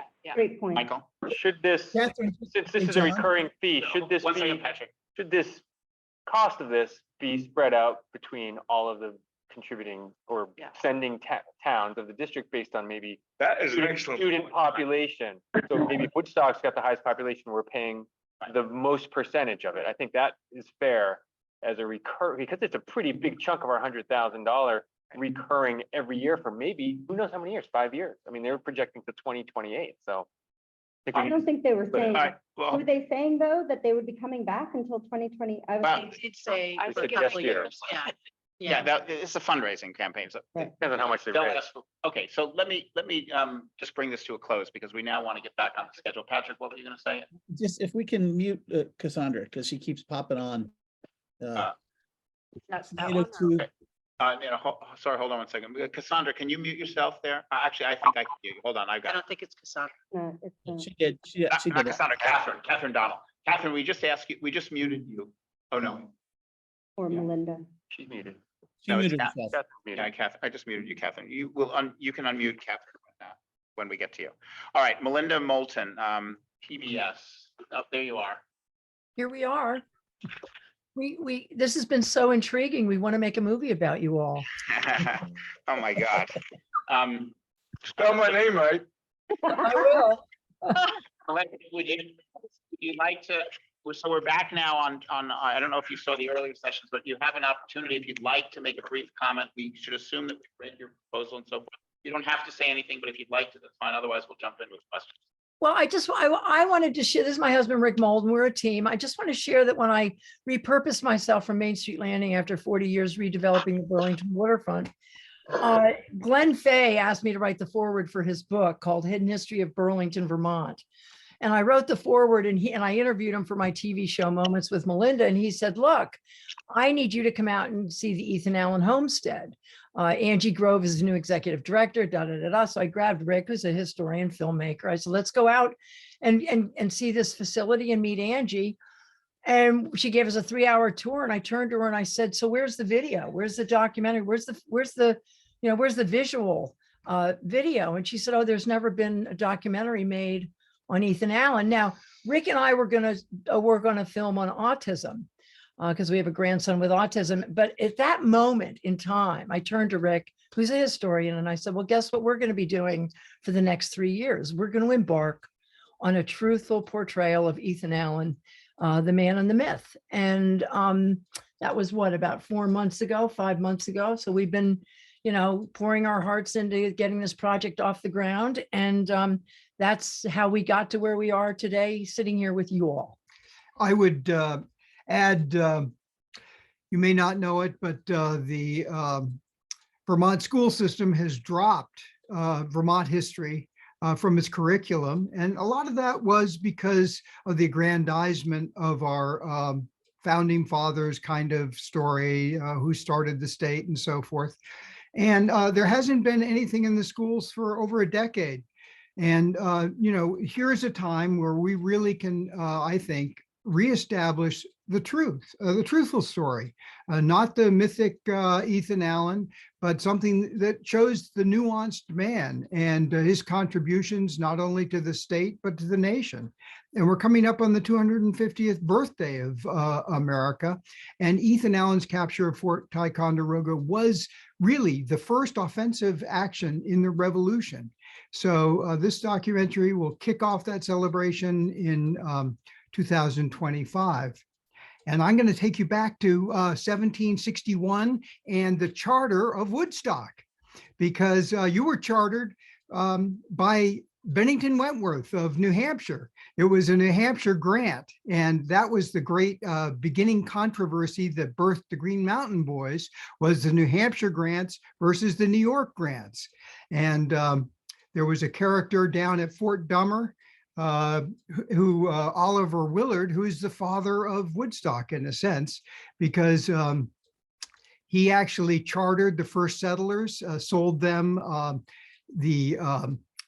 their titles, and then went on in the same time that Ethan Allen is defending the New Hampshire grants in New York and loses the case in 1771. He goes on and he sees the handwriting on the wall and goes to New York and gets a charter for the whole town of Woodstock from New York. And then turns around and does a really egalitarian thing of coming to the town and taking the existing settlers and saying, oh, I'm going to give you quick claim deeds to all your land here in town. And so that took care of those people that the Green Mountain Boys would have defended. That took care of the controversy in your town. And so that is really a kind of a model thing. Now, in your Woodstock Historical Society is that charter from New York in 1772. So, I want to come and film that charter. I think that that's part of this whole piece. And anyway, that's my So quick there we statement. are. That's our kind of quick. So what was the name of the gentleman who gave that charter to Woodstock? Oliver Willard. Oliver Willard. And there was a, Okay, no, I just wanted to get that. don't want any Sorry. more history. Yeah, all right, Okay. questions? There you go. Yeah, sorry, could you just kind of, it was difficult for me to follow that whole story. Could you just kind of bottom line me? Ethan Allen's relationship with Woodstock is? Over the chartering of land in the state. And Ethan Allen was selected to represent the New Hampshire charters in the courts of New York. And so that's. So no specific, I But think, we're not, but we're not, yeah, but we didn't come to you specifically about that. We came to you because we're making a national PBS film on Ethan Allen, the man and the myth. No, I understand, and I'm yeah, sorry, I just was Yeah, wondering. and so this is going to be a national, plus there's a huge educational piece to this. And we're going out to organizations across the state to try to get as many organizations signed on as to get a credit in this film. We're only going to Vermont individuals, corporations, organizations to get their name on the film, because this is going to be seen for 30 or 40 years, like our Legends of American Skiing or our newly released Lowell Thomas film. Our films are seen on PBS for many, many years. And we felt that Woodstock would really relate to this history and this important history for Vermont. And so that's why we applied to y'all. Okay, I understand. Thank you. So that answers my second question, I believe. But if you could be more specific, what other towns in the state of Vermont are you approaching for funding, and how much are you asking them for? Well, it'd be a similar kind of ask, for example, in Stowe, through the Freeman Foundation. We're also Stackpole Foundation, we're going to, So- I mean, we've literally kicked off our foundations within the state. We've kicked off our funding about 2 weeks ago. And ironically, your organization popped up in our research. And I said, oh, this looks like, Woodstock aligning with this project would make all the sense in the world. So Well, we years applied. ago, Frank Teagle helped me out when I was making Legends of American Skiing. And I came down and introduced me to the folks at the Cincerbo Foundation. And it was a modest grant, but it was something that was there because they really recognized that they were part of, their history was also part of the history that we were depicting nationally. So we've reached out to National Life, Northfield Savings, the Orton Foundation. I have about a list of 45 different organizations and individuals that we've reached out to for funding to put together this funding of $180,000 to make the film. And the Vermont Historical Society is our fiscal agent. And as you saw, we have the endorsement of quite a few organizations. We've reached out to Vermont Public for some funding. So we're just beginning this funding process. All right. So it sounds like an incredible project and a worthwhile project. I'm trying to wrap my head around you heard some of our discussions here. As the EDC, we're talking about how does it benefit economic development in Woodstock? I'm curious if there's something I'm missing in terms of the benefit to the economic development of our community. Well, I mean, I think if this film goes national, and which we expect it will, people are going to want to come to Vermont and know more about. I mean, this is going to benefit all of Vermont. And Woodstock is a town in Vermont that's very popular, and tourists love to go to Woodstock. It's going to help the educational system if we can encourage the schools to adopt this curriculum about our revolution. We're celebrating our revolution. The 250th anniversary is coming up. So there's that whole piece. If you're having any events about our independence, this film is going to be free to everyone. Your town will be able to use it and to show it. And you just had a play that was done a couple of months ago on letters between Ethan and Ira. So there is historic interest in this story. And maybe it's a bigger stretch for you all than some of the projects that are more local.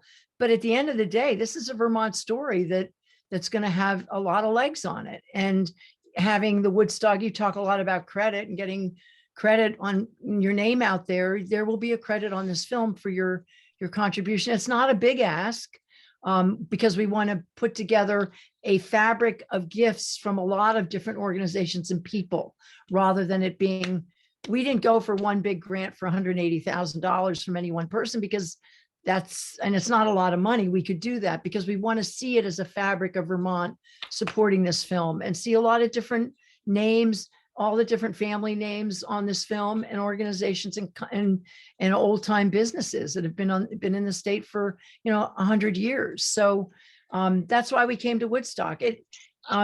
So we were hoping that you can see the value of this film to your town. In the broader educational sense too. Right. I mean, I think. But if you don't, we totally understand. We totally get it, because you're focused on more local events and things like that. But this is. Would you ever consider making a movie about Oliver Willard? Well, he's quite a character, and his. Is something really. He became a judge, and I think was really Hartford, was his residence. And, but he was the son of the commandant of Fort Dummer, so he has really good connections from the colonial And, period. and I'm mostly kidding, but I'm asking the question. I think, Melinda, I think you've picked up on the basic quandary that this kind of grant requests forces us to face, which is, that's obviously, this is a great thing for Vermont. We will obviously benefit in all the ways you said, but it's a very indirect benefit. And some of the other things that we have are, what we are, we're actually just in a legal discussion for another set of funding programs where we're trying, our charter is actually uses the word in Woodstock. And we're trying to figure out exactly how far beyond those boundaries we're actually legally allowed to go. This isn't the same question. We could make this grant, I believe. But I think the thing we struggle with when we deliberate about it is how direct is the benefit to the Woodstock community versus the other kind of local grants that we have. So Knowing that Well, the is not infinite. yeah, it's limited, obviously. So, and you understand that. Oh, absolutely. Oh, absolutely. And totally. Yeah. There's, the fact that there were these 12 families in Woodstock at the time of the chartering from New York. That's really a unique chunk of the history that would be portrayed. And that to me means that Woodstock's name would be out there in a national PBS documentary that lives literally forever. The films I made 40 years ago are still seen all the time today. So there's a continuum of that kind of exposure that would come out of this film. Well, anyway, we appreciate your time, and we're all good with this, and wherever y'all land, we're fine with that. We just. Can I ask one other question? Yep, sure. Just to make it more difficult for us, perhaps.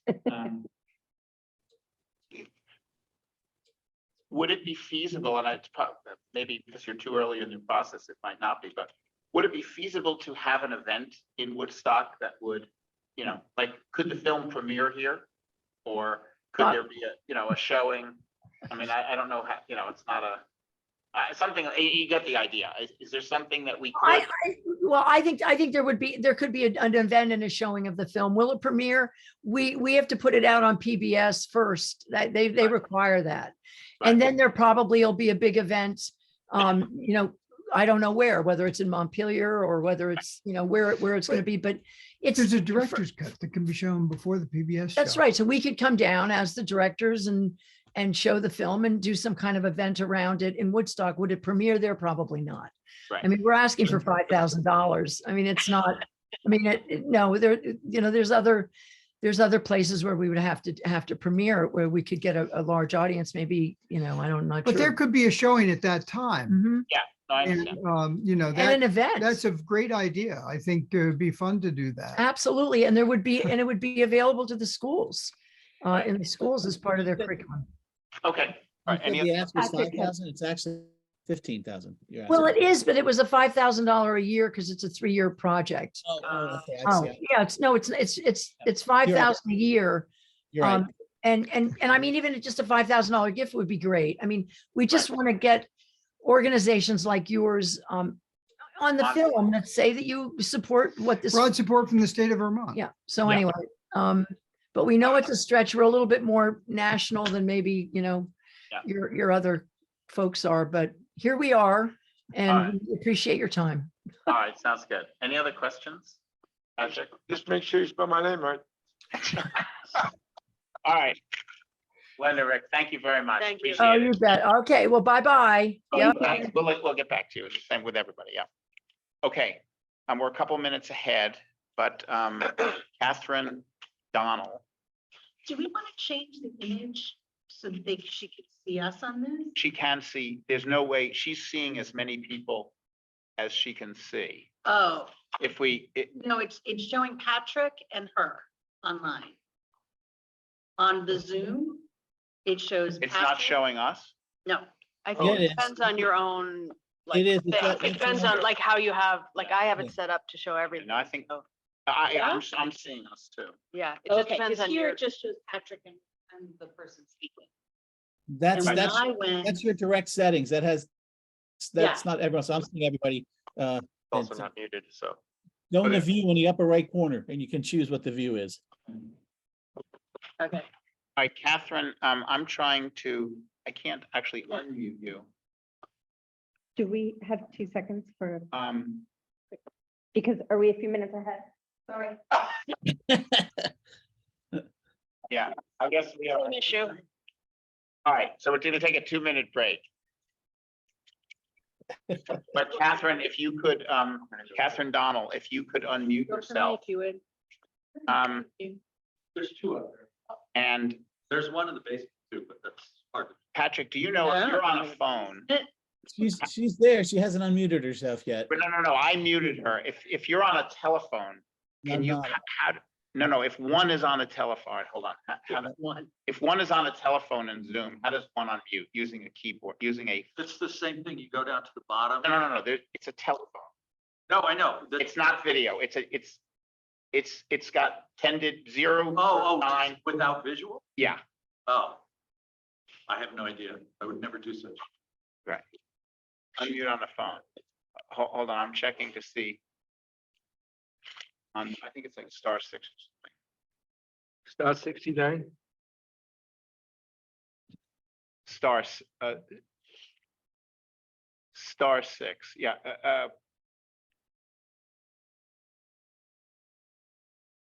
Yeah, there you go, John. Okay, Yeah. I think you can hear me now, right? we can, Catherine. Hold on 1 second. We're Okay. just taking 2 minutes. Okay. Catherine, you received a copy of my note on your phone. Some of it, I received the text note, and then I did receive that you were running ahead. Okay, but you received my text note yesterday where I sort of, I gave you a Yeah. heads up as to the kind of questions I thought people would be asking. Yeah. Okay, I Yes. just wanted to know, make sure that you had gotten that. All right, just give us another 2 minutes. Sorry, we're just taking a bathroom break. After lunch break. Right.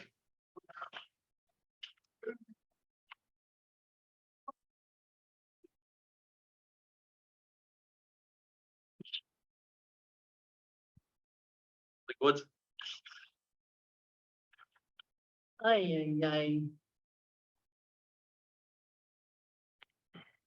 Did I start again with the bathroom? You sure did. Okay.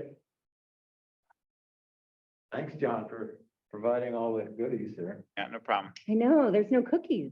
I'm No kidding. Baked stuff. I could have, it's true. This is my year of not volunteering though. Now I So. feel bad I'm not there.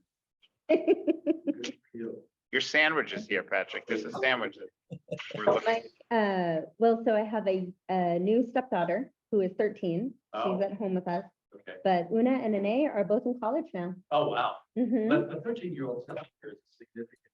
Oh, yeah, no, she's, You have children that are in college? yeah, my That's amazing. oldest is at St. Lawrence and she's in her second year. And my youngest is at GW, Wow, first year. She's great. like, they both love it. Yeah. Yeah. That's wonderful. Yeah. Great place GW is such an exciting place. Oh my gosh, I had no idea how much I loved DC. This is awesome. I had no idea. All of my dreams of having a little place to run off to in the city, a little 1-bedroom somewhere, have moved now to Georgetown. That's now where I want that place. Georgetown's definitely. You should apply for a grant if you're gonna do that. Yeah, John, Georgetown's lovely. we can, Yeah. DC's like, yeah, I love it there. It's really fun. Yeah, I But want it really- now. It's like, let's see, it's a lot more like Brooklyn. That's just because there's a lot more neighborhood. And low rises. And green space. Yeah. a lot I of have people- no, Rock Creek not- Park, Those are my houses. Like Rock Creek Parkway area and all that. I just didn't know that there would be so much green space, which I've really come to as living in Vermont for this long.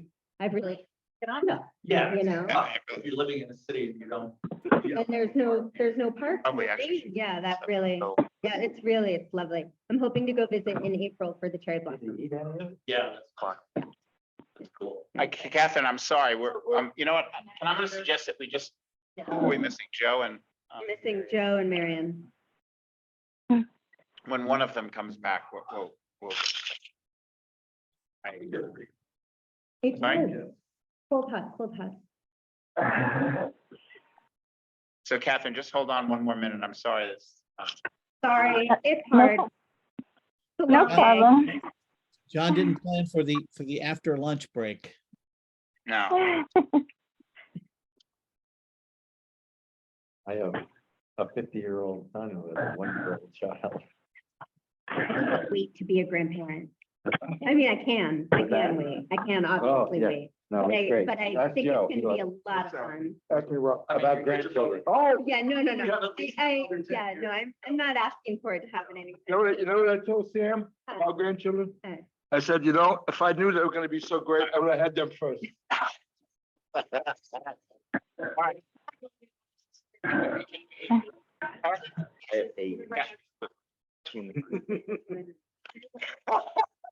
right, we're gonna reconvene. Guys, Yes, sorry. ready? Yes. Okay, Catherine Donnell is the sheep and goat dairy farm. Catherine, I don't know if you haven't, you'd like to make a brief, some brief introductory remarks. We've read the proposal, but if you would like to say something, that's fine. Otherwise, we'll jump in with questions. What would you prefer? I can make a brief introduction. Please. Okay. So I'm a professional landscaper and a full-time mother of a young man who has severe autism. I farm sheep and goats, and my value-added products are cheese, old country recipes using lamb, butter, cheese, potatoes, green beans, garlic, onions, corn, birch and maple syrup, herbs, and they're all my own products. I have circled most of Vermont since Alvin was 3. We came from the Northwest state of Washington and came here when he was 3. My son and I have lived alone since then. That's his input. He's sitting right here. But we have circled all of Vermont, for services for Evan. He has a lot of different issues, so it's been hard to find services. And during COVID, I had a job near Woodstock, which just as we moved down, the job ended because of COVID. So I'm just a little bit outside of Woodstock right now, and we're headed back into Woodstock in the fall because he will have aged out of any school services. And I've been watching Zach's Place, and it's basically a jewel of Vermont. People with disabilities who have severe disabilities really have nowhere to go. There are a lot of schools and programs for young people with autism who are less severely affected, but there aren't a lot for those like my son, and respite care workers quickly burn out. So if I am out, working, 60 hours a week as a landscaper and then coming back to the farm, my respite care workers burn out because they need to have a program like Zach's Place to take, our people, that have disabilities. So in this beginning, I'm asking for like the startup help, and I'm taking baby steps because I have to. I never know from one day to the next just what I'm going to be dealing with. But I have been self-sufficient, and if I can get this up and running, which would be in Woodstock, it would be the I don't know how to explain it 'cause I'm very nervous. I'm not used to doing this. You're doing fine. It was, Go ahead. okay. Well, it would be putting pasture land back into pasture land without the use of heavy equipment and chemicals and fertilizers. My soy sheep are browsers and grazers, and they're challenging to work with, so no one works with them. I have goats that train them, and they would do a very good job of putting pasture land into pasture land the old time way. So I'm very much a traditionalist.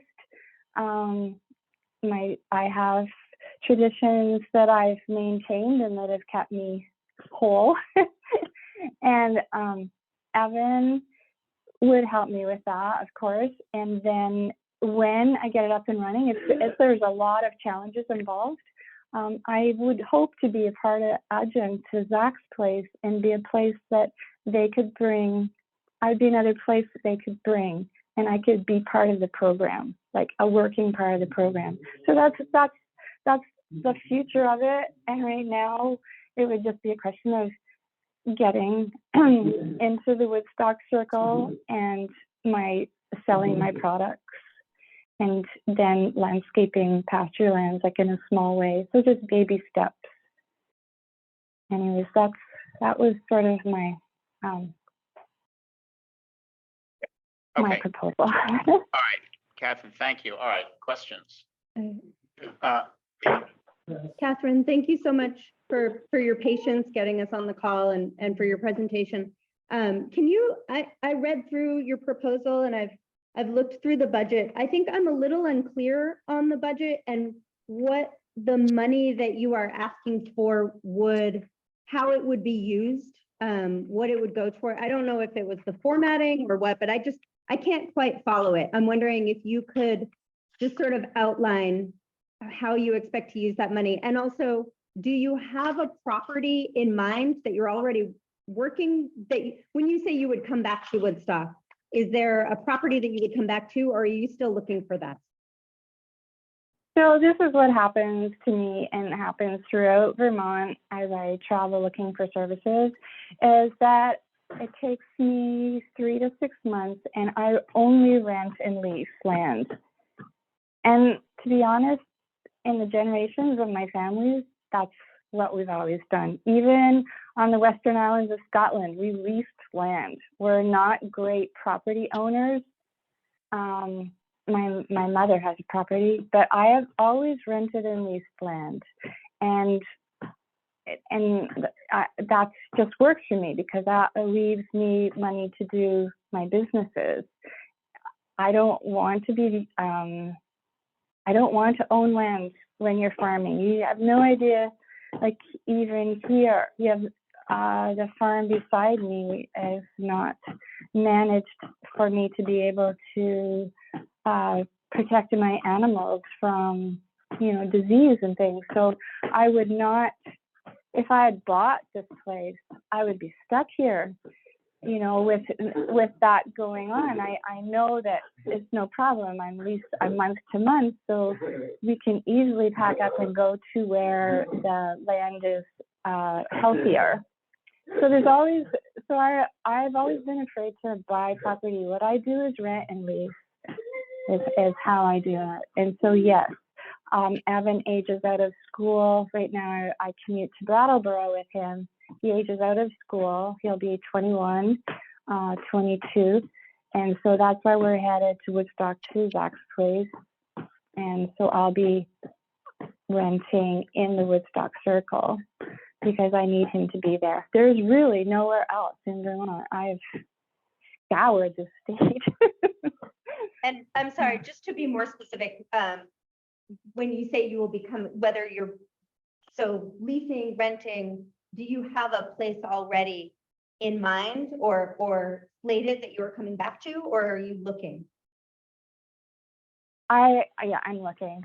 Okay, thank you. And just to follow up on that, because now I agree that the formatting of it in the way the applications print out, it was particularly confusing for yours. What we have recorded is that you're asking for a grant of $150,000. Actually, $150,099. Maybe that was a typo. Is that, if you're leasing the land, what would, that sounds like a lot more than what you would need to lease land and to get started, say in the first year with your business. Am I misunderstanding it, or is that the investment that's required? Definitely it's not the investment that's required. When I wrote that application, I was in the Brattleboro Library and I literally spent the whole day writing applications. I was just completely sort of distraught writing applications. What I have written here is only a grant for 10,000. So maybe when I wrote that application, I was thinking I was going to buy property. And no, I'm not. I honestly will never buy property. I will always rent and lease land. Oh, so you were asking, so you were asking for $10,000? Yeah, yeah. And can you identify what that 10,000 would be used for? Yeah, so a shed kit for old and young animals. I have a variety of animals, and when I move, I need to put up a shed for the old and young animals. I also need to refresh so then I thought that was $5,000 for the shed kit. I need to refresh my flock.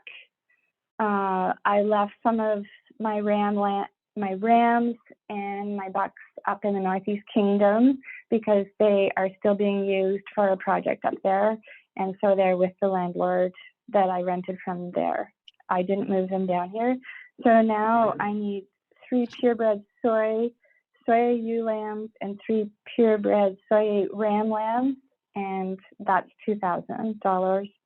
And then I need a commercial sized fridge and freezer for $3,500.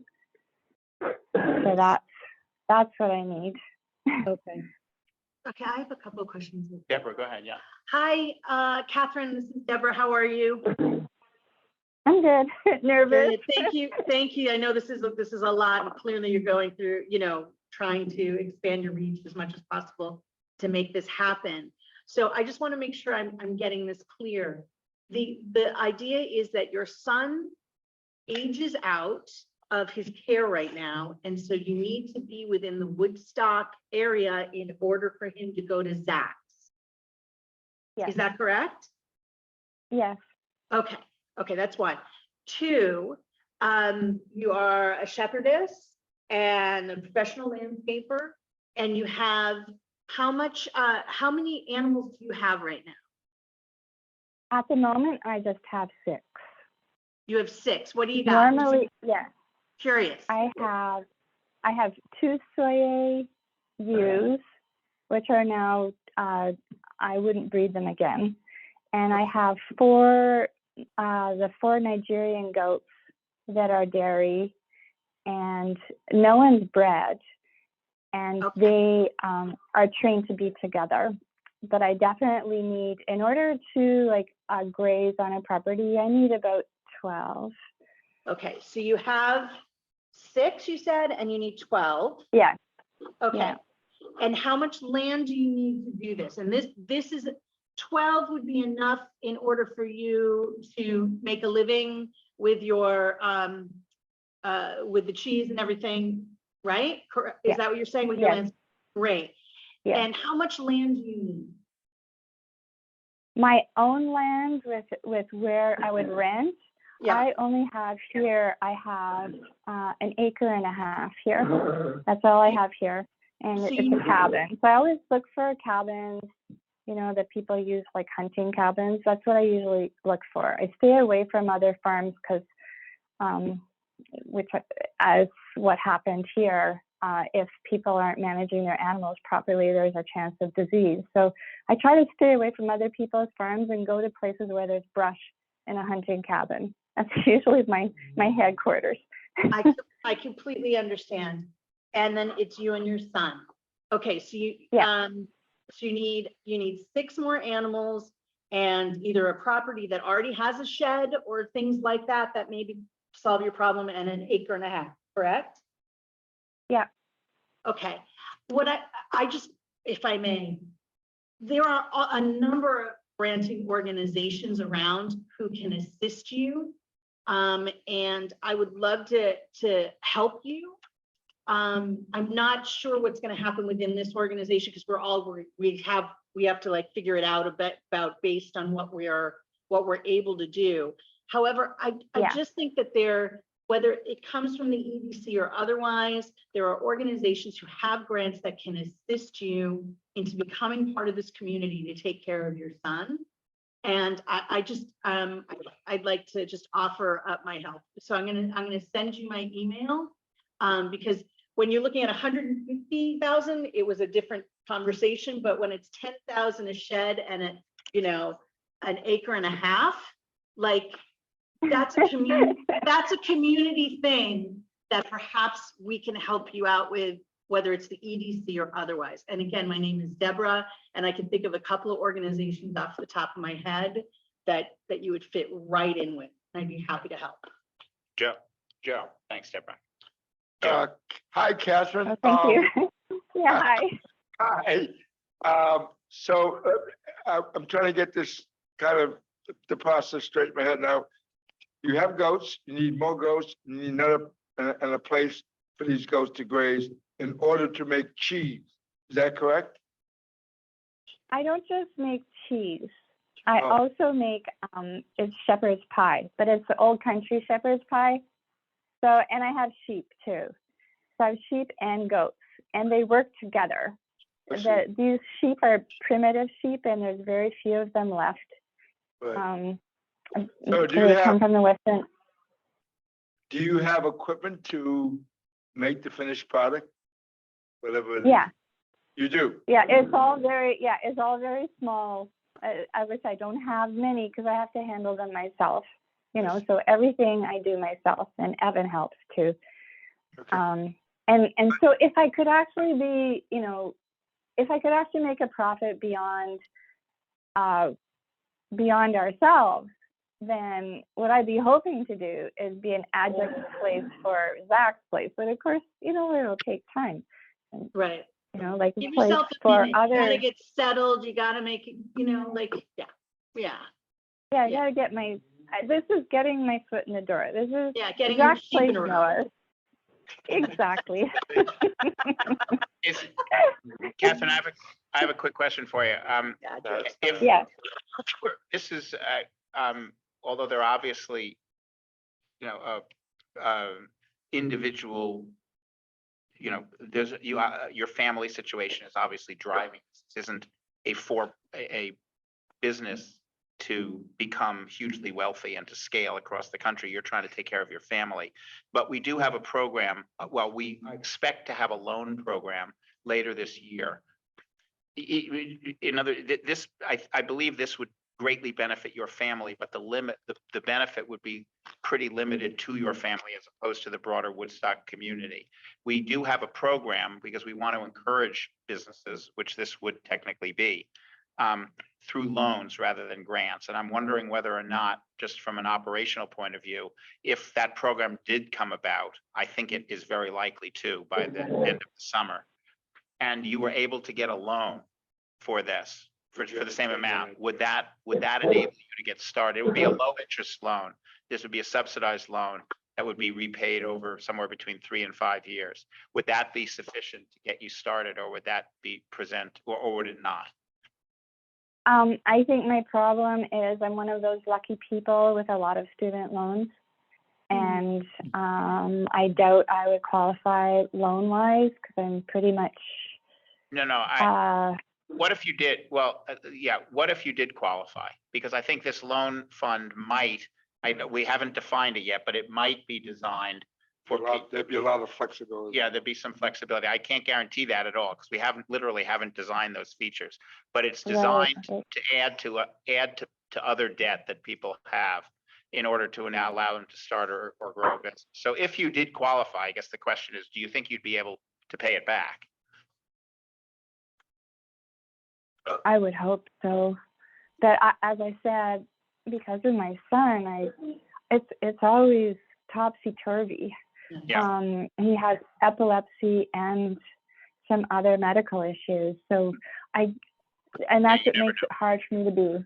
Yeah, exactly. I never know. Okay. My last question is, have you spoken to Zach's place about the farming addendum to Zach's place? Have you made contact with them? No, I'm still at the point where he's like coming in the door, having lunch with everybody, and then he's leaving. Like he's scared to be there. So they see us flit in and flit out, you know, so I haven't been able to like sit. Part of the problem is I'm completely dislocated from communities because I'm full-time looking after ELD, and it means I can't even attend a meeting, or I can't, you know, like the care, the services for people with disabilities is really limited. Yeah. And that employees, respite care workers, are almost impossible to find since COVID. And I have not been able to sit down with them and, you know, say, this is us, you know. But definitely, definitely this year we will. Well, that's another area. Yeah, that's another area where someone on the EDC, we can stay in touch. That's another area we can help to introduce you to Zach's place, because it's a very interesting idea. So, Mika, sorry. I just ask one other question. Hypothetically, are you just in terms of introductions and spending a few moments being able to talk about your situation with someone that might be able to help? I understand it might be difficult for you to go to someone to have that meeting. Are you in a place where somebody could potentially come to you and you could have a conversation? You are, okay. Okay. Oh yeah. There are lots of, I think the general theme here is that I don't want to prejudge anything, but this doesn't quite fit as easily as some of the other grant applications that we have today into our normal course of business. But on the other hand, there are a number of organizations in Woodstock that, you know, that in which it does fit. And I think that you likely get some support from them, if not from us. And so some of us can help. We have your contact info. We'll make a decision on your grant and we'll get back to you like we will to all the grantees. But I think there's, you know, an appetite here to try to help make those connections and make it as easy as possible for you to be able to make them so that you don't have to, you know, so you can do it on your own, in your own place and on your own terms. So, okay. I do think that, I just wanted to say that I do think that once I'm more established, that then this grant would work for me. But at the moment, I'm so new, and so that, Yeah, you just need to get your feet on the ground, and that's the great thing about this community is there are people who care, and there are organizations, and there are ways to help you. And then, you know, I'm sure you're going to get it all together. We're happy to help. Yeah. Okay. Anything else, Patrick? No. All right, Catherine, thank you very much. Thanks for making the time. Okay, thank you. All right. Thank you. Thank you so much. Thank you. Yeah. Okay. So the last grant application is Linda Treesh from Barn Arts. Now, Linda is hosting a Barn Arts board retreat that ends at 2:30. We scheduled her at 2 because that was the best we could do. She knows that. The Barn Arts grant request is, I think, very straightforward. We've never done a Barn Arts request. It's for $2,000. It's a large, you know, it's to put on a show that it takes place in town hall. It's an event. Didn't we do a Barn Arts request for a musician? That was local global. Local global. Right. Is that you? No. Wow, it was. I thought there was a woman that came in and asked for a couple of, anyway. We haven't since I've come on. so it Okay, could've been no, before, but I don't think actually. it would have been recently. Okay. So, so I think we can go back to deliberations again. Yep. Now, as it relates to, Are you sure they're not on the phone? Linda Treesh, are you, I'm looking. Is Barnart's on the phone? No, I don't. Linda, are you there? I don't see her. Okay. List of folks. There's only one person. Oh, Yeah, Linda, there she's she is. Yeah, there she Yeah, is. because, Sorry. I was like, Cliff's part of Barnard. There she is. Linda, can you unmute yourself and if you're ready to join us? There they are. I knew Thank it was you. you. Okay. There's Cliff. It's I shared that I had a board retreat, and so I'm using someone else's computer because my computer's doing All other right. things. And thank you So for, anyway, so we scheduled this as best as we could to fit into your thing, but otherwise we would have understand. been sitting around for, so we've got 20 minutes. If we need the full 20 minutes, if you'd like to make a brief comment, I think we understand we've read your application. Do you want to make any introductory comments or just, should we start asking questions? You can start asking questions. That's totally fine. Okay, are there questions? I'll start, well, I'll start by, about how many people will attend these series of performances? I would say that we're gonna be able to accommodate about 100 people per performance, so that would be up to 600 people. Our budget is for less than that, just because we try to be conservative in our budget, and I think we have put in our budget 65 as an average. I mean, I think it's realistic that we would probably hit 100 for some of the performances, but not all. But we try to be conservative in our estimates, just because, and we also are dealing with weather and all sorts of unknowns. I thought it was taking place in town hall. Maybe I misread it. I thought that too. It is. It When is is taking place in town hall, but we're doing it as a black box theater where we're all up on the stage, including the seating. So we're not using the town hall seating. Ah, okay, that's what it meant by black box. Okay, I didn't. Weather. What's that mean? People don't come out in the snow. Oh, is that what you meant?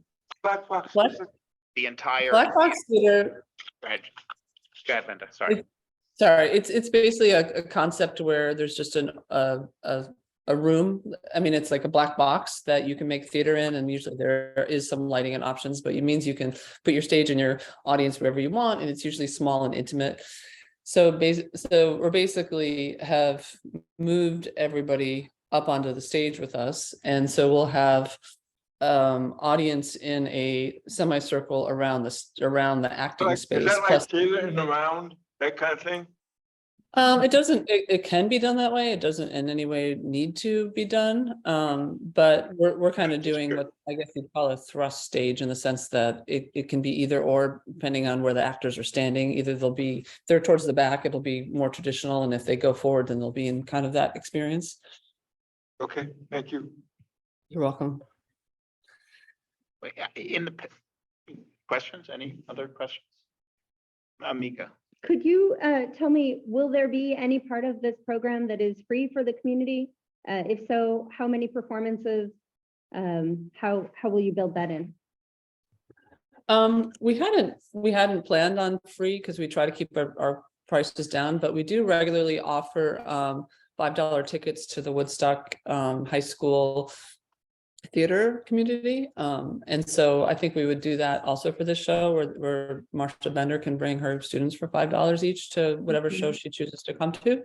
We would be completely open to having some free tickets available for people who might feel like that would aid their ability to come. As an organization, we have a nobody's turned away policy, and we would welcome anyone who needed to come for free or cheaper tickets. But our goal in general has always been to have very affordable tickets, and $20 a ticket is in that category, I think. Okay, thank you. You're welcome. What happens, I have another question. This is John again. What are your other sources of funding besides ticket revenue? We have advertising in our program, and then we also have just our general fundraising we do. We have grants and donations that we apply to year round. So we have our own kind of resources of grants. We have, I think I put them in, I think they're written down in maybe the last question, or I feel like it was towards the end of the application. I really listed where we get a lot of our funding from.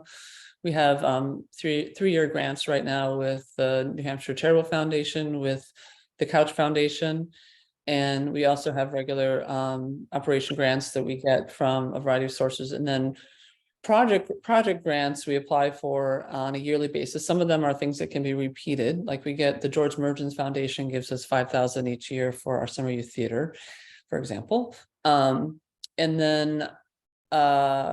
then we have other grants that are specific to certain things. And this was what I would qualify as, looking for a project specific grant coming to you guys for this support. Right. Is this, I would assume that most of the attendees are from the local communities, as Mhm. opposed to tourists or visitors. Do you attract any tourists and visitors or hardly any? I wouldn't say that we attract, but I would say that we will entertain. I guess it depends what the word attracting. I'm not asking about your market. I'm just wondering who shows up, or maybe obviously you can't tell. I mean, you don't segregate the visitors into a section. I do- So make it easier to count. we do get some visitors. You do, yeah. I would say that, most of the people interested are in paying attention are going to be people who know us and are in the area. I think because we are in Woodstock, I would definitely make sure that the Woodstock Inn knows what's happening in other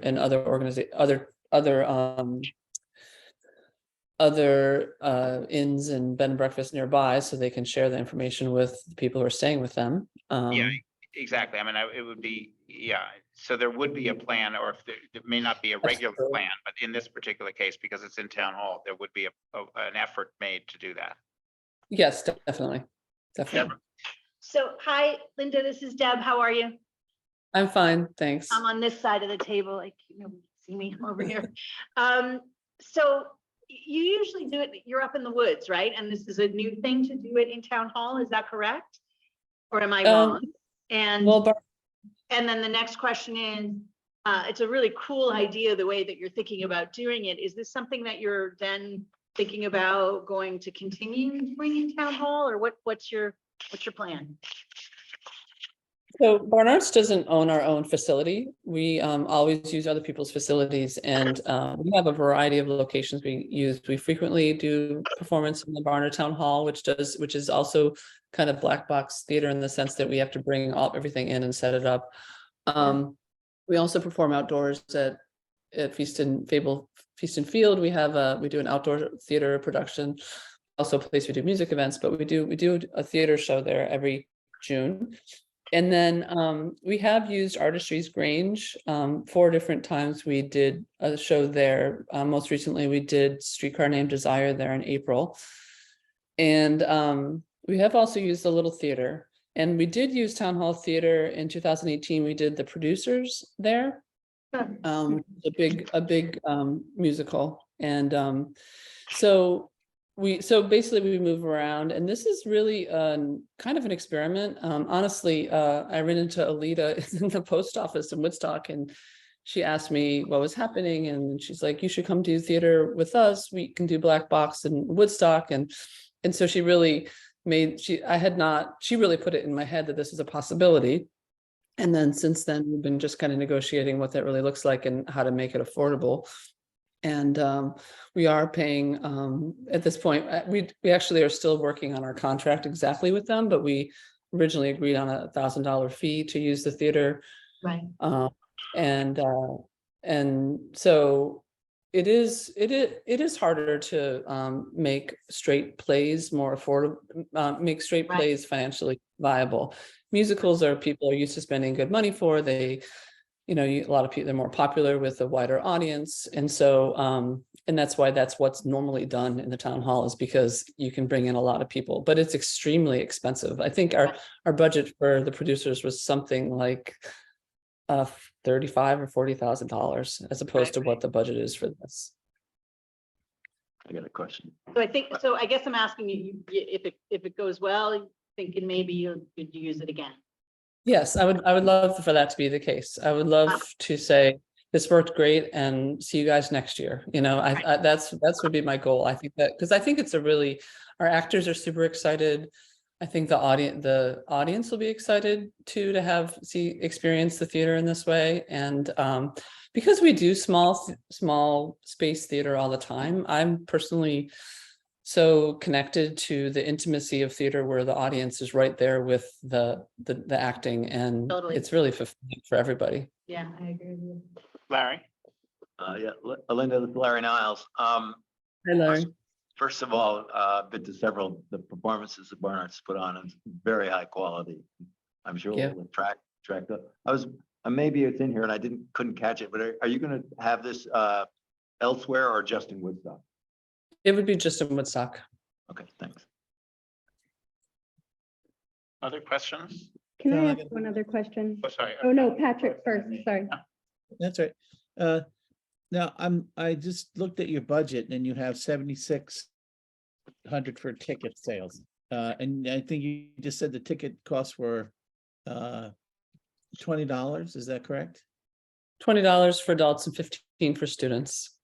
Okay, because I using 20, you're anticipating 360 attendees, so that's pretty conservative. That's very conservative. Yeah, I mean, I really would hope it would be closer to 500 would be my high end of estimate. I just for practicality reasons, we try to be very conservative on our ticket sales.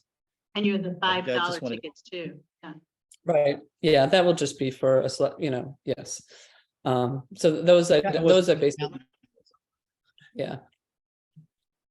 That's basically free. Is that your question, Patrick, or did you? That's it. That was my last, I just wanted to understand how Checking the math. conservative they were being. Also, I think there's a comma missing. No, sorry. All right, I want you to count. are there other questions? I would like to, sorry, I don't mean to harp on this, but I'm going to anyway, I'm sorry. I'm just looking at your website and, we're talking about using town taxpayer funds here and I understand you are also a nonprofit and your ticket prices are absolutely reasonable, 100%.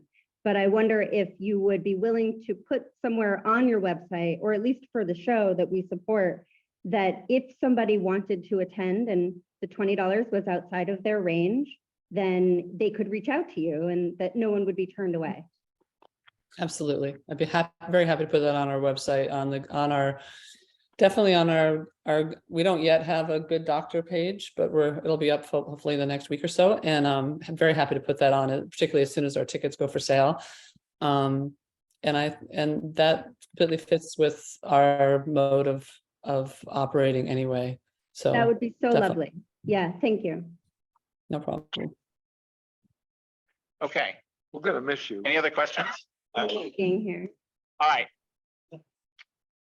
Linda, thank you very much. We will, we'll get back to you. All the grantees, we're gonna now go into our deliberations. Back to your board retreat. Thank you for. Thank you. Thank you, Linda. No problem. It's nice to see you all and good luck with Good your to deliberations.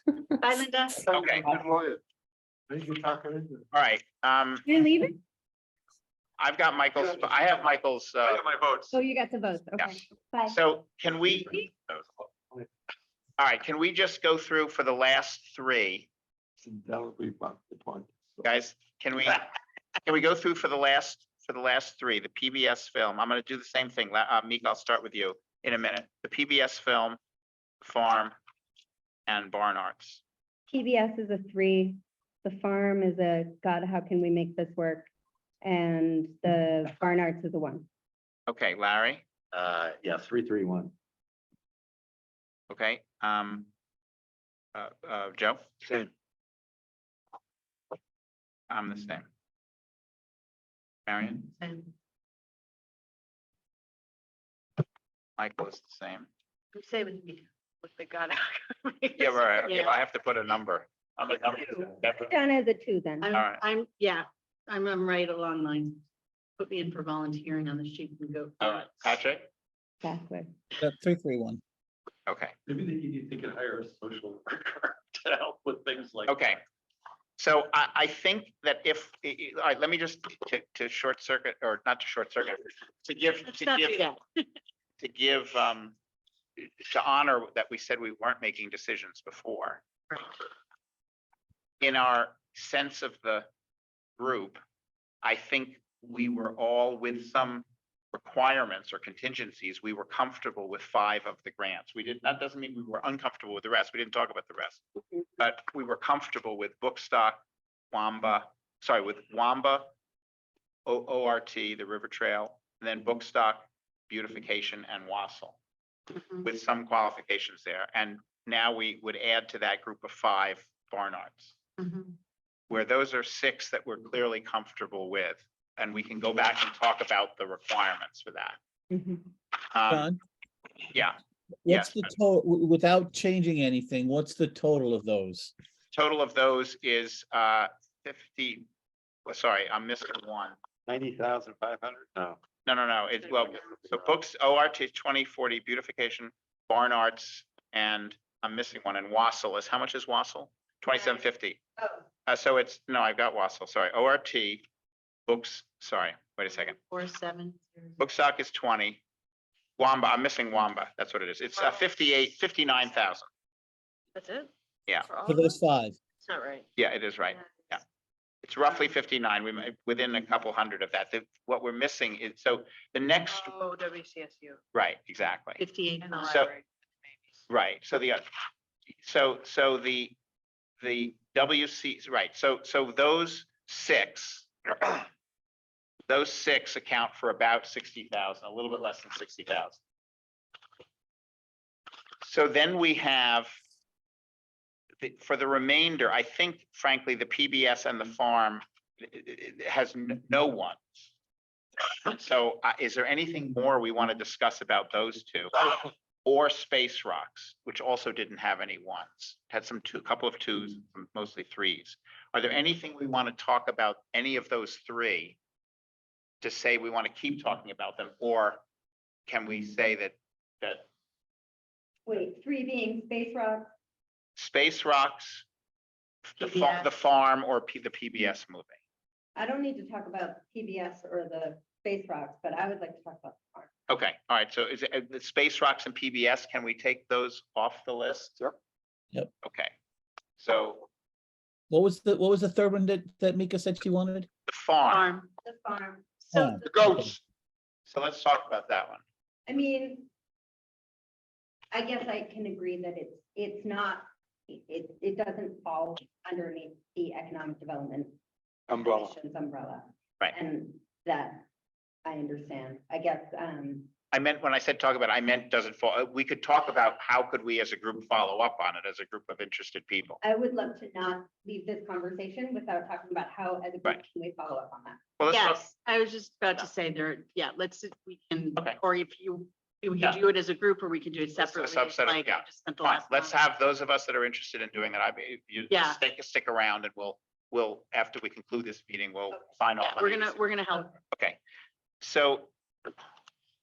All right, so that leaves us then with 60,000, roughly, if I could, someone just add this up, those six, or 58 something. 20, 49, actually, I can do it. What about the library thing? Four. Where's that for? I'm coming. Where's- yeah, Before. you to talk about. 50, for 58,750, I think is what we're at. Yeah. 58,750, so about 59. Okay, so that leaves then WCSU, which had a couple of ones, but a lot of twos. The library, which had a couple of ones and a lot of twos. And that's it. 1, 2, 3, 4, 5, 6. That's it. We got rid of 3 is 9, and we got 2. So WCSU and the library, And there was open conversation about whether. about whether to leave funding aside for the rest Right. of the year, of whatever. Right. And also about whether we were gonna give the full amount to, for example, book stock. Yeah, right. So the contingencies, yeah. right, correct. So I think we should first talk about WCSU and library. And then let's come back to all of them and see whether or not we want to change the amounts or attach the contingencies or whatever. Okay, so WCSU, I think Mika and Joe were the two ones who gave it a 1, and both of you spoke about why. Are there other comments about WCSU? I would love to hear, because I'm just. Okay, I just, Roger, that's fine. as I read the application to WCSU, there was a public advocacy element to it, at least ambiguously, which I would say the EDC should not become involved in public advocacy or on one side or the other. So I would make a contingency in that. I mean, it seems like a good investment in terms of if they can raise $20 million, then I don't have to pay it. But I Write in the don't check. think you should be in the situation where the EDC is seen as funding a position that is reaching out to the community and saying, support this high school. Yeah. So I would just make sure that there's no ambiguity in that description. That's a really good, Yeah, you're good so comment. good at that. Deborah? Yeah, but the question that I have is, again, yes, yes, and yes to everything that everybody's saying. And it sounds as though they're basically saying they're gonna have the same ask next year because it's gonna take several years and they don't feel like they're gonna be able to pull it from another way. So are we setting ourselves up for that and how do we feel about that? That's the question. And Is then Woodstock? two, No, WCSU. WCSU. And then the second part of it is, can we find a way to involve the other towns? Because it seems like it's a mutual thing. So if we are, 30% of the school, then we pay 30% of this and the other schools, et cetera. So it just feels like it's a mutual thing. Yeah, that would be the question. Just thinking about that as, I'm guessing that most of those other towns do not have an EDC or a pool of money, so it becomes a really complicated. I mean, in Agreed. principle, I agree that should be a shared burden, but I think practically speaking, that might be a very different conversation in those towns. Right, but if Plymouth is like, for instance, only 900 people and they have 30 students, they're gonna hold a very small amount of this, so like trying to find a way to make it fair. I believe what, Mika?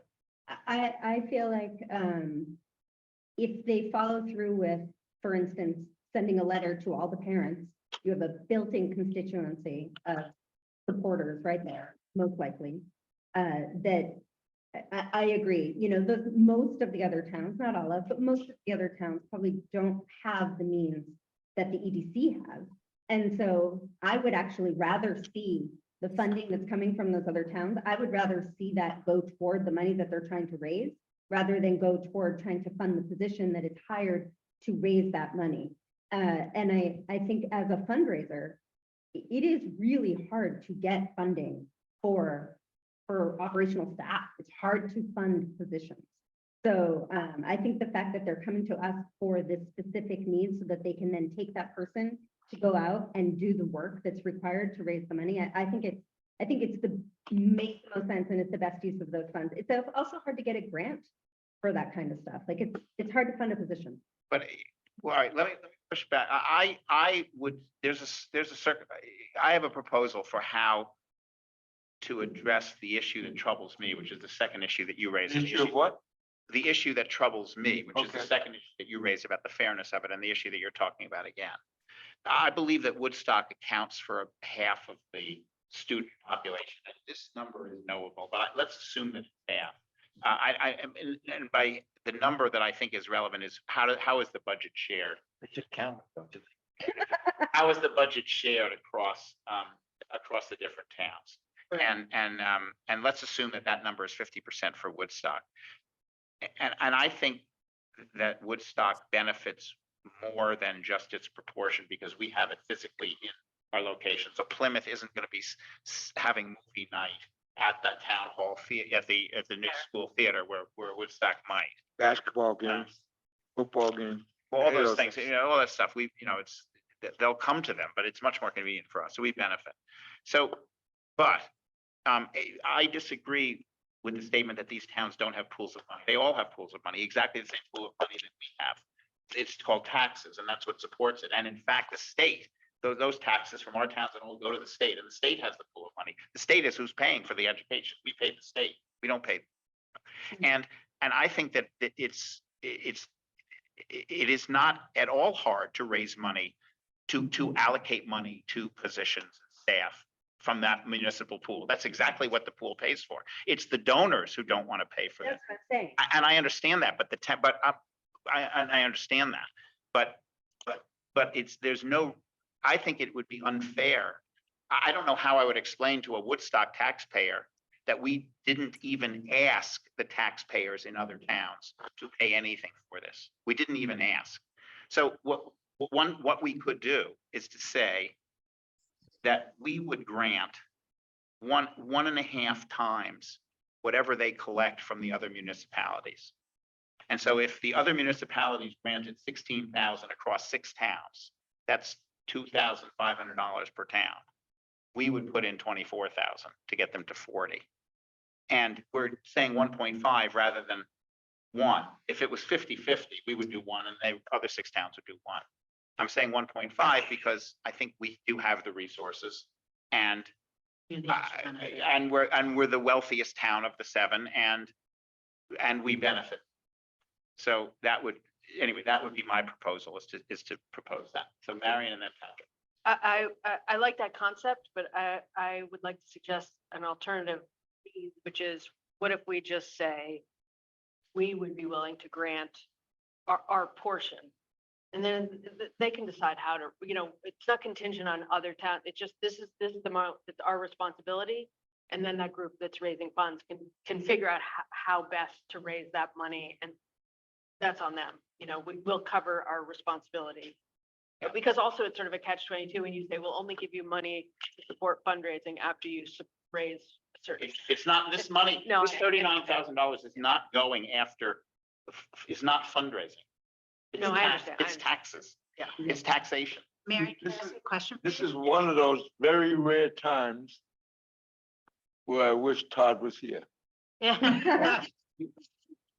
because he's on a school board. Patrick, I'm sorry, I just want to ask directly, I'm curious in thinking, do you think at all it would be helpful for them to use us as the vehicle to say like, hey, this is the deal Woodstock's going to give?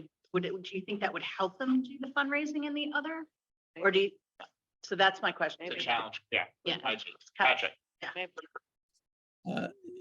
Just to, so we do numbers, if it's 50%, it's 19,500. I like the idea of what Marion said. Let's put our share up and challenge the other towns to put their share up. I would amend, personally, I would amend that too. I mean, if I had my way, I would say, we will give you no more than the amount that you asked for. Please go to the other towns first, show a concerted effort, show them do all the work, set the proposal, ask them for funds, whatever you come back with, we will make up the difference, not to exceed, of course, the initial grant request. I'm not comfortable with that because my experience with that kind of thing is they don't work very hard. I propose exactly that you're gonna get the structure, and money. that's been what's happened, not with this group, but with the town hall, with the fire, with the chamber.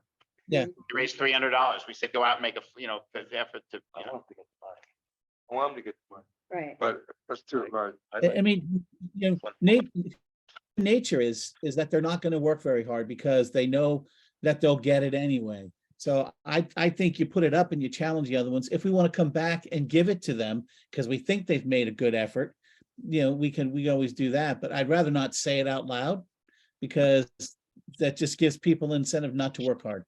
I mean, but using this logic, couldn't we could use this logic for almost every grant proposal that's in here, right? Like, okay, well, how much are the other surrounding towns going to contribute to the pods at the library? How much are the other surrounding towns going to contribute to the Wamba event? No, the other towns have, the other towns have libraries. And, and they. But you think so no one outside of Woodstock is ever going to come in and use one of those pods? No, that's fair, but I guess we have an agreement. I think the difference is we have all formally agreed that we're going to share the cost of the school. Right. Yeah. But yeah. But we're not sharing the It's also- library.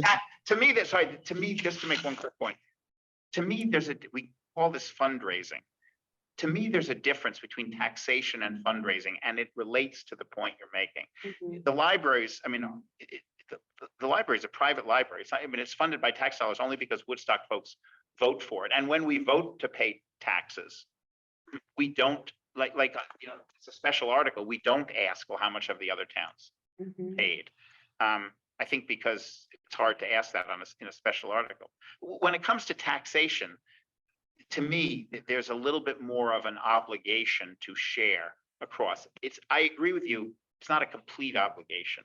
Like I'd be willing to give the money without requiring this, I suppose. It's just, to me, if it was fundraising, I would say, look, here, we'll give you money. We hope you get it from everyone else. Please ask them.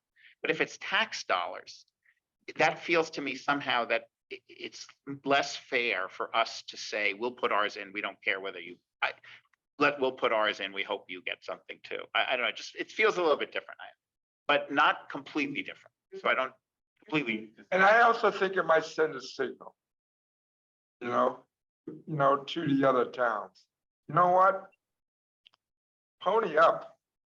I mean, we're doing our share. And you're gonna sit back and ride the coast without putting any money in the meter? I don't know.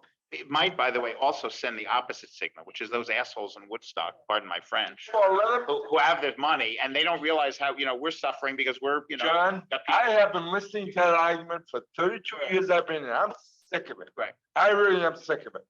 Just because You're the you guy are they're not. talking about. What? You're the guy they're talking about. I understand. Don't dump on me because you don't, because you're not in Woodstock. No, I'm sorry. Well, You can move. We could ask Todd, by the way. I will just, No, we could ask him what the dynamic on the school. That's why I wish you was here. That's the There you go. I mean, Bridgewater went out and raised all sorts of money for the Fire station. for the childcare center that benefits primarily Woodstock. They didn't come and ask us and say, hey, are you guys gonna go put in your fair share? They did what they needed to do for their community Yeah. and for the kids around their community. And that's what we're talking about. That's not true. That's not true. They didn't do that for their community. They did that because they had a building and some people said, hey, let's not let this building be destroyed. Let's do something with it. It was nothing to do with what was great for Bridgewater. But And- still, they didn't come to Woodstock. though. Completely disagree. They did that because they knew that that's what needed to be done for the kids in this community, in their community, in our surrounding towns. They did that. That wasn't the And original whether they had a building ready to go or not, like, who cares? They still spent a lot of time and a lot of money and a lot of energy. And a lot of people stepped up and volunteered to make that happen. And they did a great job. And, they didn't come to us and say, where's Pony Up? Where's your share? I mean, Yeah, it's a good But the argument. intent wasn't We're gonna there. miss you. thank you. I just That also was- feel like this is something we've talked about before in other grants, which is sort of like, how much do we want to be prescriptive about how they acquire the other money, or sort of like how they manage things, and how much do we just say like, okay, we're able to contribute this amount and that, and just be done with it then. Yeah, no, I think that's. I would be uncomfortable not saying, here's a check for 39,000, end of discussion. Yeah. I wouldn't be uncomfortable. With any of the other options. Yeah. Could we give 70%? Or No. 60, 70? Well, and by the way, we can't give, if we give them 39, then we have to not do something. Right. No, That's no, a no. very good point. No, we're done. Then we're done. It's 98. But Well, then we we're have not giving nothing the left for library. rest of the year. Right, And not the library, right? right.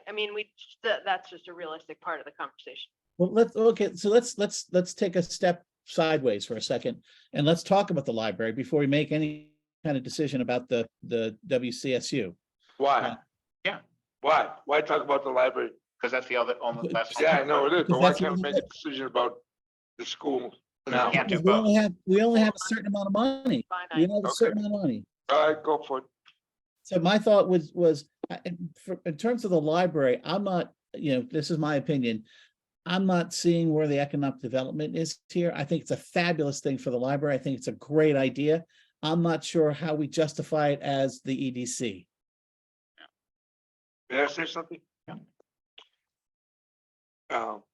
For as long as I've been on this commission, the library's always come up for stuff that they needed for the library, not necessarily for the community or for the EDC, or they wanted money for stairs. They wanted money for railings. They wanted money for a lot of other things, for a ramp, I think, one time. This is for these pods, I think, that would compete with already existing businesses here in town. Why should they go to the other two spots that we have in town that are very affordable? I think it's $25 a month, I think, and they can spend the whole month in there, not go home, and go to the library and get it for free. Why should they support a couple of other businesses here in town? I can't support Which them. ones are you talking about? Talking about Lincoln Corners? Yeah, one of them is Lincoln Corners, the other one's on Elm Street. I thought that was sort of private. Can you just? Well, you just, what you do is you pay a fee, become a member, and you can use as much as you want to. And it's very, from what I understand, it's like $25. What, you know what it was? It's more expensive than that, but it's, What is it? I think it's I thought it was 100 or something. Oh, I thought it was less than that. I know the one out by But Lincoln the Corners principle- is cheap. The principle is the same. Yeah. And in fact, we've had, well, John, can I ask? So if I, which I am not, if I were opposed to the new, building a new high school, because I just tired of paying taxes, whatever, would I be supportive, do you suppose, of giving however much to the $39,000 for this person to go out and get money? I assume you'd be opposed. So I'm getting back to Roger's point, is this an advocacy? I'm not opposed to it, but it is, we are advocating indirectly something, even if it's not the part that you're talking. Well, no, oh, hold on. The reason why we're doing it is because, I mean, it is arguably, I think it's not an unreasonable argument to say it's one of the most powerful economic development levers any community has. So, okay, that gets to my point. So basically, we as a group are ostensibly supportive of a new high school. Well, we're supportive of whatever happens costing less taxpayers. No. No, I don't.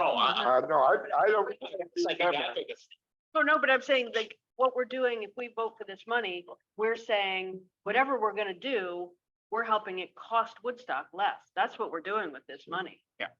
But we're also, I think, what we're also saying, because the money is likely to be, that's worth doing because the money that is raised, whoever pays for it, is going to foster economic development. That's right. I think we're definitely, I mean, I'm definitely. I mean, I'm just saying something that seems to be If we built it, assumed, but we should state. oh, then I thought we did state it, I think, when we gave the first $50,000. I think so too. I don't think there's anything we can do to increase the population of Woodstock. Childcare, housing will be minimal compared to having a new high I could school. have a couple more kids. I mean, I could have a couple kids. I think even if we were putting our money, our money behind the school in an advocacy kind of way, indirectly speaking. Anybody that wants to argue that the EDC shouldn't be putting money behind the kids of the town, then I'm No, sorry. I understand that. I just think there seems to be an assumption that I think we should be more supportive. You want to, I'm very, very supportive of a new high school. I don't think, I think by awarding the last grant, we made that. I think the way we make statements is by making grants. Okay. I think, Just to be clear, I think absolutely, like it or not, having a high school is going to have the benefit of making this a more attractive community, for people with kids.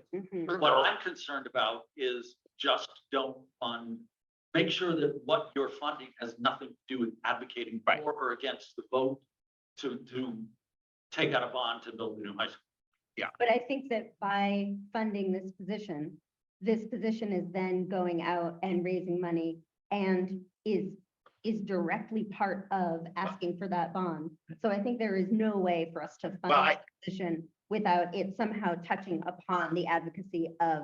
well, I would argue, I think maybe Marion's point, I would argue that what we're doing is funding someone to go out and say, we'd like to get the high school for less money.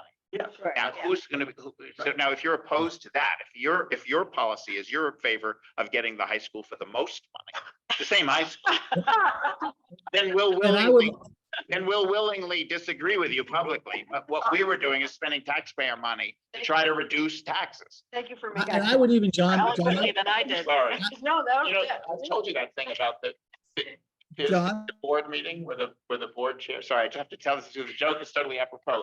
There's a board and there's a couple of only one or two women, maybe one woman, and the board chair is a man. And the board chair looks at the woman, he's Marion, that's a really, really good point. Would one of the men like to make it? Sorry. I'm gonna agree with. I was happy you made it so well. Patrick? And to add to Marion's direction on that is, and we're doing it because it's one of the best economic development tools the town could have. Yeah. If we approach this from a cost less and it's great economic development, So what? I think that fills our what we're required to do is to help economic development. So what if we were to do this? What if we were to, I think, I don't know if this is Marion or Mika's suggestion.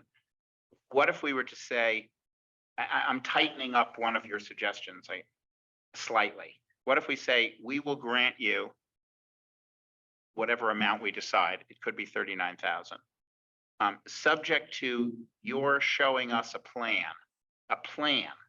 that we approve, where you're going to try to raise up to 16,000, which we consider to be other people's share, up to 16,000 from the other 6 towns. Yes. You don't have to raise it, but it's more than just go out and make a good faith effort. It's show us the plan that you're going to do to follow that. All right, Exactly. okay. And then, and If you don't raise it, then no, the contingency is you have to show us a plan and we approve the plan. Period. Not that, we're not approving the results. You Yeah, get yeah, the- yeah. Just a plan. we did- Got it, gotcha. I think that's really good. Okay. I can live And with and that. also, I would also add the contingency that Roger said, which is that we don't want the person, you'd have to find a way to have, we don't want to be paying for someone who's out advocating for What? advocating for fundraising is I fine. think that might be really complicated. Yeah. Well, no, I think it's ask very without- simple. This is the way grants are written. For, if you get an academic grant to do research, you get 50% from the National Education Association. But- that 50% goes to this, another 50. Right. This is asking to fund 75% of it. If they want to spend 25% of their time advocating for Just not on our, building the new high school, that's fine. it could be the same person as well. That's very simple grant account. It's, everybody does that. It's just how you get around. Yeah. That's covering our ass, basically. Right. Yeah, exactly. True. Yeah. So it's no more than 25% Say that, of Larry. a person's time can be spent advocating for. Right. Larry has a good point. Go ahead, Larry. Say, I was gonna say, if you're asking me for money, you're advocating. advocating. Exactly. Practically speaking, Yeah. you have to make the ask. I'm all in favor of this. I like what you're suggesting and everything. I just thought that there was sort of a thing out here that we haven't really addressed. I think the whole conversation is very helpful. What we're really doing is it's how we communicate the message. We're not advocating, we're advocating for economic development. And that's really what we're doing, because the school obviously raises the economic opportunities for the town. Yeah, I mean, I have a question in general. I mean, it comes down to reporting as well, and this idea that we have rules or not rules or whatever. Like, what do we do to make sure that these are enforced? I mean, the equivalent of last year, I think I was the only person that came forward and was like, here, let me do what you guys have asked me to do. And nobody else has done that. Or we had somebody, what it was, we're like, here, you're gonna go try to raise money. And if you don't, we're gonna pay for it. Like, we need to have some things where it's established so people actually follow through with what we're asking them to do. So we have procedures that. Whether like that's, part whether of that's it. market, whether that's giving us credit or developing a plan to raise Credit, funds or. plan, Right. reporting, all of these, the pictures that I mean, all the things that will Right, help yeah. us continue to move forward as the board. Right. We need to have some things in place that people actually follow through with. Agree. You know what, Deb, I think at different times and at different levels, I want a piece of that. And, we have, on different subjects, we at different times have discussed all those types of issues. For example, like, how do we know we're doing, do we get a report back from the grantees about their progress with the We money get the we gave? numbers. Another one is, the subject came up tonight about, well, how are we gonna let the public know that, give us credit for what's going on? Well, these things are great, and they're great ideas, and I would support them, and I think they're beneficial, but we don't do them. And I don't know whether that takes a separate committee, amongst us to look into that and find ways of making those things happen or not. But those are not little things, but things that we seem to be dropping the ball on, I think. We are. Joe, is that the reporting you're talking about, Joe? The reporting, yes, that's one of them, and Requirements and. yeah, and Asks in that addition are to attached. recognition that it was the EDC that made this happen. Yeah. Yeah, Well, that kind of thing. yeah, okay, cool. So I can't get on personally, and this is, you know, I could be outvoted here and it's just for the record, but I can't get on board with the 25%, you know, you can't spend more than 25% of your time advocating. I feel like that puts an undue burden on the fundraiser to spend a lot of time wondering like, okay, well, does this qualify as advocating? Because I do think that every single time they talk about money, they will then be advocating. So I can't personally get on board with that. I think there are ways to write our approval that could say something like, you know, we are granting you X amount of dollars, you know, for this position that, you know, we could say the EDC does not necessarily, you know, is not necessarily for or against the advocating of this or something, you know, to try and neutralize our position in writing somewhere. But I think asking the person to make sure that they fit within a certain percentage of their time is unreasonable. Can I ask a question about this? I thought you were talking about advocating for other things. If we're giving a grant, we're advocating for the school. There's no way around that. I Okay. thought it was that Again, it's like you can't. the difference between public advocacy or a public vote on a bond issue, it's much like lobbying, essentially. There's a difference between going and asking somebody for money, but asking Mr. Money Pants over there for a lot of money. That's not public advocacy. Yeah. That's saying, will you give me money? And you advocate for the school as you're doing it. That's perfectly legitimate thing to do. But if you're seen as participating as a group, as opposed to individuals, in essentially saying we should vote for this bond issue, there's a big difference between that and going asking Joe Blow. It would be like, I it would be like the select board paying 20, if I can try, it would be like the select board saying, you know what? The budget this year has got a 4.9% increase. People are gonna be pissed. Let's hire an ad. Let's hire an ad Let's hire an agency to convince the town for $25,000 that this is a good thing. I just. It's not illegal, but No. it's gonna, But we're not. it's. May I add something or ask a question of you? We have a person that we've given money to be our grants writer. How is that not? Again, that's completely different. Is it different? Yes, Okay. because if you give somebody $50,000 to do a PR campaign for the EDC, that is self-dealing. If you go out and say, we're gonna help local businesses and organizations write grants, all you're doing is doing a functional performance. Whereas if you go out and if the EDC decided to take a stand on the town budget, that would be completely inappropriate.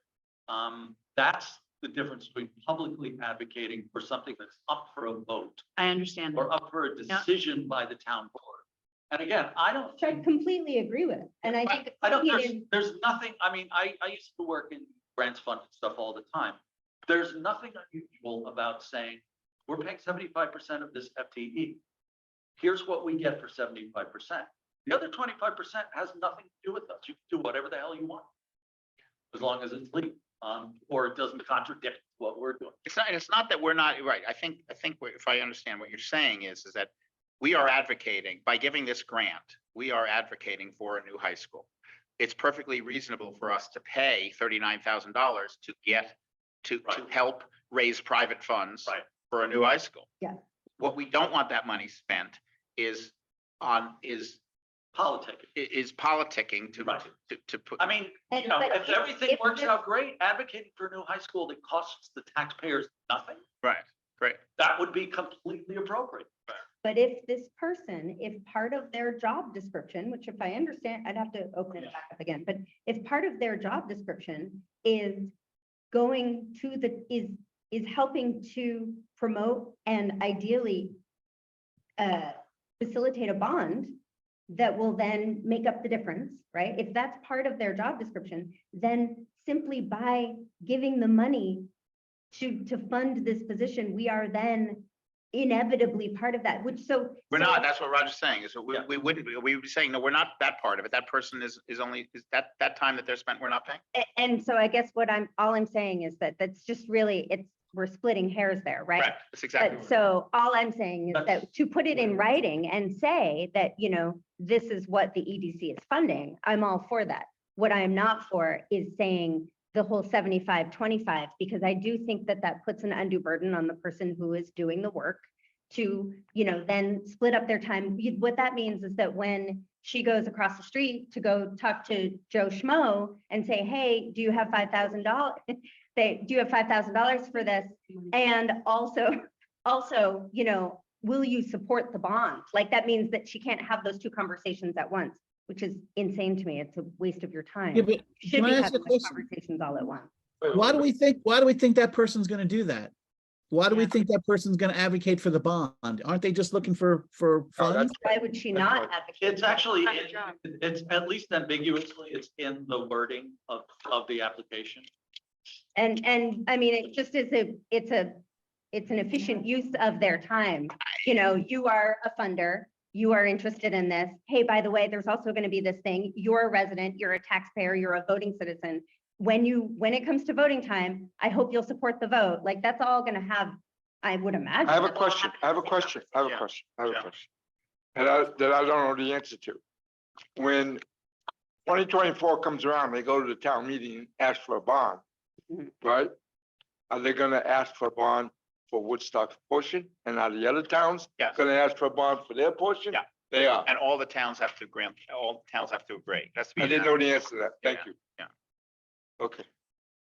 Thanks, So that Ed. makes sense. That makes sense that we should just give our portion of the proposed fundraiser. Doesn't it? Mhm. It does. Yeah. So what are we talking about? Well, I don't know, because I think some of us are saying, like, again, the Bridgewater example, that, they didn't try to bill us for a share of the building. Yeah. Is it really?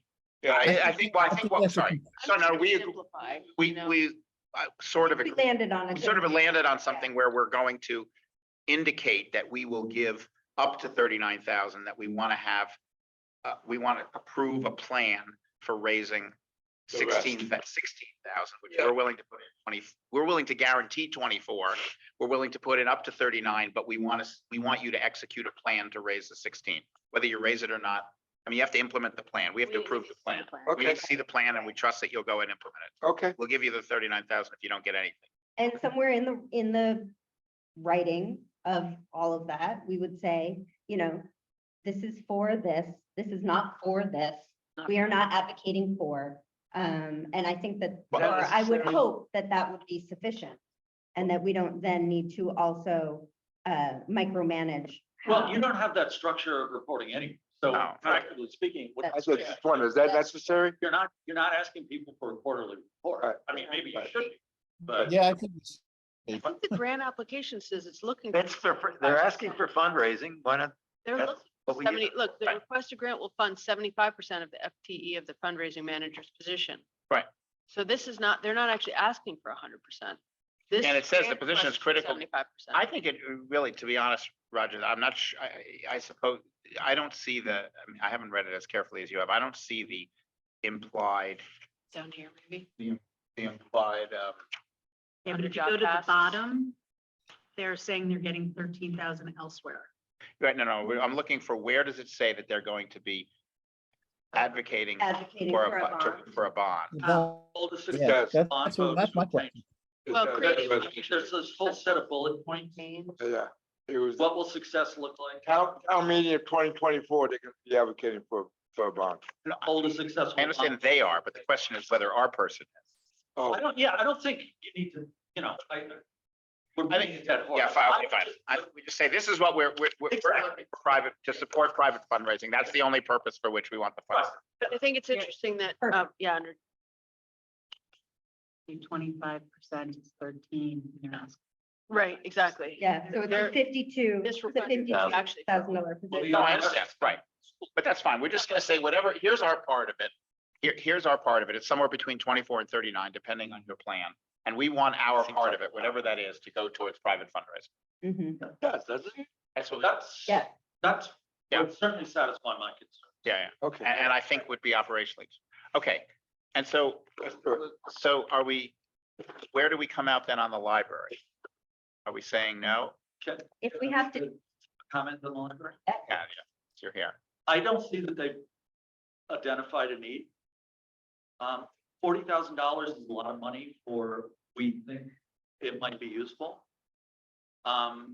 They don't know if they're having problems booking those rooms. Well, they did say, And adding 3 spaces is hardly a major increase in capacity. 2 spaces even. Oh, Well, 3 if one we of the include two. the, right, gotcha. I just think that's a lot of money for a nice to have as opposed to demonstrated need. Also, when I think of ways to modernize the library and make it a little bit more, just usable for people of all ages and all walks of life, I think of probably things that go beyond, or I can think of other things that probably cost less and are not pods. So I actually, I kind of agree and I kind of disagree in that, I think libraries, not to get too like esoteric, but libraries are really about, information now and less about books. And like they've had to reinvent themselves, and access to internet, and especially for things like, medical consultations, people that don't have reliable Chromebooks, things internet. like that. Yeah. I think that's actually a really important part of the role of libraries. And I think that they have, adding 2 pods, which maybe the access time might be a half an hour per appointment. And there's, whatever, 8 of those a day, and that means 15 slots, and that means times 5 days. It's actually a lot of capacity that they're adding. Having said all that, I was actually really swayed by Joe's question about, are we funding competition with other Yeah. private? Just gonna bring that That would up. be my bigger concern. I actually think it's a really valuable thing, and I think they've, in terms of the place that libraries serve in our community, I think that's a big part of it. So I think that's actually really important. But that's where I have concern. Patrick? I totally agree with what you're saying, what Joe said. I think the key thing here is I don't see economic development with this. It's a wonderful thing for the library, and I hope that they can find a way to fund it. But I don't think it's something that we should be funding. Deborah, you and I were the ones who put ones. Do you want to argue? Yeah, I'm just looking at it again, but based on what we're talking about together.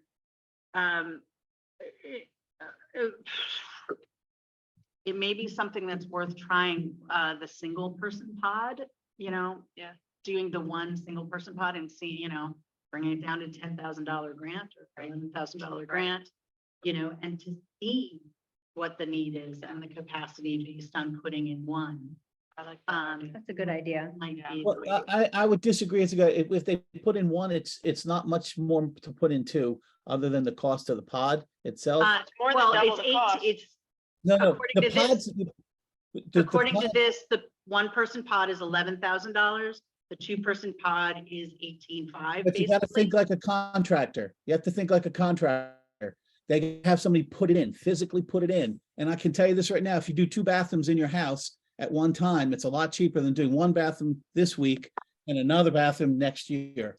But the installation cost is what, Deborah? 3,000. It's not very much. It's not very much. Yeah, I mean, It is cheaper, obviously. You saved it. you saved Save a little bit. about Matt? $20,000. But you wouldn't put in 2 bathrooms just, in case you need both. Find yourself, I'm you know, talking extra renovating. guests. I'm talking renovating, not putting in. Marion? I actually think it is economic development, because I think for like most businesses right now are heavily reliant on internet. Like most businesses that are being created, small businesses are heavily reliant on internet, and actually access to high-speed internet, reliable high-speed internet, and a quiet place to work is critical for economic development for new small businesses. So Oh, we I already actually have think that. there is We have that. Where? We Yeah. have 2 spots already in Well, town. if I agree with what you're saying, and I actually personally am looking for a place right now, and I get that, but I don't necessarily know that this pod is achieving any more than what the library can already provide, Well, no. I think the difference here is that the library is that that people can't, they're looking for places where you can talk, Yeah. Right. even the one person spot. So like, and they have I'm referring from what Michael said, is they have a 20-person conference room Mhm. to which you can close the door. They only have one door, let's put it that way, that you can close. So so if two people, Mhm. you and I both want to make phone calls, Right, we we're can't, out of capacity. right. So that's what I think is the concept. Deborah, and then. Clara. Okay, and this happened like last year too. It's like, it has to do with research and things. Like, I just pulled up one thing. Yeah, And that's the I've actually worked in one of these before and they're great. And this is listed as $5,000 online without going into a nonprofit discount. I just think, what they want to do is to have one and to try it, we're going to be able to do it a lot cheaper than $32,000. And anyway, so All right. there's a Somebody lot do of, the math for me. Can we do this and do the WCSU? not unless we reduce We're- something. So Right. something has to give. if we do Talked this. about Bookstock possibly not being money. Mm. So I just wanted to know where. And leaving money for the rest of the year if we wanted to. So here's a proposal. So we're at 90 with WCSU is up to 39,000. We're at 97,750. Yeah, so Without the library. without the library. So my proposal would be to cut back every grant by 10%. And then leave, that would leave us with, or it could be, that would leave us with about $12,000 or $13,000 for the rest of the year for other things. I think that's giving the trail 18,000 out of 28, giving Bookstock 18,000, giving beautification 8,000 instead of 9, giving Wassel 2,700 instead of 3, giving Barnart's 1,800, and giving these guys instead of 39, 36. I think you rounded up. Bustle's only asking for 2,750. Oh, I rounded up to 2,750. Sorry. So we're actually at 97,500. We could take it down by 7%. My point is that I think that all of those other organizations would find the few hundred or the 1,000 to make up the difference. I don't think the impact would be done. And we would then, this doesn't solve the library problem. It solves the leaving money for the rest of the year problem. And what I would say to the library, particularly given what you said, Deborah, is that we could either say, we turn you down, or we could say, we might entertain it in the future. If so, you might want to look at less expensive pods or looking only at one of them. We're not committing anything, and you may not want to invest. You may have already investigated that, and that one, the chair is too small or whatever. But we didn't know for sure that it was economic development. Some people supported it and so forth, but we did think that the cost was very high, and it would not. We wouldn't reject out of hand if you were to apply again at a lower cost next year. Yeah, I have other questions for the library too. Or maybe, by the way, maybe that isn't the consensus. If people just want to say we turn it down, How much would it cost to, going back to what Marion said, and I agree, I mean, libraries are one of the most important public spaces I think that we have. But I do think that a lot of them are antiquated and don't necessarily meet the needs of today's culture. And so, what would happen if one were to take an area of the library, and how much does it cost to put up 6 dividing walls, right? Like, I mean, to change the layout of your library, maybe make it a little bit more functional as opposed to bringing in these pods that are, just kind of not disposable, but they're not permanent structures necessarily of the unit. And that's not really, I'm not really asking, but I'm kind of asking. I think my point there is I would love to see whether the library has explored other ways to meet the needs of today's public. So I think that goes along with the general concept of we wouldn't be completely opposed to a future proposal that was shaped somewhat differently. Okay. Maybe. Do we want to say it in a way that says, and again, this comes down to whether we're open to it, to say, we don't have to wait till next year. We are wanting you to look into this and report back to us in 2 months. Can we do that or no? Are we saying we're gonna do this? Wait a minute, wait, Pat, we've done it in the past. We've done that in the past where we say, you know what? Think about this and then come back to us. And that has been a way of addressing an issue in the past. But if somebody was gonna Patrick. come back to us and we didn't have any money, Right. then Or we're opposed to it, which is Right. Patrick's point. Go ahead, Patrick. Yeah, I thought we were deciding on how we might do it, but are we even, do we think we should do it? Do we Again, think it's economic development, basically? yeah, that's my basic thing. I don't think it's economic development. I think it's a great idea for the library and having a library that's great and everything is wonderful, but I just don't think this is All us. right, who thinks it's economic development? Who's clear that it's economic development? Because I think I'm. Well, that's so unfair. All right, fine, okay, fine. No, I was gonna ask also who's in the middle. It's 1, 2, and 3. Who's a 1? Not about the proposal, but Not about about whether it's economic development. Okay, fine. So what do we got? So 2, all right, who's a 2? And who's a 3? All right, so we're. Did Larry very- vote? No, it's not a No. vote. I just wanted to get a sense. So we're evenly distributed. We don't have a point of view, basically. We're Well, not I'm prepared to definitely in grant the it now. minority. What? I'm definitely in the Well, minority. no, there are 2. Oh, there were. If you encourage eight of us, us, 2. John, if you encourage them come back, though, we don't have enough money. Right. It No, I didn't- exceed our $100,000. Well, I didn't say to come back this year. Oh. I wouldn't have them come back this year. Oh, okay. This is. I'd like to circle back to book stock as well. I mean, I think we talked a lot about the idea of reducing Yeah. that grant because of the recurring But I nature thought, of the oh, request. mhm. I mean, there was a lot of conversation that we never resolved about Okay. whether we wanted all right, to let's talk about that. reduce that grant significantly because we felt like we wanted to set a precedent for. I guess what I thought the group was countering that argument by saying, really, to be honest, for the first time, we're actually going to give Bookstock a grant to grow. Yeah. We don't know that they're going to grow because we can't measure it. But we think more this time than last time. Last year, we gave them a grant to grow with no evidence that they were going to use it to grow. This year, we at least have a credible reason for why they are likely to use it in order to grow. So I thought that the argument was, Yeah, it was. this is a better grant than. I just didn't than know we last year. resolved it. No, I don't know that we have. I was, Well, now that you put it that way, now my brain's gone round and round in a few different circles on that one. I don't know. So could you repeat your proposal that covers Confusing things. again, the way you thought about reducing the. so I just thought we just cut everything by 10%, which would free up $10,000. And that would give us Roger, you 12, said. that would give us 12 or 13,000. That would mean we would advocate 87.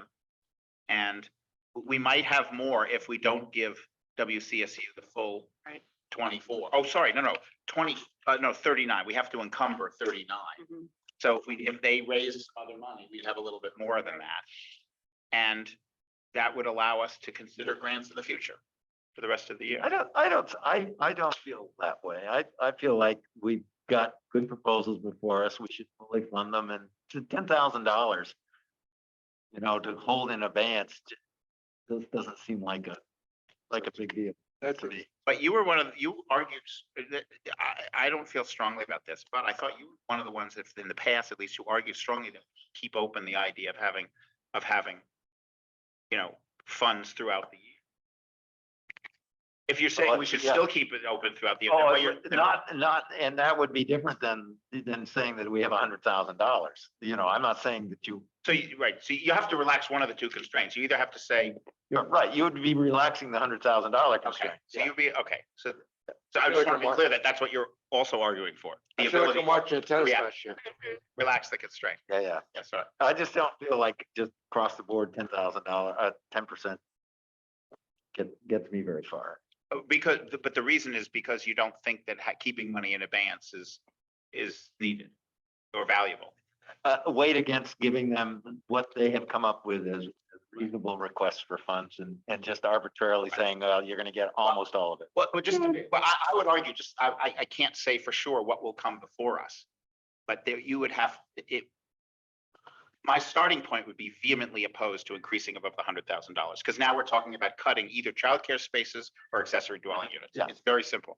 So I think, I don't want to make the decision now. I always want to make the decision with more information later, but by agreeing to what you're saying, and I don't disagree. I do think what we're saying is we're not giving any more grants, Which is, which which is okay with me. Yeah, if we had $100,000 worth of community grants, we'd vote them in and that would be the end of that. That was what the idea was. Yeah, me. Well, and Roger, I'll let you. Okay. Go ahead. I think that, if the purpose of having money available throughout the year is so that in case we get some really awesome idea and somebody comes in and it's like, oh my gosh, I wish we could fund this.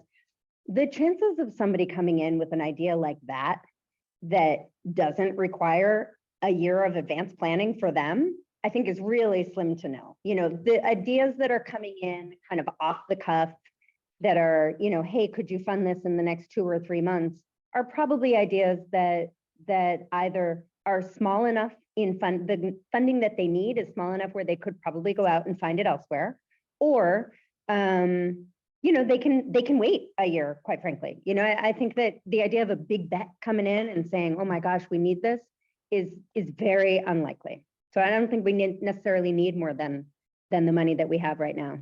All right, Patrick. Just gonna ask a question. Are we trying to save money too? Because, we have a feeling TEDx might be coming back to us. Sorry, Deb. I forgot. I apologize. Look, I didn't put a grant forward because I was staying with the policy that you weren't supposed to come back again. I put in my, report because I'm going with the policy. So I'm being very quiet right now because I can't, because I should have put in along with everybody else, but I didn't because I thought this is how we were doing it. But I do have opportunities to, that came in January 17th to create an addition to TEDx's this year, as well as, et cetera. So I have to be quiet right now. Well, and I would argue that TEDx is an international, thing that is going to bring lots of good PR, good stuff for Woodstock in the long haul. And even bigger in the sense than Bookstock is, because TED is just a huge international organization. And what I would say is this, I'm not worried about, I think if I was in the mix, I know that we created growth. I know that we are already creating growth. I know I could match up to all the grants that are here. It's just the thing of, I didn't put it in because I thought these were the rules. Right. And that, Well, there's still. and that I could put it in later if there was money. All right, Roger. So my take on this. Yeah. As a citizen is you either have a policy that you honor mostly, or you don't have a policy. And I appreciate from your standpoint, you're sticking with the policy. I think my personal opinion is it makes sense to keep some money out of this 100K available through the year in case something does come up. Getting a 10% haircut for everybody to do that does not help enforce or encourage the policy. I don't see in the Bookstock proposal, and I love Bookstock, I don't see a substantial path to growth there in what they've proposed. I'm not saying that they don't have a substantial path to growth, but they did not demonstrate a path to growth. And Beth basically said, forget it. There is no path to growth. The chamber is paying what the chamber is going to pay. I think if you're going to give people a haircut, and I think, there has been an expectation that you can reapply.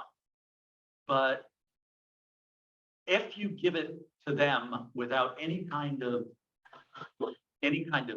cut to that, and without an expectation that they will not be back in the future or not be back after next year or whatever year of weaning themselves from this money there's going to be, then you don't have a policy, you have a pretend policy.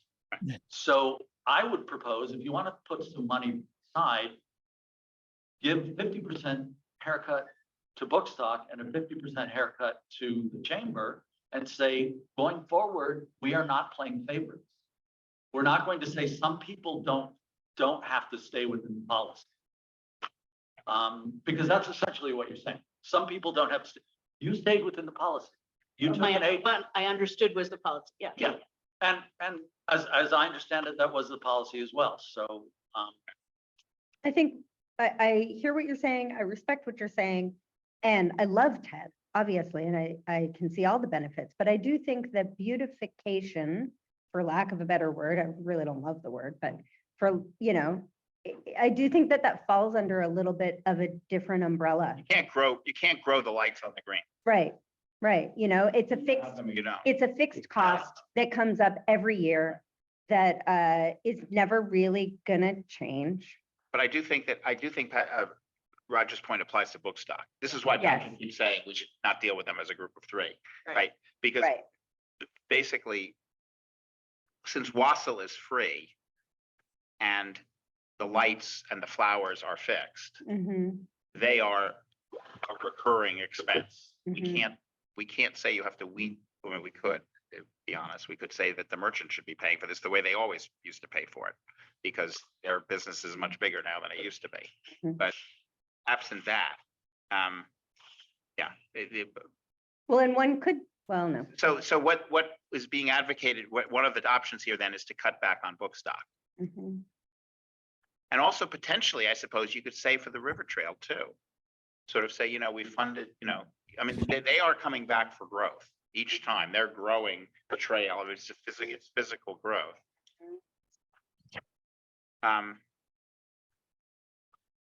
We're at 90. Yeah. How do people feel about cutting back book stock? But what if it was, I mean, if you were to go with the River Trail and book stock, and then we wouldn't have to reduce it by 50%, you'd be able to reduce it by. No, we're at 97.5. If we wanted to have $10,000 available, we could, you know, we could reduce, you know, ORT by 7,500.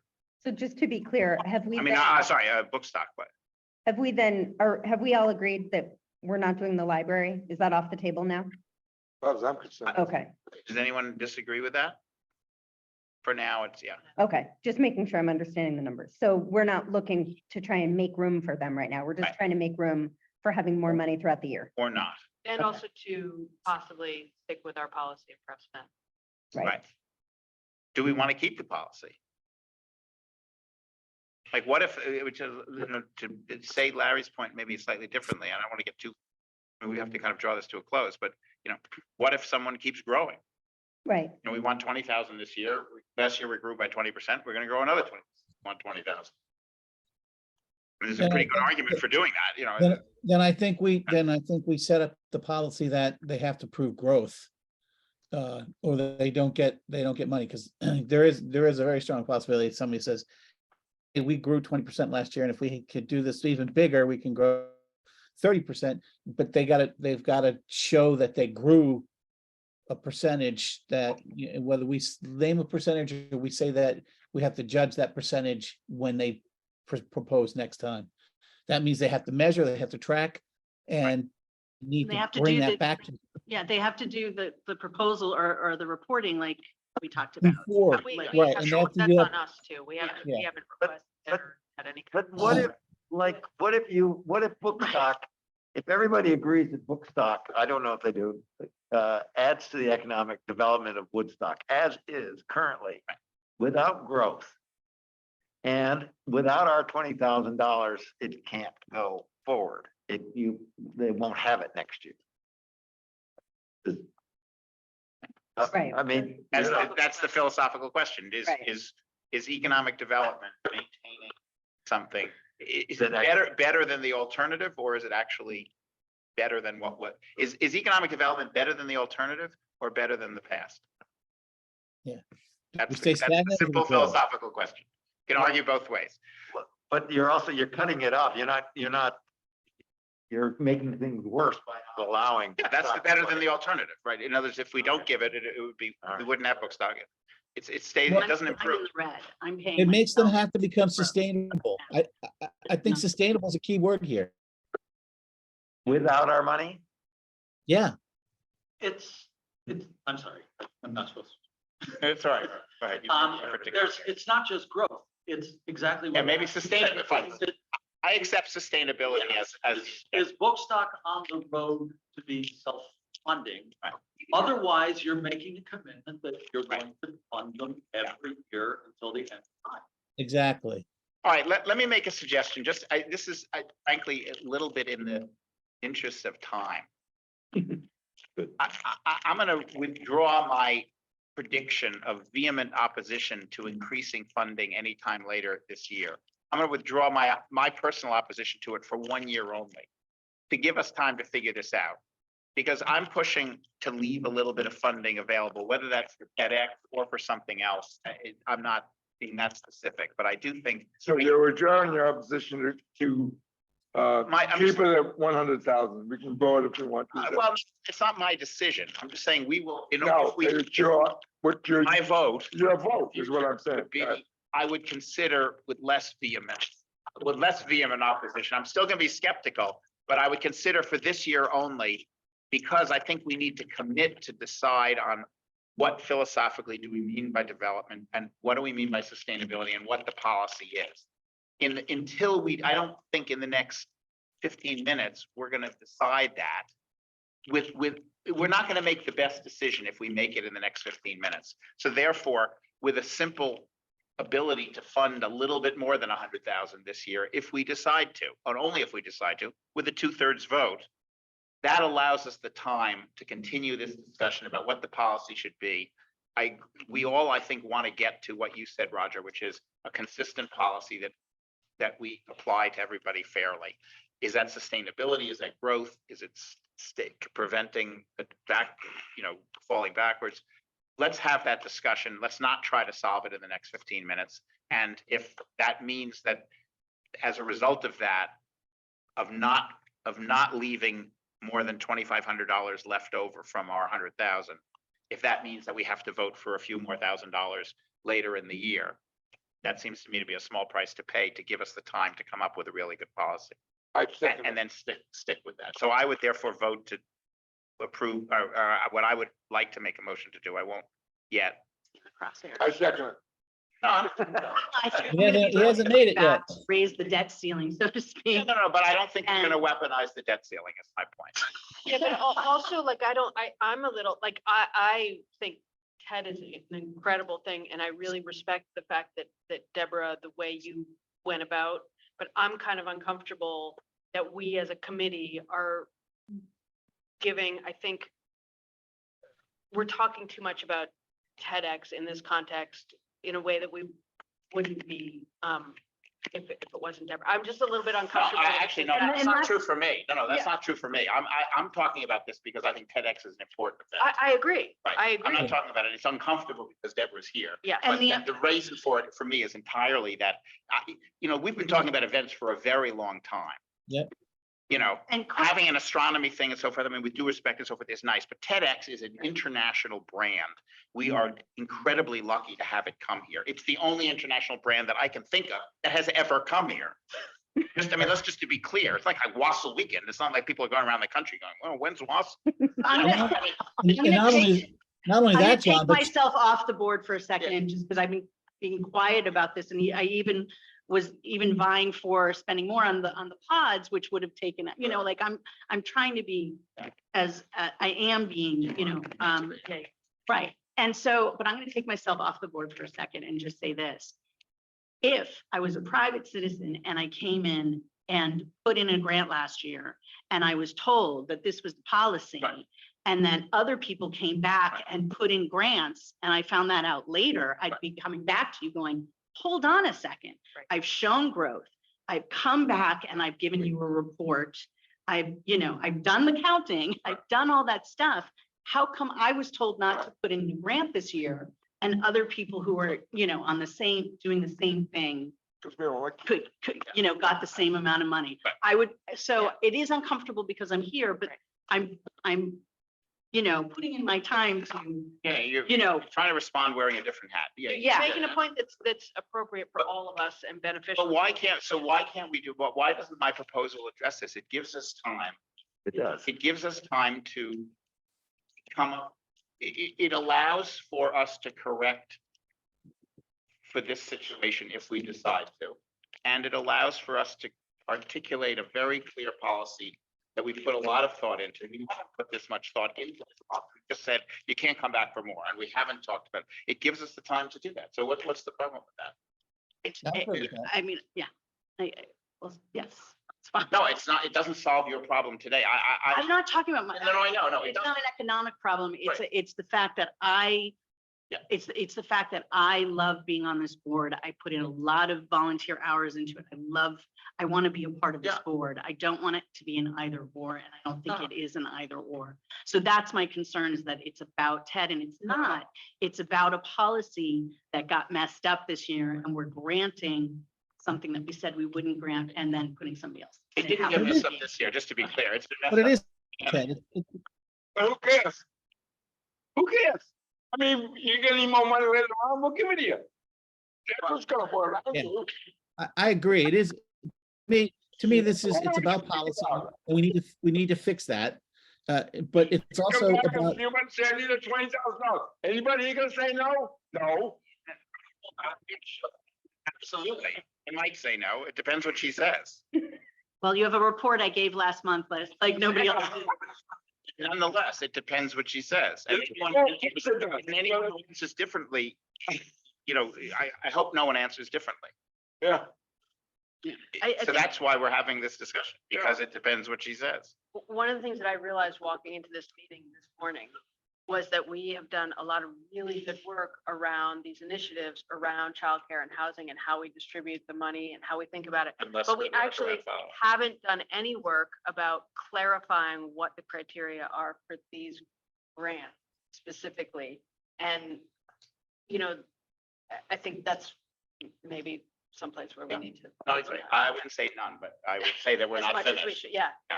And I do think that we, in moving forward, I would just say that I hate establishing new committees, because that's the answer to everything, it seems, these days. But I do think that we need to have an initiative within this board that has, you know, follow-up, and that marks, you know, like, if people aren't following up, there's a negative to that. I think that's integral to this discussion of whether we repeat grants and whether you're on the path to sustainability. Right, and when there's somebody who's coming back for the same amount, have they been reporting, and have they been, you know? So, all right, I will then make a motion to grant $97,500 to $20,050 to the River Trail, $20,000 to Bookstock, $9,000 for beautification, $2,750 for Wassel, $2,000 for Barn Arts, $4,700 for Wamba, and somewhere between $24,000 and $39,000 to WCSU, with the contingencies of that Bookstock must record their number of people attending their events. And that, I'm just looking, and that WCSU has to come back to a plan that we approve for outreach to the other communities for up to 16,000 of the 39,000. And I think that's it. Add something that there needs to be quarterly reporting. If you get over X dollars, there needs to be quarterly reporting, and we'll work over the next quarter to figure out what that is. So if you get anything over, I don't know, what's reasonable, $5,000, that there's reporting. Yeah. Comes back to us. That's fine with me. I'll add, okay, and that there's quarterly reporting for every grant over 5,000. I'd like to make Right. an addition to the book stock. Another contingency. Yeah, another contingency that, so they count attendees. I would also like to see whether it's part of the quarterly reporting or at the end, some real use of the goal, right, is for Bookstock to be self-sufficient. The best chance that they have of being self-sufficient is to do a better job at marketing to the people who attend their events, right? And so how are you using your mailing lists? And this isn't a real clear way of saying this, I need some help here, but some way of reporting out. Sorry? show your marketing worked. Yeah. Give the results of your marketing, what you did and what the success and failure rate of was it? Yeah, something, or even honestly, I would be happy knowing we send X number of emails out to our attendees. That's what I mean by marketing. That's what I mean by marketing. Whatever they did to market, whether it's earned media, email lists, social media, give us a report on how that worked. I think that's what you're trying to say. And what they did. That is, I think it's really hard to know whether next year, when they come back with a grant of 5, 10, 20, 200, whatever, next year, it's going to be really hard to know whether or not you want to give them any money if you don't know how they utilized those mailing lists. Remember, by the way, we're on a path to 70,000 next year. You can, Huh? not 100,000, Right. right? But No, anyway, wait, what? next year, we agreed that- Wait, what? next year, we said the community grant program, because we want to shrink it to 30, so we'll get there over 3 years. Oh, I hate that.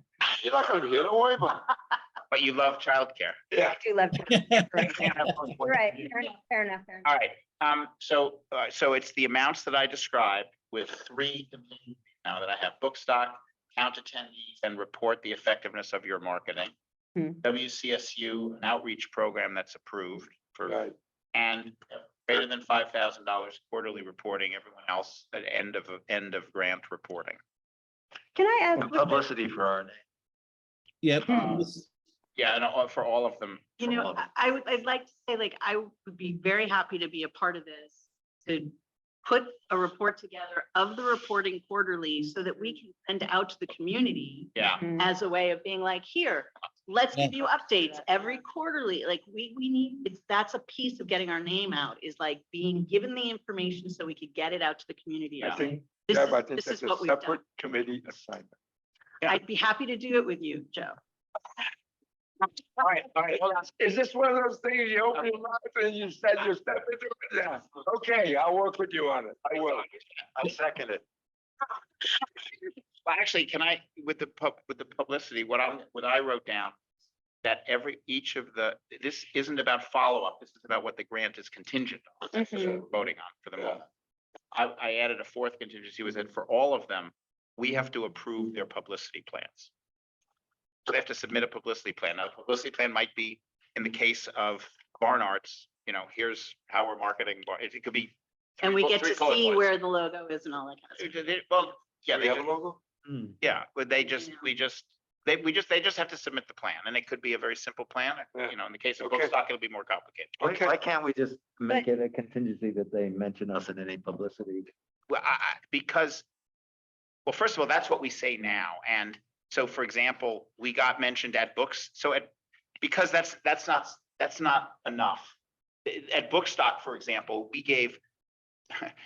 we were mentioned on the last page of a 12-page document. At the bottom of the page, in smaller font than everyone else, we were the largest group. Literally, by the way, I don't think that wasn't on purpose. Right.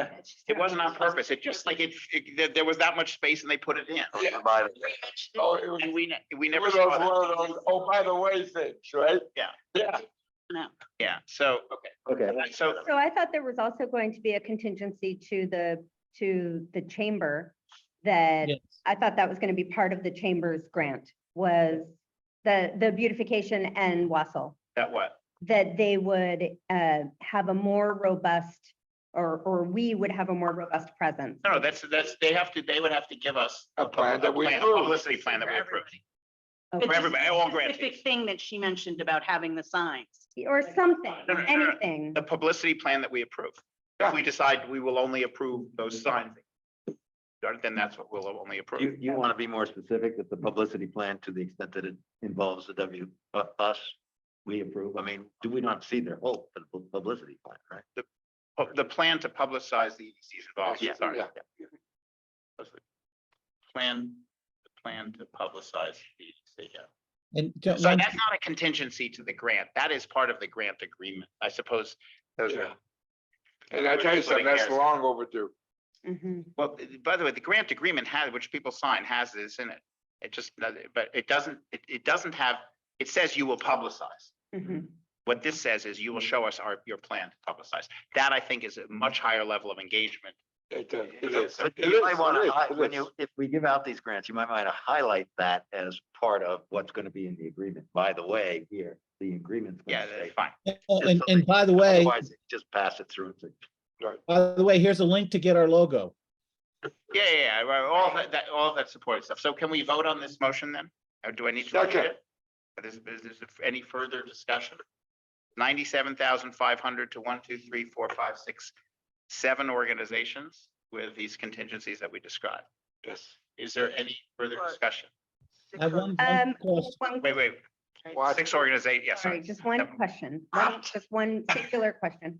The WCSU one, can that $16,000, is there any, do we care where that 16 comes from? Other towns. Just so it doesn't matter. It's It can other- come from, so if, Killington They got does one it. donor that gave. yeah, them if they all. had a donor that. Not a said- donor. These aren't coming, No, but I'm But saying, that's what I'm asking do you. you care? That's my Sorry, question. Do you before- care? do we care whether it's a donor or a municipality? No, No, we don't care. no. Okay, Well, if that's the case, the plan is going to be. Okay, but is there, it's. I just think it's a valid question. It's an important question, because if It's a it's not critical question. identified, if it's not identified, then yes, it could be Sally and Maria both gave, 8 and 8, and it's done. I have a question for you though. Can't they get that from, let's say they get that from Barnard or wherever, right? And then they're like, but that wasn't part of this, therefore you guys need to give us 39. Sorry, I don't know what you're saying. Okay, sorry. They get the private donor, but they don't put it into the pool against the 39 over here. Then they're gonna just say, no, we didn't get it. It's 39. That was just part of our. He has to come from the You know what I mean? Like. Yeah, I do understand. I That's think why it I'm needs to asking come the from, question. it needs to come from municipality. It's So not- you need to say that specifically. I was planning to. Oh, Yeah, no, sorry. I didn't know that. I was playing, yeah, I think it needs to come, I think it needs to come from, no, I didn't say it. I think it needs to come from municipalities, not from private donors. Okay. And just to be, Yes. okay, Tom. Uh-oh. Yeah, Chris I is just had a asking quick questions. question, a clarification on what you're talking about exactly now. So you're talking about $16,000 needing to come from WCSU communities other than Woodstock, but you're proposing $39,000 in funding. Will Yeah. that 16,000 be rebated to the EDC if it's Yeah. raised? Yeah, so, yeah, let me correct the premise of your question. Okay, We are not requiring that $16,000 be donated. But be raised from the other 6 towns. We are not requiring that. What we are requiring is that the WCSU give us a plan to try to raise 16,000 from those communities. What the requirement is that they show us a plan that we approve. And that they implement. And that, yes, and then that they pursue the plan. If they pursue the plan, we'll write them a check for either 24 or 39. If we write them a check for 24 and they come back and say the plan here's what we did the plan, it failed, we'll write them a check for another 15. If we write them a check for 39, I mean, this is a tactic. It doesn't matter to me. If we write them a check for 39 and they raise 8 of the 16, they'll send us the 8 back. so is it 16 or 15? Because It's 20, it's 24 or Tom Ayers, 23? it's 60, it's neither 24 nor 23. It's It's 16. 2 point, it's 20, it's 39 over 2 point, thank you, wait a minute. 39 divided by. We're doing 1. So tempted to just by throw out 2.5. numbers. to mess you up. 15.6. It's 15.6. It's 23.4 Okay, and 15.6. okay. That means that we're proposing that we're willing to give a minimum of 1.5 times what the other towns give. That's how we calculated it. If you wanted to say, you could say 60%. What is 23.4 over 39? Oh, God. I think. So, okay, I get the math, but not to get totally into the weeds, but if they do formulate such a plan and raise that 15.6, we get it back. You get it back, and then it would be potentially be available for further grants later in the year. We didn't say that. We didn't say that. No, but you are gonna have 97.5 minus 15.6, right? It is potentially available. I think it's accurate to say it is potentially available. Right. Yeah. So actually by our rules, anything is potentially available for the remainder of the year. So therefore, that would be too. But yes, it would probably, this is an informal individual point of view, it would probably have more of a call to put into a community type grant than other dollars, I suppose. Okay. It might be reused this year, it might be. Right. But the key point here, which I think is important that we discussed and agreed on, is we're not requiring other towns to give the money. We're willing to pay more than what we think is our share. but we would like them to try. And so this is gonna confirm that they will try. Good. All right, Mika? Excellent. Do we have a time frame for how long we are asking them to do it in? I would not. I would let them deal with that. Again, I think there's sort of Bridgewater has sort of set a community example. You know, this is taxpayer dollars. That was more private dollars, maybe 100% private dollars, if I understand it right. So I think we have a higher burden, but I think we're being community minded enough. I mean, isn't that kind of what we're? yes. Tom, does that make sense? Yeah, thank you very much. You're welcome. I get it now. I was just trying to get the math, wrap my head around the math, that's all. Okay, all right. Any other discussion? All in favor of the motion? Say aye. Aye. Any opposed? All right, just let us reflect that the vote technically is 7-0. Todd and Michael are not present for the voting, but this is consistent with Michael's notations. So I think he would have approved. All right, is there any other business? I motion we adjourn. Okay, is Second. there any discussion? All in favor? Aye. Aye. Any opposed? We are adjourned at 3:29.